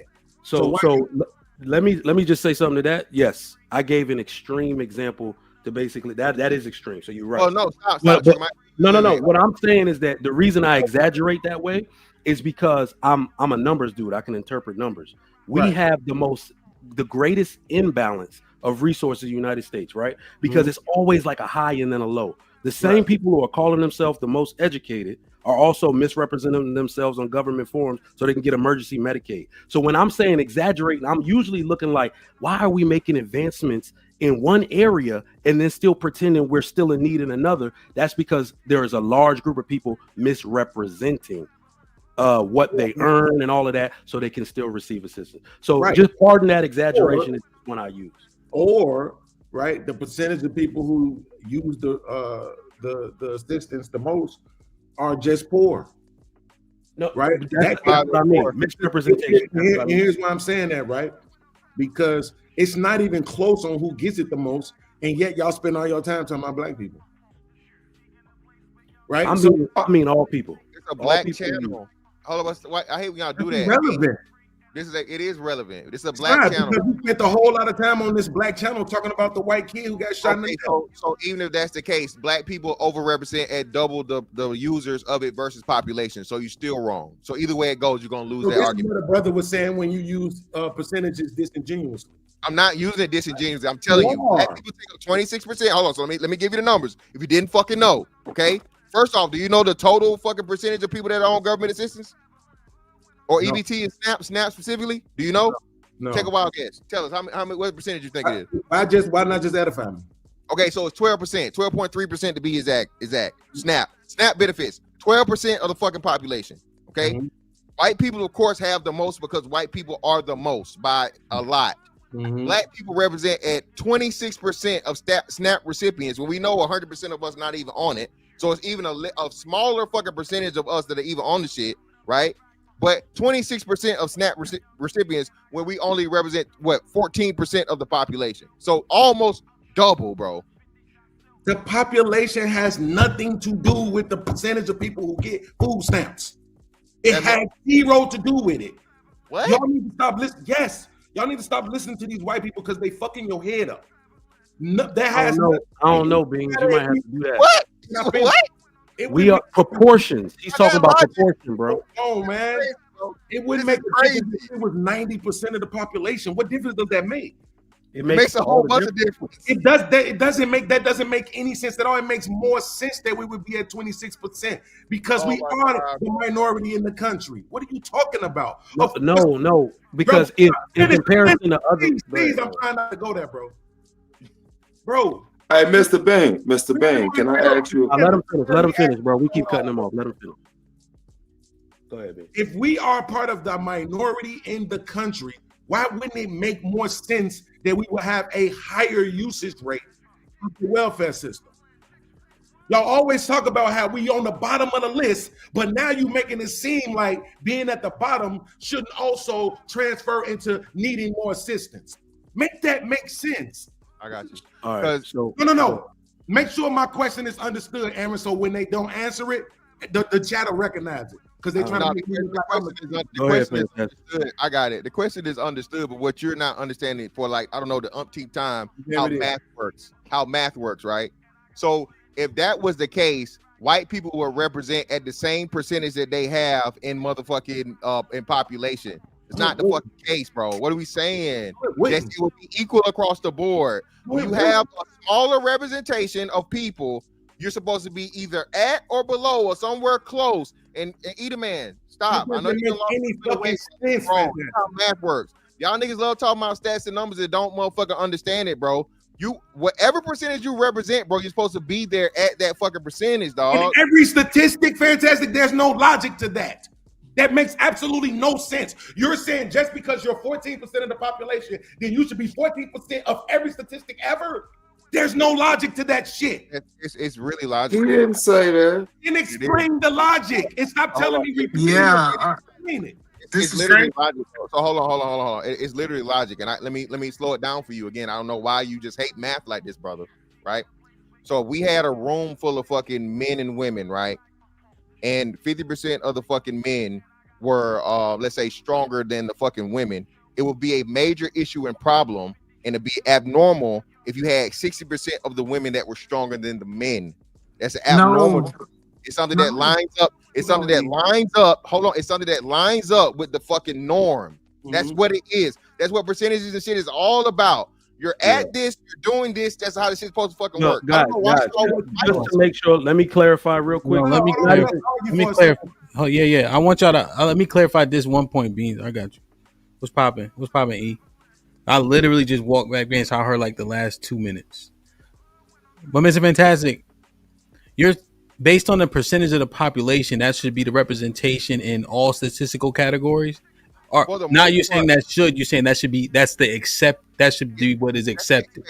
That's the way things should line up. If you have 60%, 14%, 15% in most fucking categories, okay, the shit should be that way. It should be nominal or close. This is how you know, Hamp. We talk about this all the time. Abnormality is like let's use black women in obesity, right? Black women only make up fucking 6% of the total population, but they're the most obese. What the fuck are we? So that's normal too. So you're saying overrepresentation in any category, depending on the category, is a good or a bad thing. Absolutely. Clearly, that's clearly what it is. Your numbers represent. No, I understand. I understand what you're saying. You're saying so when an agent overrepresent in certain categories, that shows good. They're doing well. Yes, or bad. Exactly. When we Or over earn or most and money. then if we are 14%, but overrepresenting the rest in terms of violent crime, that's bad. Absolutely. Clearly, thank Yeah. you. Yes, Okay. yes. Proportions is what we talking about. Okay, no. Okay, so I understand what's being said. Beans and Eda Man vehemently disagree. Even though now we all understand what's being said. What's the reason for the dis? Oh, you want to finish the argument? Go ahead, Beans. That's not what was being said. What was Okay. being And so said? the Hold on, E. Hold on, E. What was Okay. being said literally? Like I said, I missed it, Beans, so I just walked in. Go What ahead. he literally said is, whatever your percentage is in the population, that's where you should land in every statistic. He said that. When I asked him that, he said yes. Well, I'm not gonna let him change it now. That's what And I'm he still said. saying yes. I hadn't changed my answer. Okay, He just cool. explained So it to now- you. Okay, cool. So now, if I have a room with 50 men and 50 women, and I say 20% of the women, 20% of the people in this room are pregnant, you're saying 50% of the women should be pregnant just because the statistic says that they represent 50%? Well, no. So obviously that's not You see going to the be. error? I hate when you do dumb shit like this, bro. Wait, do you see the error? You try to corner our argument and you make yourself look cornering. stupid. Do you see the error? No, it's not an error. It's not an error. You're making a bad faith argument. I'm not. I'm literally giving you an example. No, you're making a bad faith argument. If it's Okay, incapable and impossible, what I'm doing is if a portion of the people are impossible to do something, not the point. obviously That's not that's the going to point. have to be adjusted in the numbers. It's called a variable. Not the It's called point. a variable.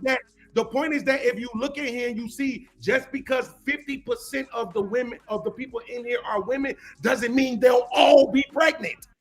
It doesn't mean that statistic will apply to all of them just because they make up 50%. So when Yeah, you say you we only make have up to apply to the women. 14%, when you say we make up 14% of the population, in order for us to meet that every single time, it will have to apply to everybody. And it ain't. It's not going to apply to everybody. It's only going to apply It does apply to everybody. when you say that we make up 20, does apply to everybody. When you say that we make up 26%, here's my question to you: do Hispanics get it more than we do? Nope, Actually, 16%. no. They get 16. We get 26. Thank you. They get their fucking representation. Hold on. Wait, one more time. Back that down. They get the representation of the actual population that they represent.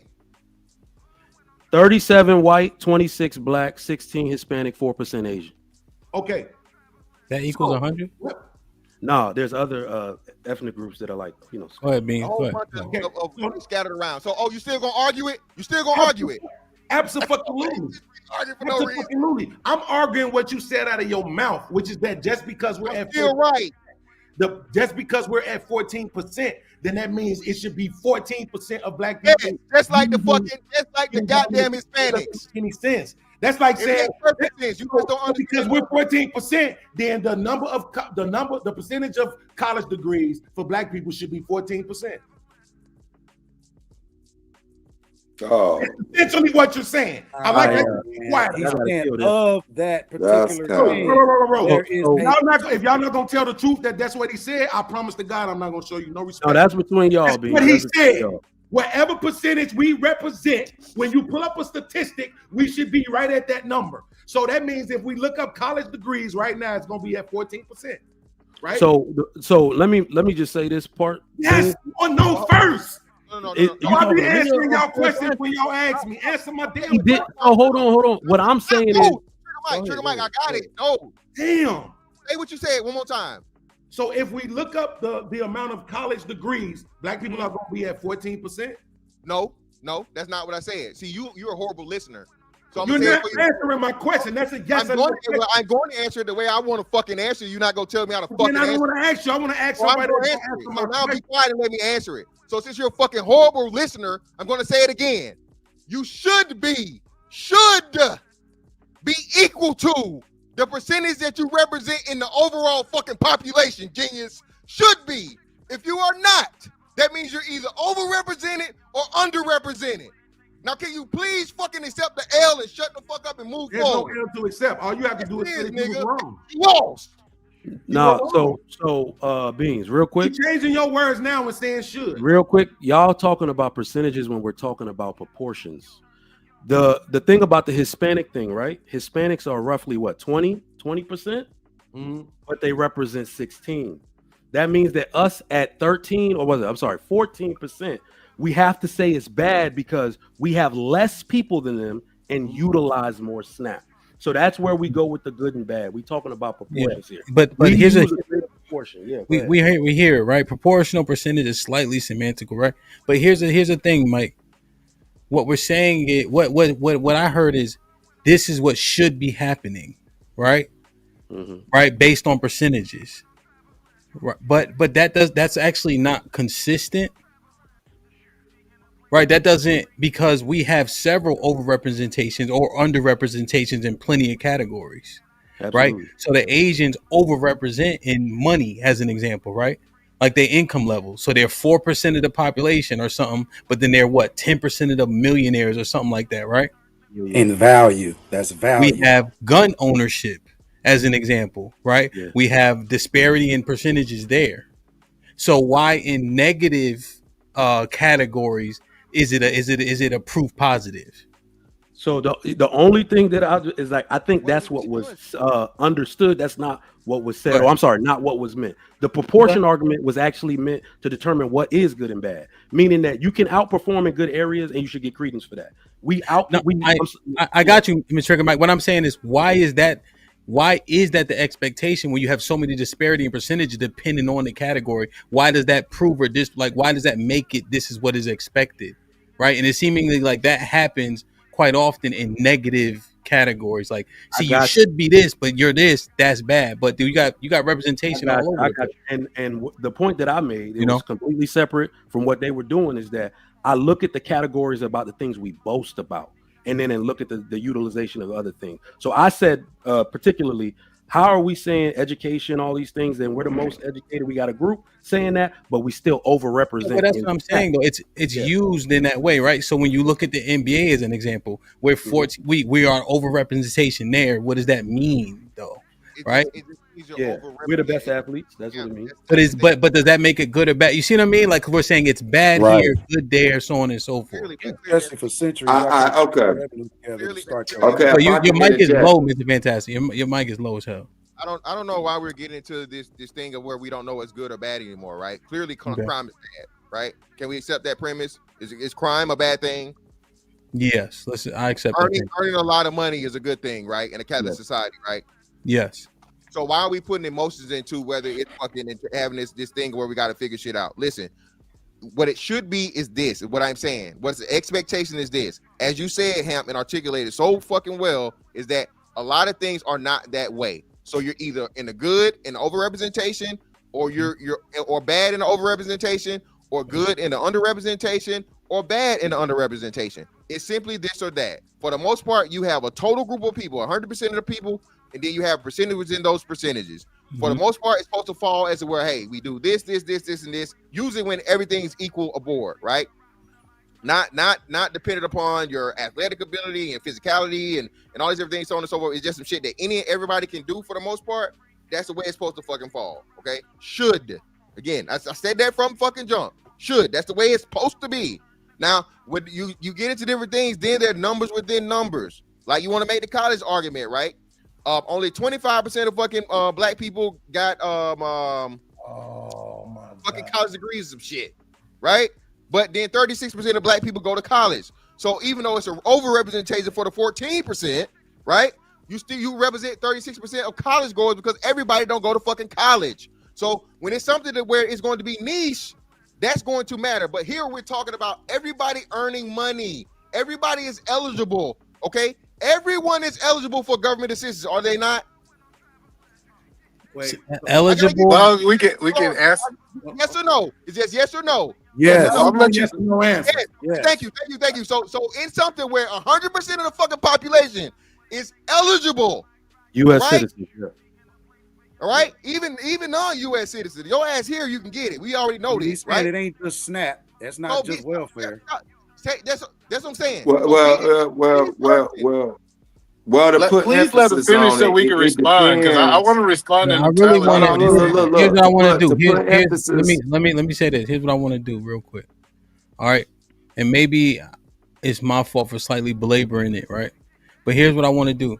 It's fantastic. Finish your point I want to get a response directly from Beans and Eden Man because they seem to be vehemently opposed to what he's saying. Well, I get disability SSI, so I think Mikael, hold on a second. Right? I want to organize it like that, and then we'll get the other opinions. We'll go Mikael first. All right? Go ahead, Mr. Fantastic. 100% of American citizens or people in America are eligible for government assistance due to, let me be specific so niggas don't try to play semantics, due to your income. It's income based, okay? It's dependent upon your fucking income. If you're an American citizen and you don't make a certain amount of money for your state, for your area, so on and so forth, you qualify for it. If you make over that, you don't qualify. That's why it's 100% of the pool of adult fucking Americans, okay, that we're talking about here, right?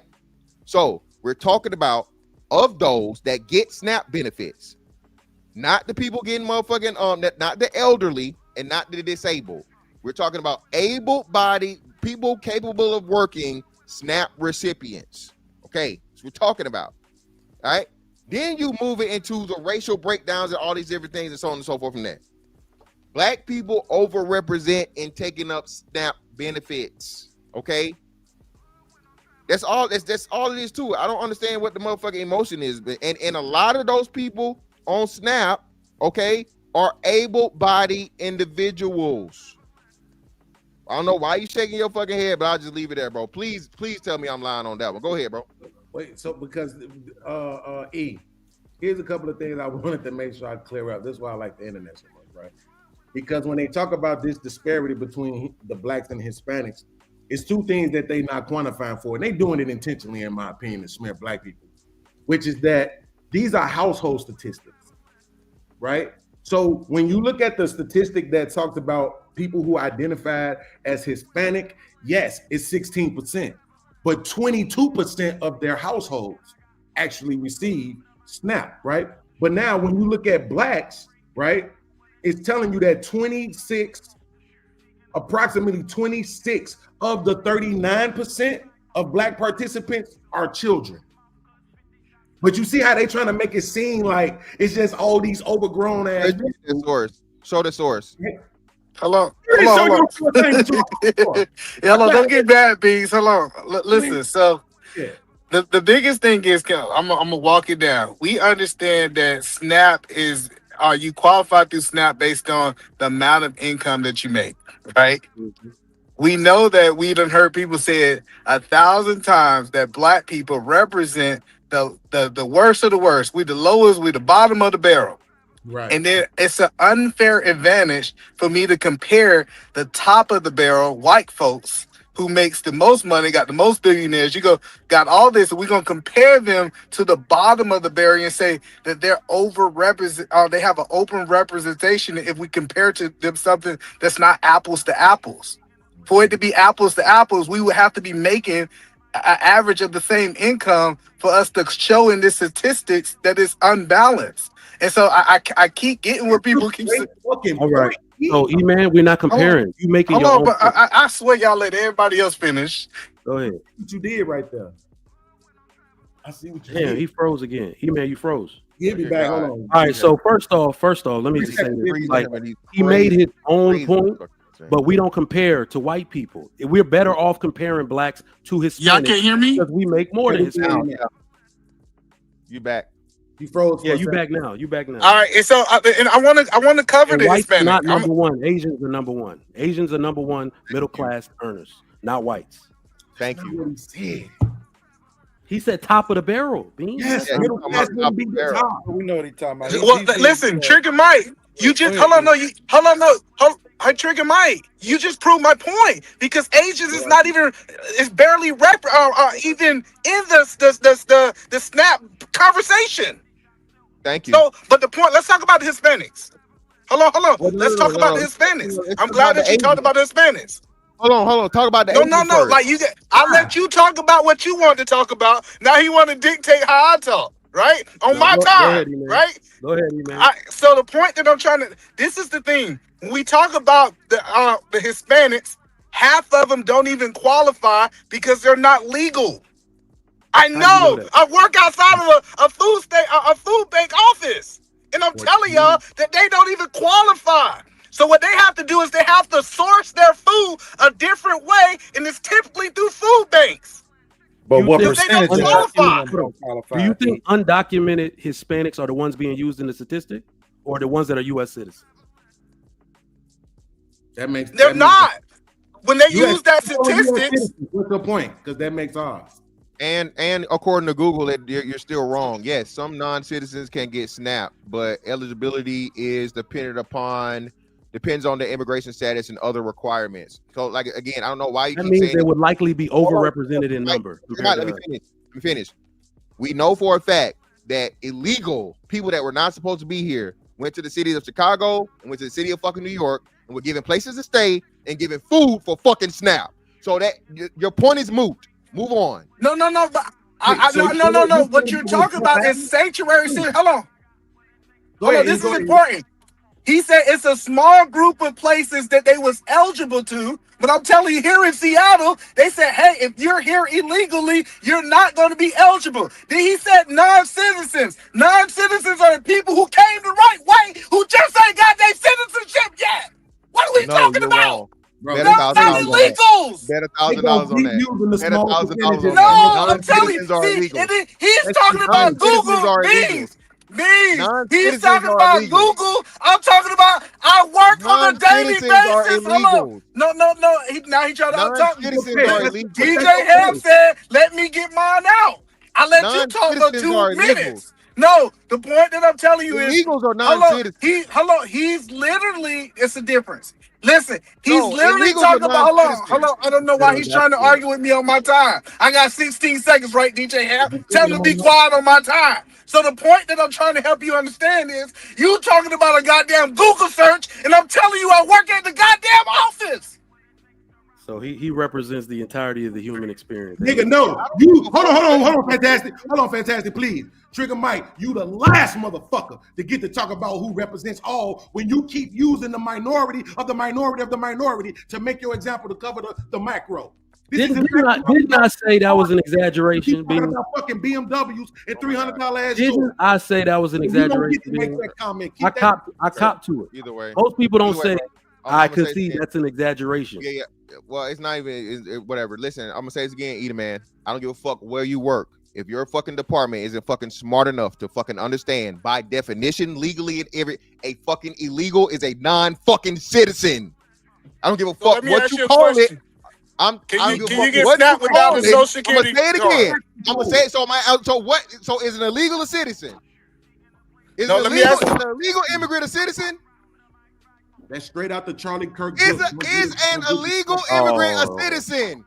No. Yes or no? No. Hey, let him finish. Hold on.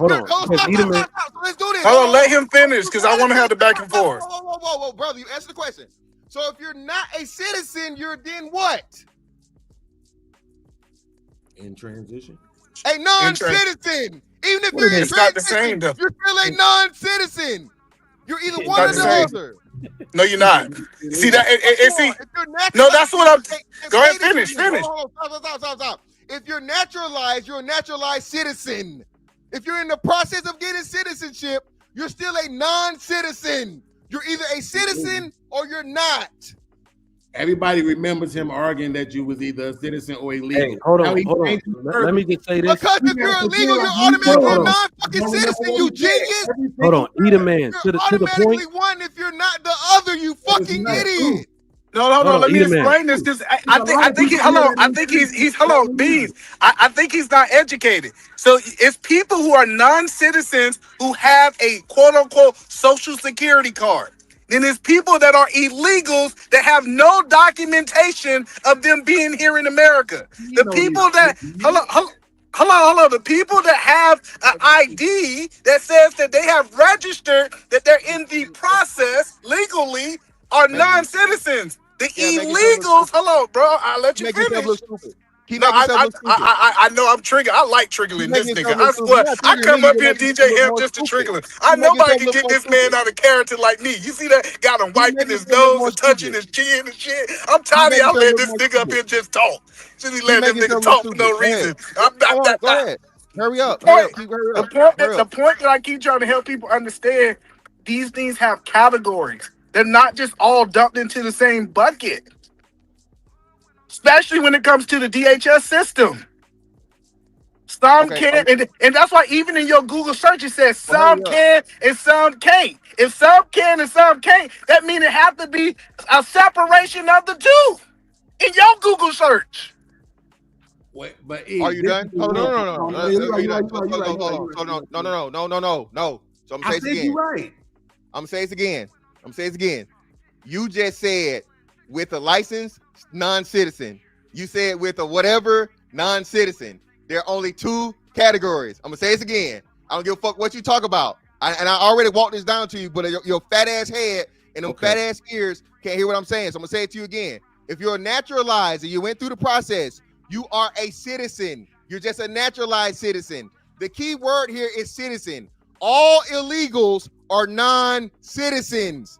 That is not my opinion. That is not my feelings. It's a fact. If you are an illegal and you're here, you are a non-citizen. That's what the fuck I said. I don't know why y'all want to just argue today for nothing. All right, let's get some context here because I just looked it up because I'm tired of the Come on, I work here. trying to get them to move off this. Shit No, is- I know, but let's just say this: even in the point between me and Eda Man, it says 1.465 million non-citizens in the fiscal year are on SNAP benefits. A large majority of them we know are Hispanic.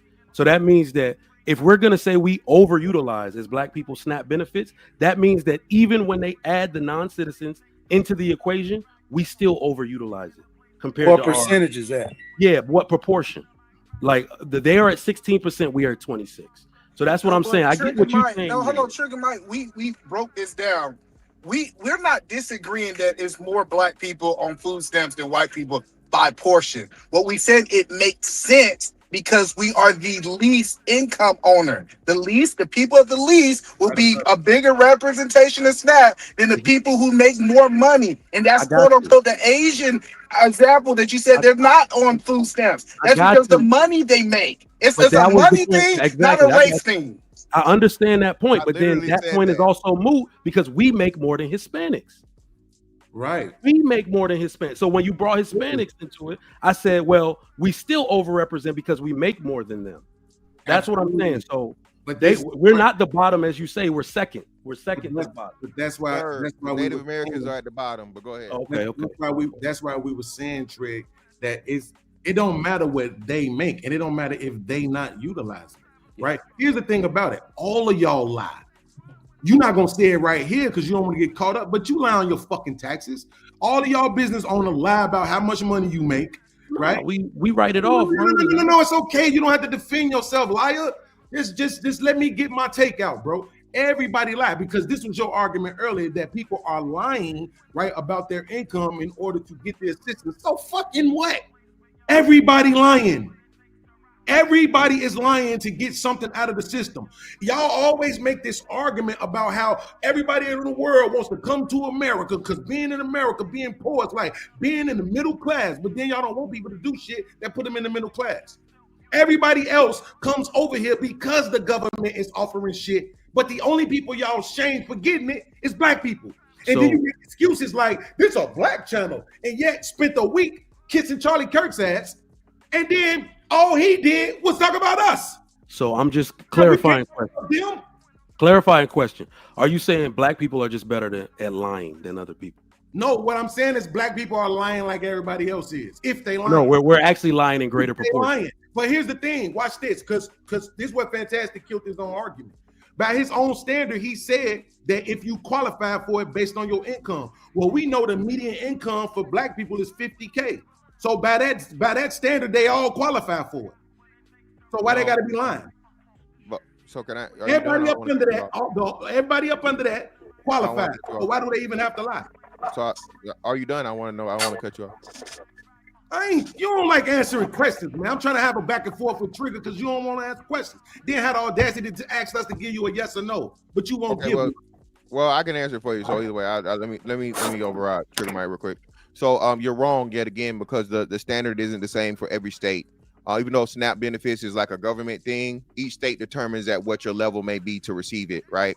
So just because the median income of black people is whatever it is, $45,000 to $50,000, clearly the majority of us don't qualify for it, because usually the level that you have to be is at including family members, is somewhere along poverty line, and they adjust it accordingly to the number of family members you have. So if you make a low amount of money and you have, a lot of kids, it's more apt for you to do those things. But being that we know, again, most people are in that position, this is why the majority of America isn't on fucking SNAP benefits, because again, it's determining the difference at your state level, right? And then it adjusts to your family size. But we didn't even talk about that either. If the median income in the country is 38.9, yeah, or 39.8, whichever one it was. But Beans, the only disagreement I have with what you said is I don't even look at it like that. I don't think if people are lying to get the benefits, so to speak. That's a small microcosm of what we're talking about. The reason these black people overutilize these services is because the couples ain't married. We the highest group of people who got children living with households. Their mothers. Thank you, Trigger Mike. Household. So even when did I not say that shit 5 minutes ago? Did I not say that? Yes, you did. Two things they weren't using was the percentage of Hispanics, and I said because it was. I tell people all the time, when my daughter was born, I was making something like $75,000 on paper, but then you add my wife's income to it, there ain't nothing we qualify for. Not a damn thing, because they put our income together as a household. So you have a shit at 75. Yeah, wait, so wait. Do you see what you disagree? You thank you for checkmating. Fantastic that the majority of us would qualify for. No. What I'm saying, no, you didn't checkmate shit. Wait, hold on. Let me explain to you how, Trent. Because if the men, our median income is $50K, right? Yeah. And the women's median income is $50K, but we know they also have children, right? If the average age for them to have their first kid is 22 years old, right? So they're not making $50,000 at 22 years old. You fucking genius.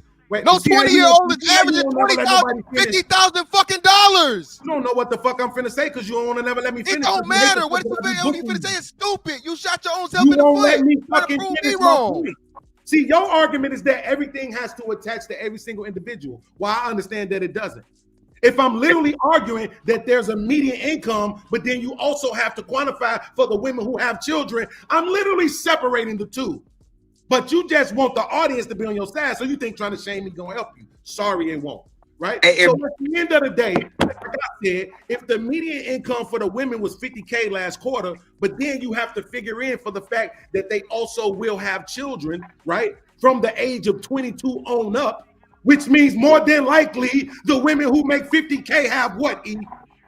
Food stamps. And what else? Fucking children. So being like, let's stop the disagreement here. Because, hold on. Let's stop the disagreement here. Because, and Mike, hold on. No, eat a man. Shut y'all. I'm letting him finish. Go ahead. Are you done or not? Are you done, bro? We won't want to talk about these Africans. I don't need it, not stupid shit. Okay, so I'm gonna tell it to you again. Beans, please go to your local community college and take a fucking math class, bro. You always talking about math and median. You don't even know what the fuck it means. You don't know what the fuck it stands for. Median income, the way you explain it is totally wrong. And I purposely went to motherfucking go look this shit up. Guess what the fucking median income for fucking Asians is? Higher, right? But what you have within, and this is the thing that always kicks your ass. You love to run away from fucking percentages because you don't understand them. You have percentages within those incomes to where you have people that the median is the fucking middle. The top is not top half and bottom half. That's a fucking lie. All right. I looked it up to make sure. Asians have a very high representation above the median, and they have a much lower representation below the fucking median. So when you say median income, it's not 50% of the people make this, 50% of the people make that. It's that within those percentages, there are still representations. So for us, the problem is we have too much of people relying in the bottom 50%. And then you have a much smaller percentage in the top 50%. Okay? So what you love to do is come up here and make it seem like you understand some shit and just throw a term out you don't understand. You could have no understanding of mathematics whatsoever. You keep trying to make these mathematical fucking arguments. By saying that the majority of black women should be on fucking welfare or food stamps or anything because they make the median income. Again, after I just explained to you. Nobody said that. You did Oh, say man. that. No, I That's didn't. literally what you just said. No, it's not. So say it again. My bad, brother. I don't want to misquote you. Say what you just said again about how black women should have food stamps verbatim so I don't fuck it up. Never said that, right? So what did you say? What I said is that they qualified. They don't qualify. So they don't qualify either. Let me finish. So you said what you said. You made the correction. What else is there to do? Because what you said earlier was that it was when you tried to correct yourself, because nobody's ever going to do it for you, right? That it's based on income, whether or not you qualify. Okay, so what I'm saying is based on income, they qualify. And so, what I'm telling you is you're wrong. I'm telling you, I'm gonna say it again. I'm gonna say it again. I got you. But here's the difference, though. Fantastic. What I want is to see if any one of these niggas on the panel is just gonna be honest about we who you we don't need niggas on the panel. We do actually, because it don't make no sense to have 10 people on the panel and 9 of them let you lie, right? So what I'm saying is, he just said that median income doesn't mean that half the people make more than the median and half the people make less. So when I pull this up and it tells you that's exactly what it is, who's gonna say, Fantastic, you're a liar? I want to know who's gonna say it. Well, hold on. I explained to you the 50% and the 50%. That's the part you leaving out as to where the weighted, how it's weighted on the 50%. I'm not leaving out shit. So You said I don't know what I'm talking about. And I'm quoting what I say. Stop. So I'm gonna say it again. Maybe you didn't hear me, or maybe you're purposely fucking trying to gloss over it. All this shit you said about me, you said I was wrong, and was I wrong? You were. You're wrong. It's not you're 50% wrong. make more. You're wrong. 50% You're make wrong less. because you're wrong. You're wrong because you purposely are leaving out the total things because you obviously didn't know what it was. But anyway, let's look at this right here. Man, because I ain't Florida SNAP benefits, Florida SNAP qualifications, eligibility, income. Most households must pass a gross income less than or equal to 200% of the federal poverty level. What's the federal poverty level? Beans. Let me just say this real quick. Median means any group of numbers and then the middle. All right, so that's why I didn't call him a liar. I'm good at math. Mean means average. Median means it could be all the way to 100. No, it doesn't. And it means the middle number. That's what middle. That is. That's what a medium, median anything, mid. It doesn't mean average. You ain't wrong. Bro, here's what I'm saying. Poverty level for a household. It don't matter. As soon as I show you that you're wrong, you know what y'all gonna do? Shut the fuck up, and ain't nobody gonna make you confess. You said mean doesn't mean average? It doesn't. Why are we arguing this point, though? Come on, can we get on the base of the subject? Okay, wait. Hold on real quick, E. Back to the crack. Let me get this to the audience, since I know everybody think Fantastic and Trigger the smart ones, right? Watch this, Trigger. Here's median income. Really worried. You have 5 people, right? One of them makes 20K, one makes 40, one makes 60, one makes 80. HAMP, can you please tell Fantastic to let me talk without him interrupting me one time? So, Trigger Mike, you have 5 people. One make 20, one make 40, one make 60, one make 80, and one make 100. What's the median income? 60. Okay, what's the average? Sorry, say it again. You said 20, 40? Yes. 60, 80, 100. I'm about to do it right now. 300 by 5, how many do you get? 6. 150, right? Huh? 300 by 5? No, 300. I'm sorry. Yeah, I'm sorry. 300 divided by 5. Leave motherfucking math alone. It's 60, right? Okay. Now you see how them both ended up being the same number? That did, yep, of course. Okay. Now watch this. You have 5 people. One make 20, one make 20, one make 20, one make 20, and the other one make 100. What's the average income there? 180 divided by 5. For his life. Right? Yeah. So that's 50 some K, right? But only 4 of the motherfuckers actually made 20K. I thought that's what he was saying. No. But that's what I'm trying to tell you. Fight for his life. I'm actually, you're stupid and not realizing. Fight for your life. Let's clarify, y'all. Wait, hold on. Your whole thing is to prove that you're smarter than me, my nigga. You're not, bro. You're not on your best day. Beans Right. in any You way, won't shape, even let me basketball, talk, right? And I'm you on just you think how you intellectually, win, my nigga. Andrew And that's why Wilson. you so You pressed. said it That's though, why right? you so mad. So what That's I'm why trying to you get so you to mad, my understand, nigga. You Trigger, gotta do you come up see here and how try to Hold on, fight with Beans. me. I'm the average good. is 180 You divided gotta by come up here and 5 try is to fight with me. 36. I'm good. 180 divided by 5 is 36. Yeah, All of 36. that shit is Okay. irrelevant. So you All see of what it's I'm saying? irrelevant. You They had just 4 gave you the people who formula made right here. 20K, and you had one who made You're 100K. so good at math. Right? Give us And 200% you of see how that 15,000. 100K ended up raising up the income for those other 4? Nigga still That's playing what his life. averages do, which is why I don't like using You're averages. wrong, my bro. Right? You're If I'm wrong, so brother. wrong, why you won't let me talk Accept uninterrupted? the L, brother. Why you won't let me talk First uninterrupted? and foremost, just do this Right, math for because you're getting your ass cooked. That's why. Right. So do you what's see the 200% difference, of 15,000? Trigger Mike? Tell us what 200% of 15,000 is off the top of your head. Do you Hey, see that? The math is always Just right. tell I us knew what the 200% math of 15,000 is, bro. Just tell us. You see it, right? I'm gonna answer the question. You the math guy. You the math genius. You, bro. Snap in your head and tell me what 200% of 15,000 is, dog.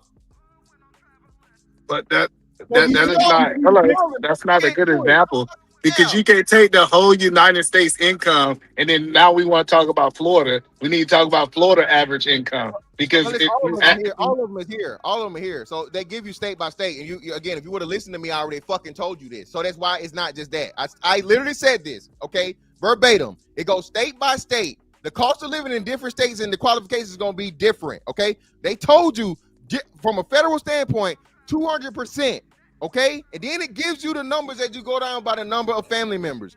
well, that's what. Hold on, because you got two food stamps. You have state food stamps. You got federal food stamps. That's what I keep trying to tell you. That what you saying this federal only level is crazy. I'm talking. You're not even in this. I'm talking. Stop talking. Being said, what most black women are gonna fucking qualify because they make $50,000 and $50,000. Everybody should qualify. When I just fucking showed you, okay? But you didn't add the kids in there. Hold on. You didn't add the kids. Straw man. Do you see this? He has the straw man every time. I got straw man shit. I gotta hold you to what the fuck you saying. Why do you keep changing what I said and making it what you can't wanted it to be? multiply. You don't understand percentages, and you always talking about keep shit you don't making it what you understand. want it to be, right? When I literally said that half the people make less than that. Right? Which means not 50K, they make 50K, they make 40K, they make 30K, they make 20K. It means on that entire spectrum from 50 to 0, they exist. That's what that means. Not that they make 50K, but you're so full of shit that this is the only way you can argue. So one more time, real quick, Trigger Mike, just let us finish that. Trigger Mike, do you see the difference? So when you had the 5 income, you had 20, 20, 20, 20, and 100. The average on that was 36,000. But if you say 20, 20, 20, 20, and 100, and you say what's the median is 20. So do you see now why the average and median ain't the same? I know why it ain't the same. I've always Okay. You said they were the same. Who, me? I ask you literally said that. I was arguing with you. No, so you this all happened because you misheard me. I said I'm the only person here that said they are not the same. You misheard me, bro. I said they were not. Could I ask a question? Bro, I said, hold on. Verbatim. Median is middle, mean is average. That's what I said. That's what he said. Okay, well, your mic might have been going in and out because we all. Yeah, I think it kind of helped. Hold you to it, but I'm just showing you where the difference is at, right? No, I mean, I don't debate math. Okay. I got you. You didn't say it. I misheard you. Fine, I can see. But what I'm saying is this: the reason why it's important is to understand what the median is versus the average. So when this dude right here, my main man, Fantastic, said that I'm lying when I say that it's half one way and half the other, he now knows he's fucking wrong. Right? But I'm specifically showing you the difference between how you get to average versus how you get to median, right? What he's talking about is what's going on inside each percentage. The 50% here, the 50% there. I don't have to address it. It's never been my point. Okay, can I ask a question? If you look and you say half the people make less than this, we know that then that means those women, I'm not even talking about the men yet. I'm just talking about the women. And I'm saying if the women make it under 50 and then the majority of them have kids, then absolutely they are going to qualify for that shit. Okay, can I ask a question? Sure. Why not? Okay. You just did. I think it'll kind of balance the spirit because somewhere down the line, it came in and it got real argumentative when originally we was having a good dialogue against the subject about the subject. So I use myself as an example, and I don't have a problem doing it, right? Because I got write books and all that. It don't bother me. I'm gonna use myself as an example. I've been shot 5 times by 4 different guns. So that means 4 different times, but it added up to 5 bullets, right? So I want you to think about this. I had to get on the SS, what you call the SSI disability, right? But what I didn't do was I never looked at that as my check. I always had a repetitive residual, if y'all know what I mean. I got to be careful with that because, they be checking shit, right? But so you was lying, right? You was lying, like B said. No. To stay on That's Social why Security. Okay, go ahead. hold on. Finish up. Hey, We hear bro. you. Do what you do, man. Keep pushing. Hey, look, bro. Hey, bro. Don't try to jam your brother up now. Now you gonna look a little, yeah. You're right. You're right. Let's keep moving. Let's keep moving. Okay. So my point is, no, legally you can still make money. You just have to report. Y'all know what I mean, right? Okay. Make more than 30. So I never looked at that as like, ooh, I'm waiting on this. And I see people do it. They waiting all month for that. And I'm like, how could you wait for that? So when I get it, it goes specifically to bills. Put it that way. Like the bill's already assigned. I don't even see it, basically, at this point. Because what I get is what I work for to get, right? Y'all got me? So when y'all was talking, I'm thinking statistically, okay. So how do you take that? If you talking to somebody, like for example, statistically, this gonna sound crazy. I remember an old brother, OG, told me one day, he said, hey man, I grew up in Chicago. And he told me, hey man, they don't hire black men at currency exchange. And I was like, what? And I when he said it, it sounded no. It's not a question. Okay. I was just making sure it's on the same page. No. The question was already out there. But I'm just throwing a statement on there, right? Because we're talking about statistics, like basically how relevant are statistics, right? So when the dude tell me they don't hire black men in currency exchanges, I looked and I was like, what? So I started going to currency exchange. I never seen the black man behind the window counting cash. And I asked people, and they were like, you know what? Since you said that, Condense it, make I don't. Yeah, because I got a statement I want to say. Go ahead. No, I want you to finish. Go ahead. But you see where I was going with it. My point was, we don't use statistics. We don't. Let me tell you why. Yeah. But hold on. So this is what I don't understand. What we don't do. I don't understand why we don't remove the people. You know who what don't though? I expected you not to, because you kind of got the effeminate spirit. Yeah, I got that's cool. That's cool. Yeah, that's good. I'm okay with that. Hey, listen. But back to what we was talking about before the Social Security dues. Look at God. Hey, God whacked him up. Hey man, don't shave your mustache no more, bro. Just I had to say it before you did, man. Like every y'all can hear me? Now we can. Hello, y'all can hear me? We can hear you now. Hold on. Hold on. So what we should do? Mobile.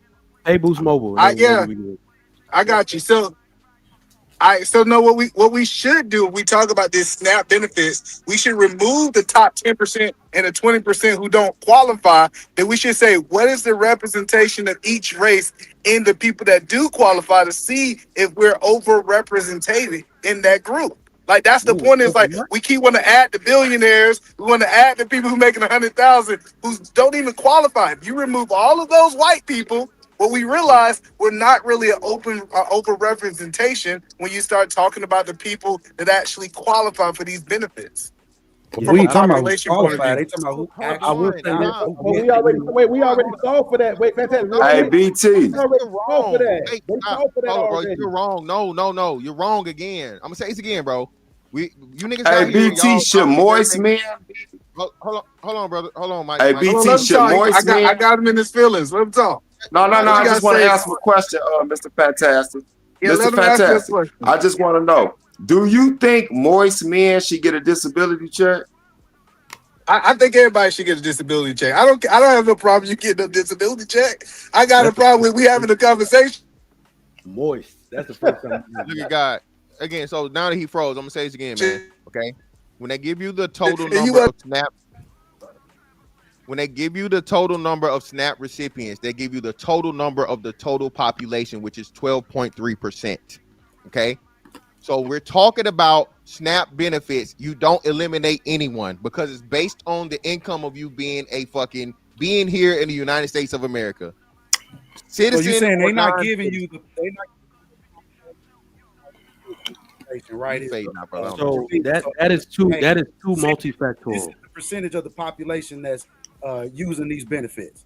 Yeah, that's clear. We already established that. I don't know why you're trying to argue that. So only 12% of the people fucking receive it, bro.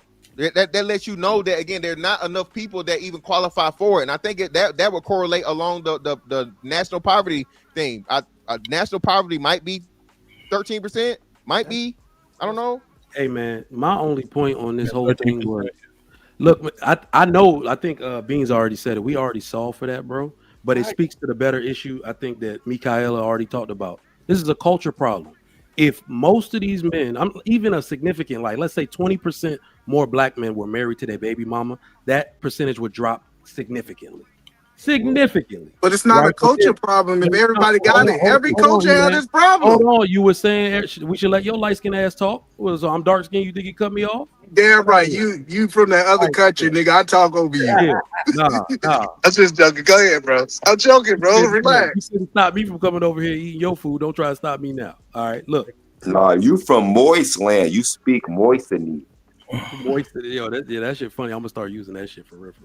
But nah, dead ass. I think that's what Mikael was saying. It's like this is a full on fucking culture problem, bro.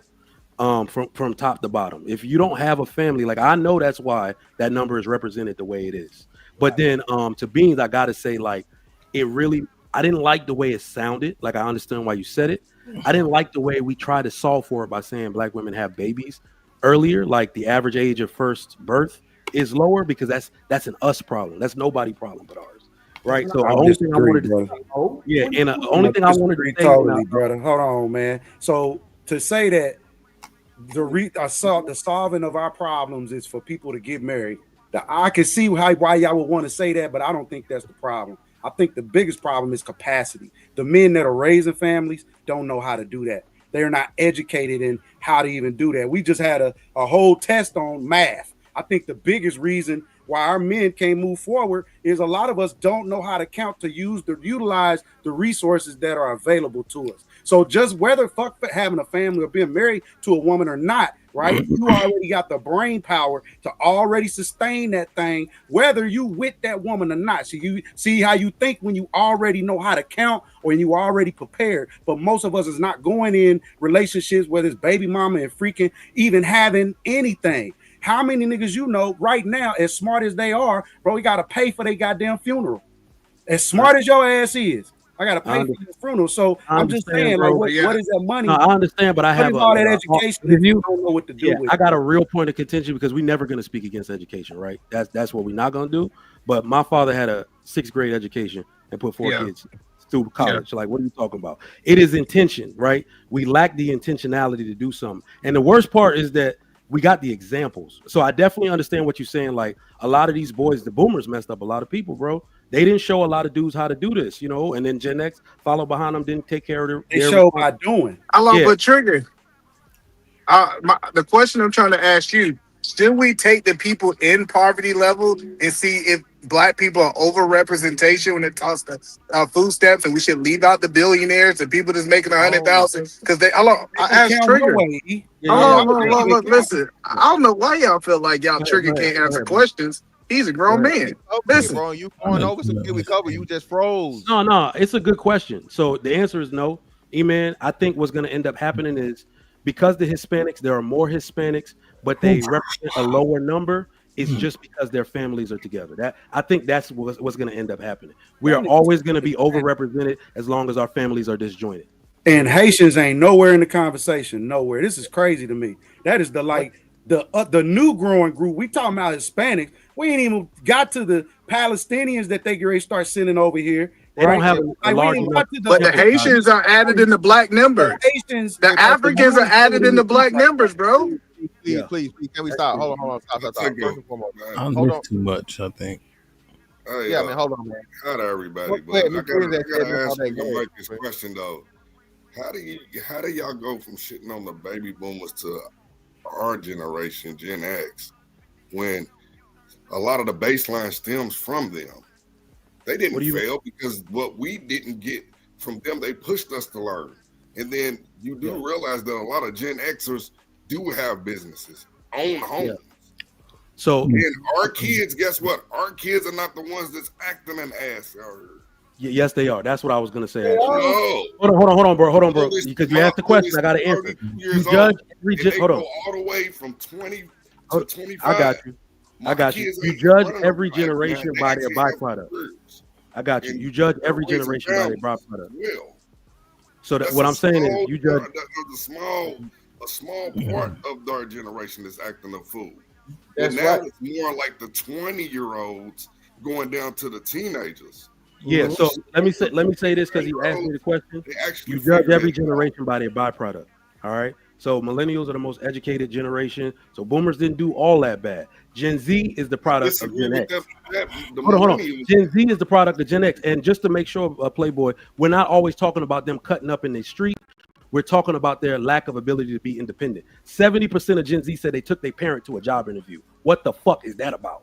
That means while the boomers is hoarding all the wealth.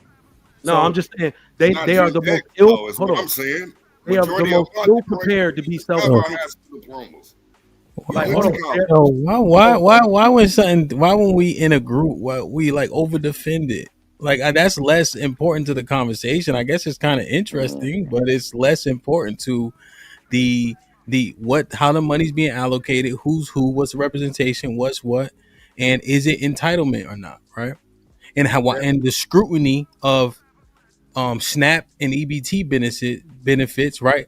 Is it an over scrutiny of those things, right? And what benefits do we accept as benefits, and what benefits do we accept as government handouts, so on and so forth? Because at this point, is it semantics? That's really the conversation. Like, is this semantics that we playing? And when we look down upon something, do we reprimand it? And when we think something is acceptable in terms of a benefit from the government, do we applaud it? Like, how does this thing work? And the SBA loan. HAMP and Trigger Mike. HAMP and Trigger Mike. This commercial was brought to you by Either Williams' feminine Beyonce songs pop up whenever he says something, and Dandelions.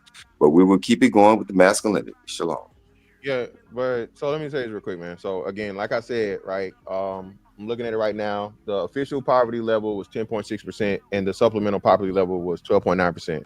The 12% overall of everybody. I don't know why the fuck Either Man keeps trying to eliminate people, because again, like I said, every person that's here in the United States can qualify for fucking government assistance. That's why it tells you 12% of the total 100% population. It don't say exclude nobody, and then you break down within that. Okay. Being that we know black people overrepresent in poverty, right? We overrepresent in the poverty level also. All right. So clearly you're going to have an overrepresentation in accepting SNAP and qualifying for SNAP, because impoverished people qualify and are going to apply and get it the most. Okay. Well, I don't say the most. Okay. Since we know. What's the poverty line, Fantastic? I just told you. I just showed it's 15%. 13% of the population. I can't hear him. I can't hear him. Are we? Hold up. You want the price or you want the percentage? The number. Yes. The price. The number. What's the poverty line number? The money we make. Yes, the money. $15,600 some dollars. Let's say $15,700 for one person. So Fantastic. If I make $30,000, is that poverty? If you make 30 as one person. Yes. No, It's not poverty. I just told you the poverty. Yo, you bitches, you literally proving my point. If you make double the fucking poverty, you're not in poverty. No, but the point is for us to have, because I heard what you said. No, bro, man, I let you finish. Oh, you need another 30 seconds. Okay, go ahead. Get your 30 seconds. I'll tell you why you see the response fantastic. No, I'm not. It's not that fantastic. It's not that fantastic. It's not that. It's just that you niggas shit on people that make 50 and tell them that ain't enough. But now somehow, like Hamp just said, is the semantics. 30, not poverty though. We don't shit on people that make 30. Come on, Triggers, just don't. I'm not gonna go through all the CEOs and find you and Fantastic and August and all the rest of y'all shitting on 50K and telling motherfuckers that shit ain't enough. Calling niggas bums, literally. My first job out of college, I made 35K. You ain't never heard me say that. You make 50K and you a bum, but somehow 30K you not in poverty. Yeah, this came out of my mouth. He's saying Beans is hold on, Mr. Fantastic and Trigger. He's addressing what the sentiment is overwhelmingly. So we understand that 15K is the poverty line. However, we know how we feel, think, and judge a motherfucking man, especially at making 30K. That's what he's saying. Oh, so hold on, no, Hamp. So this is what I say. That's still disingenuous. Which part? Us for saying 30K ain't poverty, or him with like which part is disingenuous really? Or him for saying that when if you're a 40+-year-old man making fucking 30K, you a bum ass horrible example of a fucking man. Okay. If you're 18 years old or 20, less than 25 making 30K, you're at where the fuck you're supposed to be for your age group. Okay. Poverty. Yo, that's crazy. I'm gonna disagree with you there. Wait. How does that make it less poverty? Hold on. How does that make it any less than poverty? Camp, how much So money you're saying it's age based. It is. So let me ask you. Somebody to do this shit for real. Let me ask you a question. That 15,000 poverty line. What like does that? So if you make 15 grand, do you automatically qualify for SNAP benefit? Yes, automatically. No. Even if you're 18 years old, 16 years old. It's the poverty line. So it's just based No, on that's what I'm money. telling you. The answer is no, DJ Hamp. If you live with your parents, you don't qualify. That's what I'm saying. Like him just say, hold on, him just keep saying that you make 15,000, you qualify for food stamps. It's a lie. It's multiple factors in living with your parents that actually remove you because your household income is not just yours. That's Yeah, true. so hold on. So you trying to make me wrong just made me right. So again, he didn't say staying with your mama. He said you making 15,000, meaning you were provided by yourself. That's not what he implied. That was the example. That's the fucking example, nigga. You living on your own, not living with your mama. That's what I asked. That's what I asked. That was the example. God damn. It was the example. Now, I'm gonna say this. The median, hold on. Stop. The median income in the United States of America for everybody, all races, all genders, everything, $39,982. So you mean to tell me if less than $40,000 is median, 30,000 is poverty? Can we be fucking for real? Wait, so here's the thing. So here's my question. How can you still, if it's not poverty, then why would you still be able to qualify for the government assistance making $39,900? You can't as an individual. I just told you that. Wait, you arguing with me about shit that I know. Damn. That's not true. So what the part that y'all he can in New York, he can in California, he can in Seattle. Like you can. That's what. Bruh, I'm gonna say this again, and I already covered this, so I don't know if niggas just want to argue or whatever. By state, by different states, shit is gonna be different. But for overall, that's why I started with where I'm at in Florida. If you are an individual person, okay, if you make $40,000, $39,000, you do not qualify for SNAP. Okay, if you have a child, you might. The cost of living determines it is a federal pot of money that the state makes a determination of whether you fucking was. I said this. I am not going back and backtracking or changing shit I said. So my case is going to be different. Okay. Yeah, but no, but I can speak on behalf of the state of Illinois. we're saying. No, hold Hold on. on, it's two levels though. You have federal food No, stamps, and you also have look. state food I can stamps. speak. No, look, I can speak on behalf of the state of Illinois, right? If you are a teenager, right, and you get let's say you file disability, right? You can file disability, and you're not the head of the house anyway. So man, you're we're not not even talking listed as the head of the house. So you, bro, could you just let me finish? Let him talk. He So said this if you're not, masculinity talk. To not be able to focus on the conversation. Go ahead. So if you file for disability, let's say your teenage child gets injured, they can file for disability and they're not the head of the house. They'll still get disability, although they're under their house. You see what I'm saying? So that's how, I don't know how it goes state to state, but I can say as far as Illinois, that's how it happens. And this commercial is brought to you by Real Men Stay Away from Moisture. So here's the thing. Earlier, right, when Fantastic said, this is why I asked about the 30K, right? Because Fantastic showed the graph that said 200% of the poverty line. Well, if the poverty line is 15,900, 200%, you just basically saying that times 2, which is 31,000. So if I make 31,000, 3 million. If I make 31,000 and I still qualify for the benefits, how am I not impoverished? Because the state determines that is the federal fucking level, and then the state can adjust, like Hemp just showed you. It's just like the level of what you have to do in order to qualify. That is the fucking federal standard. The federal standard is this, or about. That's why it's or about. It says or 200% or below, or something like or. There's an or in there. So as you get into the thing, and I don't know what the hell Eat a Man talking about. This is why all the fucking SNAP is a federal benefit. The states then take the federal benefit. Just hold on, E. But this is what I'm saying. sorry. You like Fantastic. I understand that you be trying to give us the what, but this is why it's like super frustrating when you won't answer questions as asked or just say you don't know. What I'm asking you is, why would they give you this benefit if you're not impoverished? Why would they give it to you? They don't. But that's my point. You just said 30K ain't impoverished. But according to the graph that you showed me, if I live in Florida, I can make 31,000 and still get the benefits. Let me throw this in there. Wait. Don't throw anything in there yet, though. This. So that's interesting. Mr. Fantastic, what do you think about that one particular example to where they're saying you still qualify as a single person with no kids at 31K? What do you think about that when you hear? So you're saying that's wrong about Florida? I'm gonna show it again. I literally showed it him. Show mine, please. Okay. So I think we need to, what we're trying to solve for, what is the minimum amount you can make when which you qualify? It depends on the state. 29,000 in Florida. Let's use the state. Let's use Florida. Let's use Florida. It's fine. Listen, again. 29,000. Bruh, please stop. Most households must pass a gross income limit less than most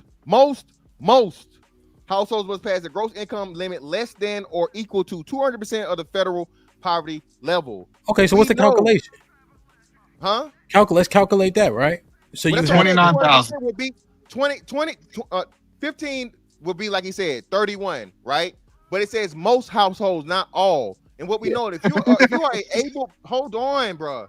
Jesus fucking Christ. If you're an able-bodied working man, most dudes don't fucking try to apply because you're not going to be approved. How many people help? You're not going to be approved. If you are a man that is of working age, yes. All right? That's why I say the states have considerations. And it didn't say all. They make considerations, right? Because there's because this is what it is, right? There's considerations because the funds aren't limited, right? Right? So they have to make determinations. They are limited. I'm sorry, they are limited. So you have kids, etc. Who needs it most, so on and so forth, right? We understand that they make these calculations, right? There's several factors that go into it. Now, here's the key about the money, because we're talking about poverty, right? That's what's being argued, right? 15K is the poverty line, right?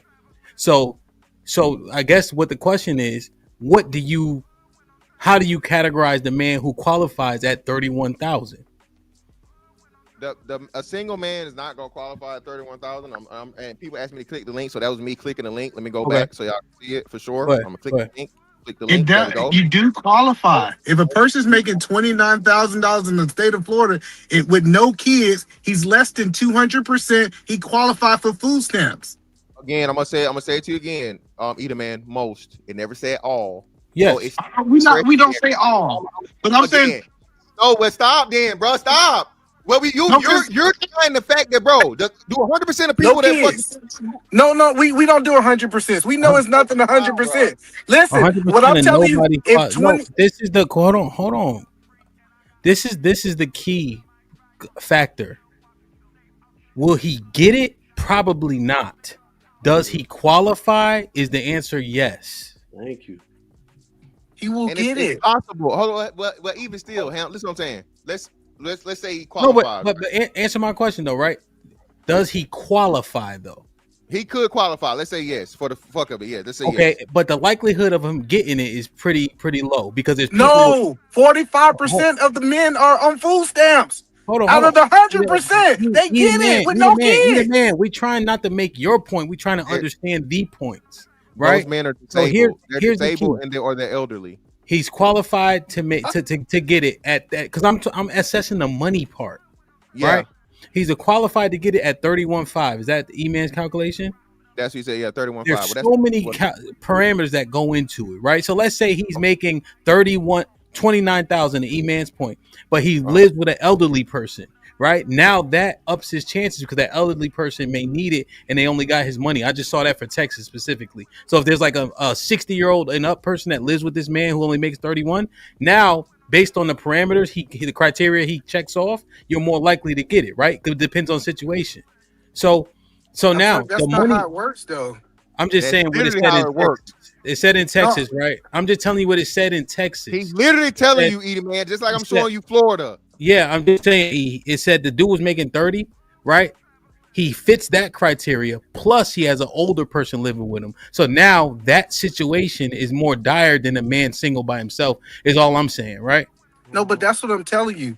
This food stamps is not biased. If a person walk in there that's making $28,000, he's going to get food stamps. The amount of food stamps is what changes. He might only get $50. Hello, I'm telling you, he might get $50. He might get $100. But if you under the $200, you qualify. 100%. They got to give you something. Okay, so you're saying right here, no, that's not what it says. I'm gonna tell you again. At least for the state of Florida, it says most. It doesn't say all. And that's the federal fucking thing. And that's why you keep saying that. Say it again. Do you understand what hold on, bro. Hold on. He's reading households. He's not reading individuals.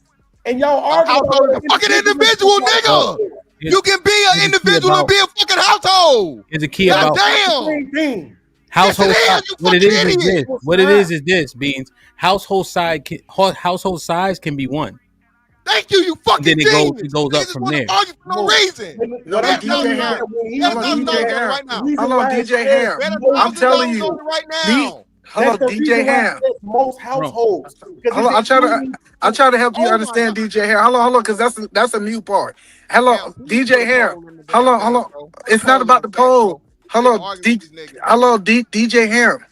Me sitting in front of the food stamp office, I done seen a man walk in with $29,000 and he came back with $65 worth of food stamps. If you qualify, everybody can get it. It just dictate how much money you get. The person is at 15. Listen, the person that's at 15,000 might get $1,000. The guy that's at 29,000 might get $50. So everybody qualify. Let me ask you. I know qualify, right? But qualify. Get it. Okay. Question. So no matter what, so let me ask you a question. So we go in with the same qualifications. Do we get the same amount? Yes. Hold on. Yes. Like if you got 29,000, I got 20. My answer is my question is clean, right? Yes. Listen. And we both get $50. Yes. Now, that's how it works. because I'm asking about the funds. Now, what if I go later in the year they like, oh shit, it's only $100 left. Now you get 30. That's not how it works. They don't run Okay, out so of the money like that. So let me ask you what the money is unlimited. That's a fucking lie. It's a lie. It's not literally that- in the thing right now. Hold on, No, bro. hold on. The reason is now is because the government is shut down. It's not a run out of limit on the fucking money. No, Let's look that up together. Is there a limit on how much money each state has to allocate for food stamp and SNAP benefits? Let's look it up. Yes, So but Hamp, what this does, it strays into the territory of having to argue for all. We know everybody ain't going to get it. What Edelman is basically saying is that there's usually some money there for who's ever going to apply. okay, It because don't mean that there's an unlimited amount of a number. Got you. Let It me- means that at the end of the year, they Yeah. probably got extra shit that they yeah. I heard what you said. You actually said a double entendre, right? Most people going to get it. Most people ain't going to get it. Like a lot of people don't apply, right? Yeah, And they so don't apply because based they on- think they don't qualify. Come on. Hey, we got to know when to interject too, right? So, I'm trying to listen. I'm trying to understand it, right? Because I'm layman in this, right? I know everybody else is expert. I'm lame. I don't understand it all, right?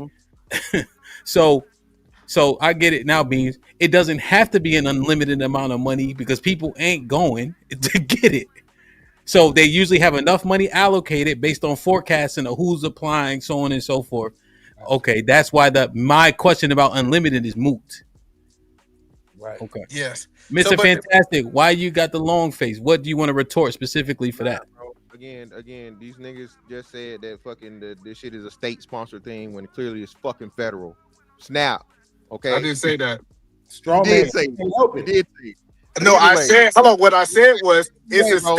it's state food stamps and federal food stamps. They're not the same. I said there's two of them.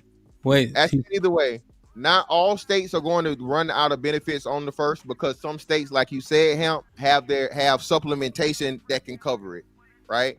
Not all states, so it's not guaranteed that all states are not going to be, because they may have a surplus or they may have money left to be able to fund it partially or fully, right?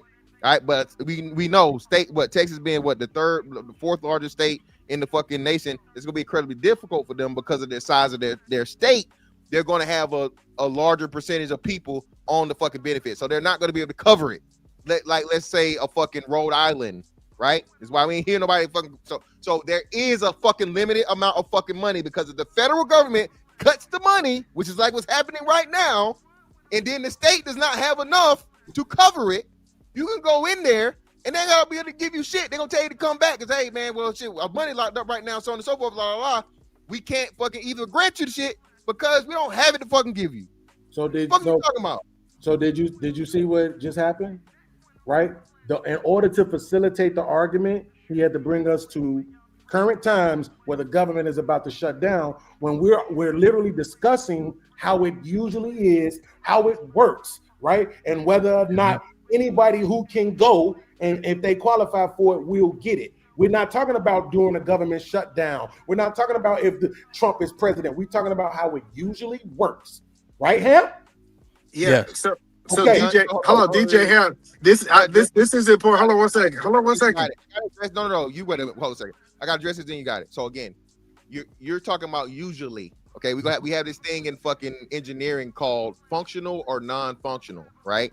All right, it's either fully functional or it's non-functional. It's partially.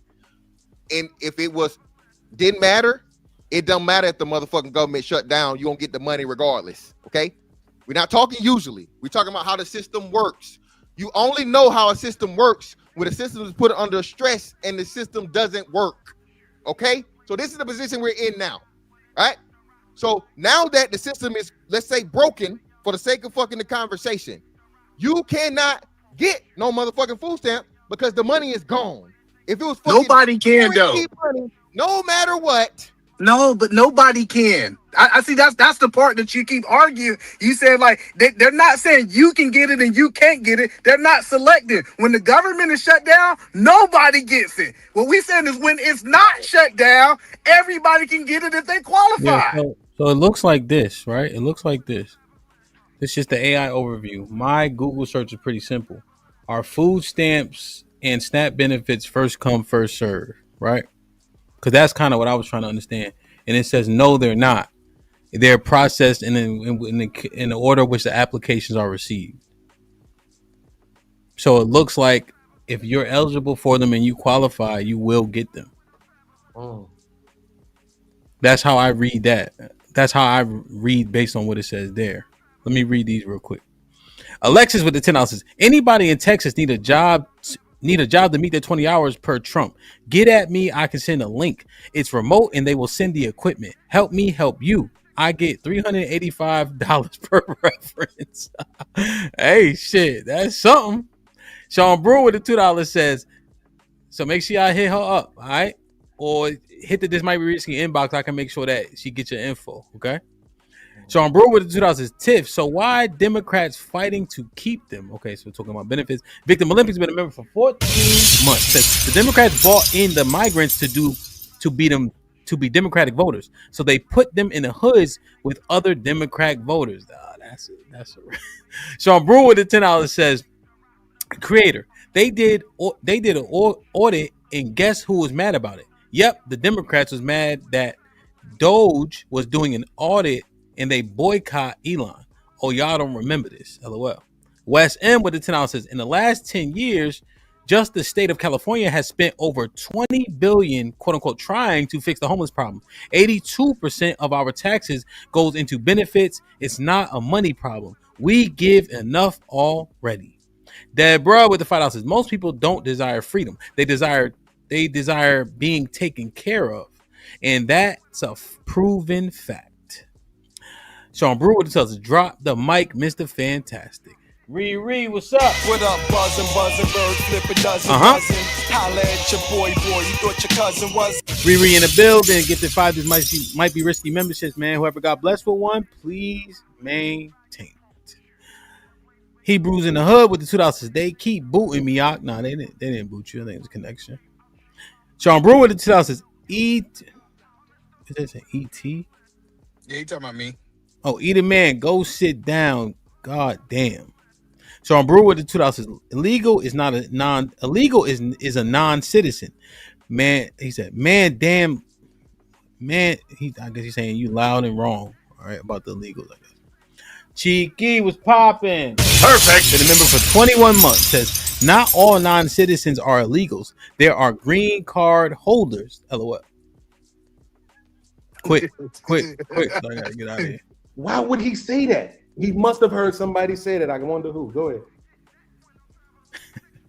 Sean Brewer with the $2 says, bruh said he got a question and did not ask one.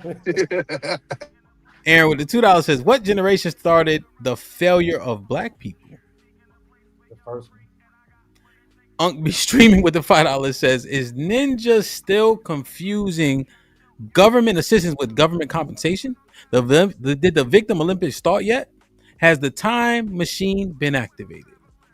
Unk be streaming with the $2 says, niggas refuse to be the architect of their own life.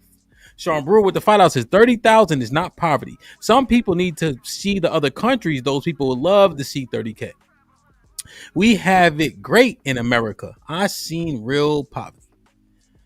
Uncle Rick for the $2 with the $2 says, for Nightish nap fund. Now, Night was up today. He was acknowledging and he wasn't up. When I saw him, he was up. Shoot, leave Night alone, goddammit. He was in and out. Nah, he was nodding when he agreed. I seen him. AL with the $5 says, it's not state or federal, it's based local area income. I.e., in some parts of Boston, you can make $100,000 and qualify if you live in that zip code. Sean Brewer with the $2 says, eat a man, states don't give food stamps. That's another lie. Uncle Rick with the $2 says, who's selling stamps? I don't think nobody is right now. Aaron with the $2 says, y'all done bored my OG Knight. He's sleeping. Sean Brewer with the $2 says, Manny Fresh, calm down, fam. Sean Brewer with the $2 says, broad think household means man, wife, and child. Aaron with the $2 says, never seen black men this hyped over food stamps. Aaron with the $2 says, better leave brother 3 times alone. He got that Google Plus. Shit like that. With the 50 ball says, hold that L, Mr. Fantastic. Your point is mute. Okay, I think he meant moot. but we'll allow it. And when I'm feeling broke, E and J by my side, Henny like $40. This shit like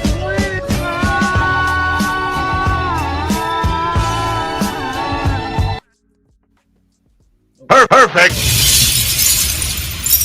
Life for Cash with the 20 ball says. The U.S. Department of Agriculture, has an emergency fund about $6 billion for SNAP for use in shutdown. Wow! The current administration took donations to pay the military and ICE, but has refused to use emergency funds for SNAP. Perfect. Wow. Shit like that. That ain't enough, no way. that shit ain't even 10% of the budget. But DJ Hamp, do you know how these black folks will be protesting if a white man can walk in and get food stamps and a black man can walk in and they both got the same qualifications? Like, what are we talking about? That somebody one person is qualified and the other one don't qualify? It just doesn't work like that. They got to have one standard for everybody. And if you fall in that standard, they got to give you something.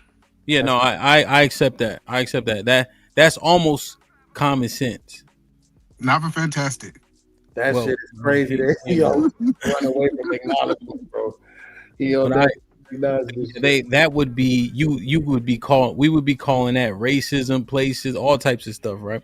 Especially since white people are the volume wise the largest recipients, right? So we would have to know. Yeah, no, I can. So that's why they just got one standard. It's one standard for everybody, regardless if you fall in this standard, you qualify. Now, how much you qualify is the question that. Changes. I see that. I see that. Let's be specific though, right? Because we do it when it's us. It's white women, right? More than anything else, these are women, bro. Yeah, so that's what I'm saying. And I think I don't know if this is true, but I feel like the whole reason why people focus on food stamps, to me, it just goes to show you how diabolical people really are, right? And I hate that word has snuck into my vocabulary. Everybody's been using it lately, but it's like it's food, and then on top of all that, it's trash ass food too. So why do you really care, right? I don't understand why people even talking about that. But you see, they talked about that, right? And they don't talk about the earned tax credit and the child tax credit, which is the second most welfare given, right? They talk about this thing that they think they can shame folks with. But when you go look it up and you see 70% of people receiving this shit have jobs, then you start realizing how crazy they sound. But we couldn't even get to that because we got to argue all this unnecessary ass shit. Most of the people, talking 70% or better, who get these kind of kind of government assistance, whether it's housing, food stamps, the tax credit, Medicaid, or other, work. They have jobs. But Beans, it's really important that we understand 45% of food stamps are men, 55% are women. It's not like a whole bunch. But that includes children. So when you say men, it's not men, it's not grown ass men, it's boys, right? The majority of that 45% are 18 and under.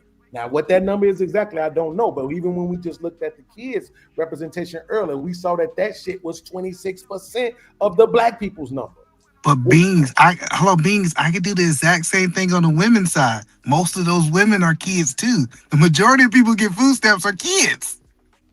I'm not turn down your moistness. I'm not disagreeing with you that it's a lot of kids getting it. What I'm saying is it's still women more than anybody else. It's mostly white women, right? It's white women, then it's kids, then it's black people, right? Like it's like that's what I'm trying to get you to realize is that we spend our time shaming black folks as if they're the ones laying up on the system.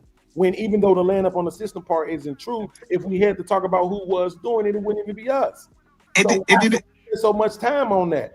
And then if we put it in some type of perspective, the United States government, I think, took $20 trillion, and we want to talk about what, 100 billion? Hey. Not even 1%. Like it's crazy that we even having a food stamp conversation because the food stamps ain't the problem when it comes down to the budget. I gotta go to the gym, but I'll give y'all the floor for final thoughts. What am I wrong for thinking about? This is kind of yes or no, just because I gotta go. Am I wrong for wanting whatever relief I can get for my tax burden? Like, is that wrong? Not wrong at all. I think you should get the relief. And so that includes the write-offs and everything like Beans be mentioning, right? There's things that you get credit for, right? However we characterize them is what it is. If it's called welfare, whatever the case is, right? I have the kids and I make sure they on my schedule, right? Like they gotta be up there, because there's a burden that I have to pay. If we had less expenses, would that also just ideology what's the word I'm looking for? Ideological. Yeah. Wise. Would that also lower my tax burden? With what? If we had less things to pay for, like whether it was SNAP, EBT, the wars. Like, let's say we had less shit to pay for. No, they gonna take the government gonna take the money regardless. See, this is why I don't know why people get so caught up in it. Like, regardless, the government is gonna keep taxing us. So for a person to say, I want to get the benefits from the government, food stamps, Section 8, tax because paying the VA, whatever it is, they gonna take the money. So we got two options: we give it to the people who need it, or the government we gonna see Nancy Pelosi go for 100,000 to 5 million. Like the money still, like taxes never got decreased. Because that's what I'm because what I would be looking for is them to change the tax rates, right? Because to your point, I guess the tax rate is there. If you in that bracket, you're gonna pay that, right? You could take the standard deduction or you can itemize, right? These things are pretty set in stone. So usually what we arguing is I want my tax dollars spent X, right? That's what we use. That makes coherent sense to say I want it spent here or there, right? And when you say it out loud, because they're gonna take the money regardless, right? I would much rather, just if I'm just deciding they're gonna take it regardless, I much rather it benefit people that look like me in some way, shape, or form. Now, I don't want motherfuckers to be milking shit, but I would be willfully obtuse to believe that don't happen in every single facet of life. Because based on most things in life, especially sports, I have a belief, and I'm saying belief because you can poke holes in it. If you ain't cheating, you ain't trying. Yeah. Okay. Well, look, Cam. I think the brother that just spoke, the moist and knees brother. I had a translator over here. He was translating the moistness that he was saying, and I agree with him actually on this one. That when you deal with the IRS, right? Well, first of all, I mean, we ain't gonna get deep. They're a legal organization from start. But when you getting into the business, like when you get into 501c3 LLCs and all this type of stuff, right? You have to deal with them. So the easiest thing to do, knock that instant stable stuff out, because it's gonna come up. It's gonna come up, like, So I'll leave it at that. Shalom. But and I want you to hold on. Yeah. The other part is this: it's not this like if you're in a 22% tax bracket, they're taking 22%. The point is the money that's allotted for government assistance right now. If they just took all government assistance away, they're gonna find somewhere else to allot that money. Yeah, they ain't giving it back to me. You're not getting that money ain't gonna stop. That's what I'm thinking. Because I think like capitalistic, maybe y'all can correct me. Mm-hmm. I'm gonna get mine right. Make sure my people straight. I do a decent job in the community. I think I could do better. You know what I'm saying? And they gonna take that money. I'm just trying to keep the most of it I can keep. That's a fact. But I ain't never heard them niggas say, "Oh, we ain't spent this, so here you go." Right. Even when we got the stimulus shit, we felt effects of that shit, right? Like they say, we gonna recoup this some way. So if I can't guard against them taking it from me, why wouldn't I rather allocate it to people who can use it, that look like me, that live in my proximity and not over the seas somewhere? And I don't know if I want to punish everybody for the people who abuse it, because I'm still unsure the percentage of people that actually abuse it. Mm-hmm.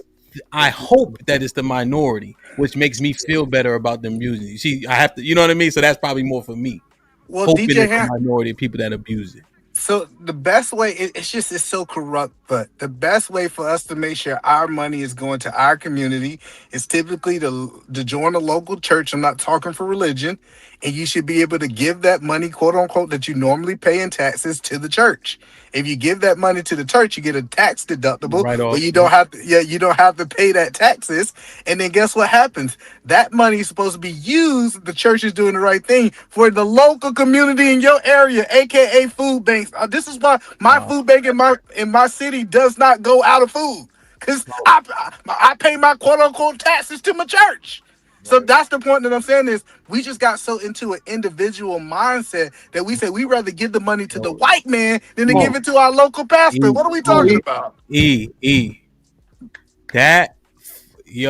That fucking this what they tell you, nigga. Get in shape, you think better. That fucking point is grand. Thank you. Wow, that is that is an amazing point, my nigga. If you don't make that into a short, I will. Hey, Cali, before Beans get it, Cali, go ahead, yo, that is a really solid point, right? Because you can donate and right. We want to make sure we put it in context. They're gonna allow so many deduction points for donations too, right? Because there's a cap on it, right? I think it's like a cap on $3,000. A cap. You said it's a cap on tithes? How much? Well, no, not on tithe. No, they're gonna take all that money. I'm saying what you can claim as write off though for donation. No, okay. No, I'm talking about for tithe. Like if you gave it to the church, that is a full write off. So like most people don't understand the math. So for example, say you make 100,000, and I know these numbers not right. I just want you to understand what I'm saying. I can donate 10,000 in tithes and write all that off. Absolutely. Wow, I thought it was. You can change. No, you can change. Like why you think? Why you thought that Tyler Perry gave the church $1 million because he liked it? The church? Nah, he did because he's smart. Essentially, yeah. You know what? I went to. I go to like the Goodwill a lot because we get from the moving industry we get so much stuff right that people don't want because we move the elderly mostly, so they gotta downsize a lot, right? And they try to sell it, they can't sell it. Then I usually donate probably 95% of it. And you knew I needed a sofa. Never called me. I got one in the garage. Okay, that's game. Absolutely. And even if the church fucking up, you know that they got some food in that pantry to give to somebody that live around you. Or even like Mikael said, the 2 schools that the brothers built, right? You could donate to the school, right? Right? Man, that's crazy. Yeah, we all. Yeah, but it has that 501(c)(3) stamp, right? And then you donate to that, and then you get the Even on that note, we have a medical facility where we do circumcision and all that. I think we the only black one that do that. So yeah, all that, right. And they got the 501(c)(3) stuff. You can donate and then write that off. Yeah, that's gold. And then if you smart, you join the church board and you dictate where the money go. What are we talking about? These niggas, it's different than just sitting in the pews, clapping your hands and putting money in the tray, right? That is. But the funny part is, we hear people protest. Don't give to your local church, but they give to that white man, the government. That they literally give 20-30% of their income. They complain about giving to their church. Yeah, I ain't giving no. We money messed up. I understand your point though, right? But that's why I said, like, when I know too many guys came home from the joint, as soon as they got home, they got stamps, right? Like that's how it's like I know what I'm talking about on this particular subject. I'm saying, in my opinion, the amount of money that they given for food stamps, I know it's like 129 billion last year. Who cares? That shit like that shit is a drop in the bucket to what they collecting and doing for other shit, man. Let them people have their food, bro. Let these people be able to go and get their food, man. Like, only thing I care about him really is that it's us, that is born here citizens. You know what I'm saying? Getting that shit. I really just don't.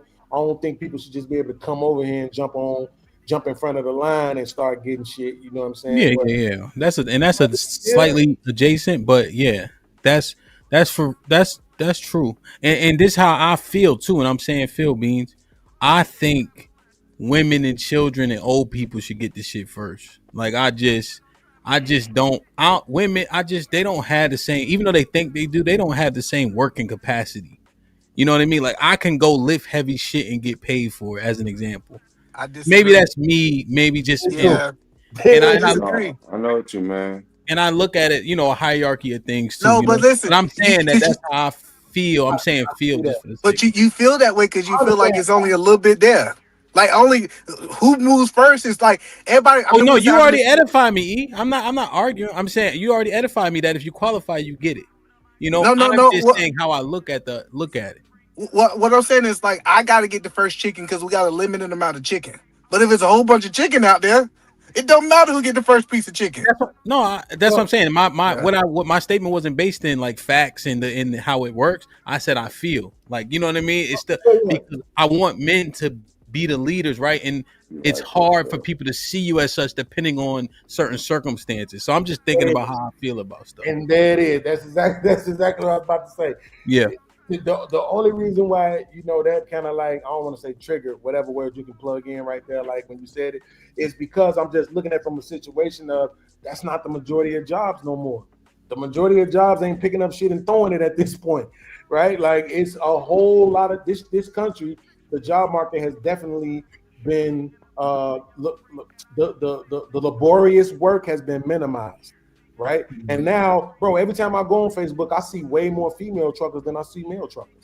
You do see a lot of everything that we doing, right? Then they still have the industries that they monopolized and dominated in, like teaching and nursing and all that shit. Hold on, bees. Hold on. Hey, I the money. Hold on. I got a retort.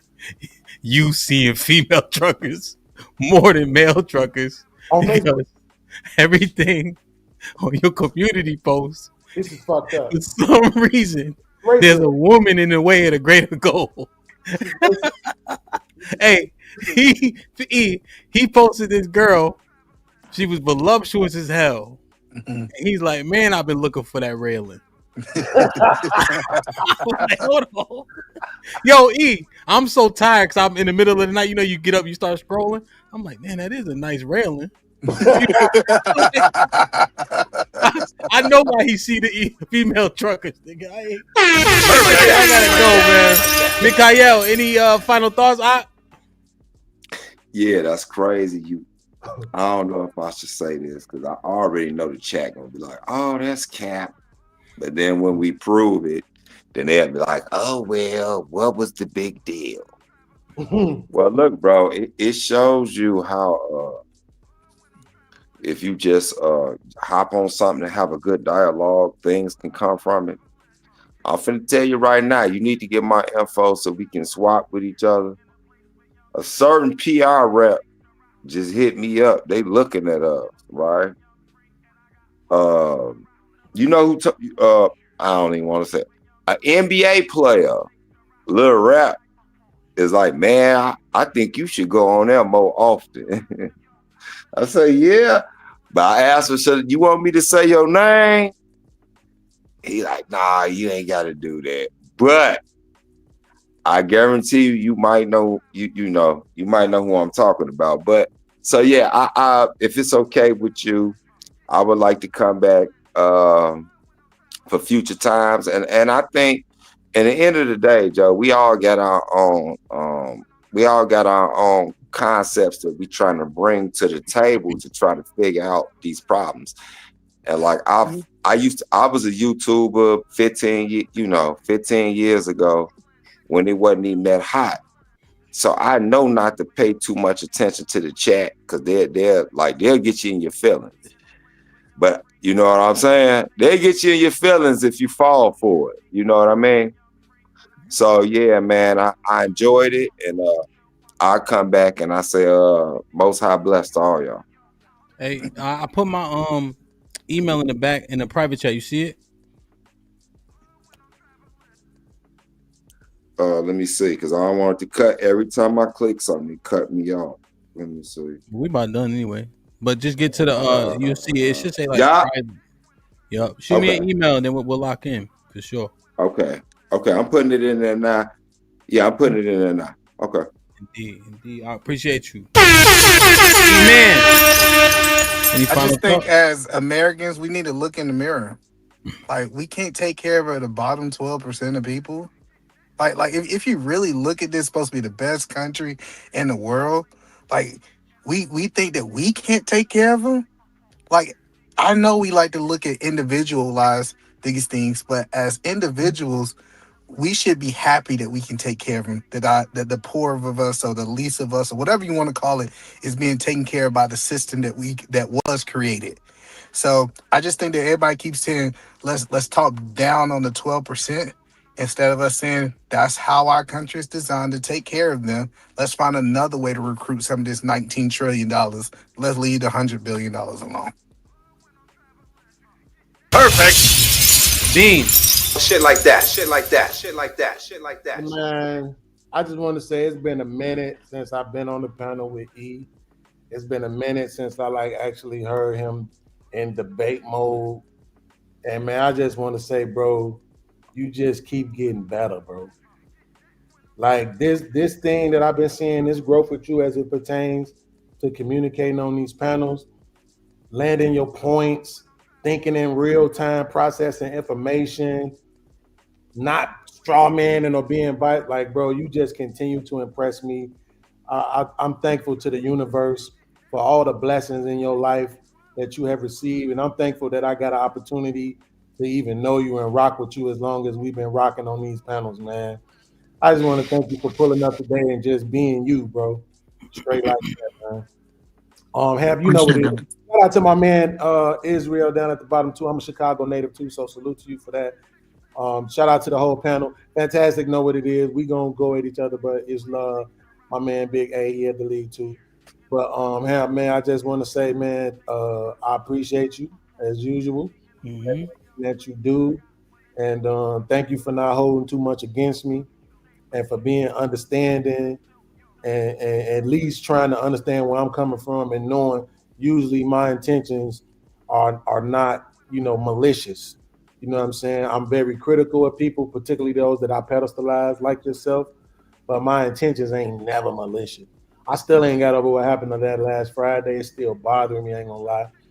But it wasn't you. And then that's what I hold on to. I think you know my heart and you know my intentions. Shout out to the chat. Thank y'all for understanding. Thank y'all for growing with me. All the people that's been coming through telling me they come from HAMP channel and all the other channels. I appreciate y'all, man. Just keep me and my family. I usually don't say this, but I'm starting to lean more towards it. Keep me and my family in y'all thoughts and prayers, man. Yes, sir. Yeah, all praises to the Most High, man. I All think praise to the Most High. the key about the value is, there's so many things that transpire, right? And people could take anything, any kind of way they choose to, right? We often judge ourselves on our intentions, everybody else on their actions, and I think that's where we go wrong.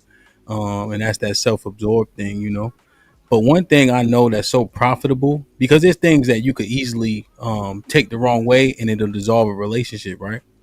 One thing that I know that's so profitable is how much Bean's been leaning into the Bible. For me, that's a blessing, And there's many catalysts, right? Him and I talk. He talked to Zeke. He see how the brothers conduct themselves. I was Black Man Unfiltered had a panel, but I had to do something, right? And Beans was up there, so I tuned in late, just to at least, I think I might have sent a super chat.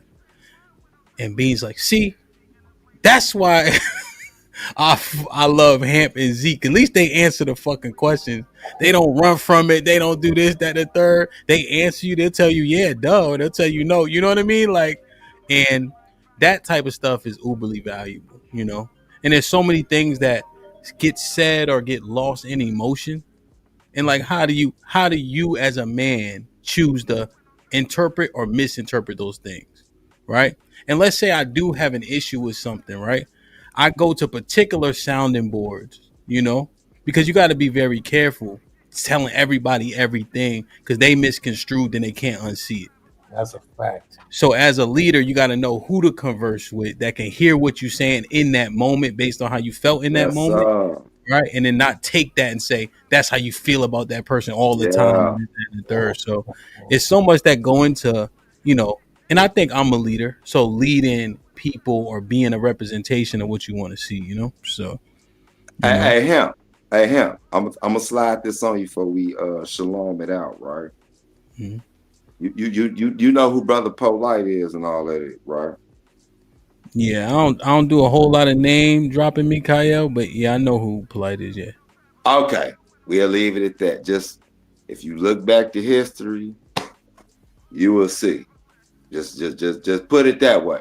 Like, yeah, I called out that foul stuff that a lot of cats be doing, and it's kind of, I was thinking about it when y'all was talking earlier. I was like, we get a lot of these fake leaders in our community, regardless of what they could use they could use the Bible.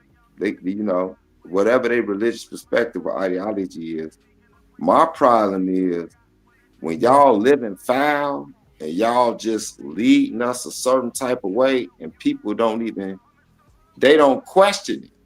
It's just that angers me, bro. Like, that angers me. So with that, I'll say peace to everybody. Yeah, man, for sure. We learning, man. You know, Albert Einstein said it. Once you stop learning, you start dying. And live was good. 50 Ball said DJ Hand for president, Beans for vice president. E-Man did a good job today, but he's too radical to be president. Great show. Shit like that. As always, perfect. I'm probably not going to be super chatting as much because people in November might need a lot of donations and real. Perfect. Shit like that. Shit like that. Perfect. Just keep in mind, I do have 6 children.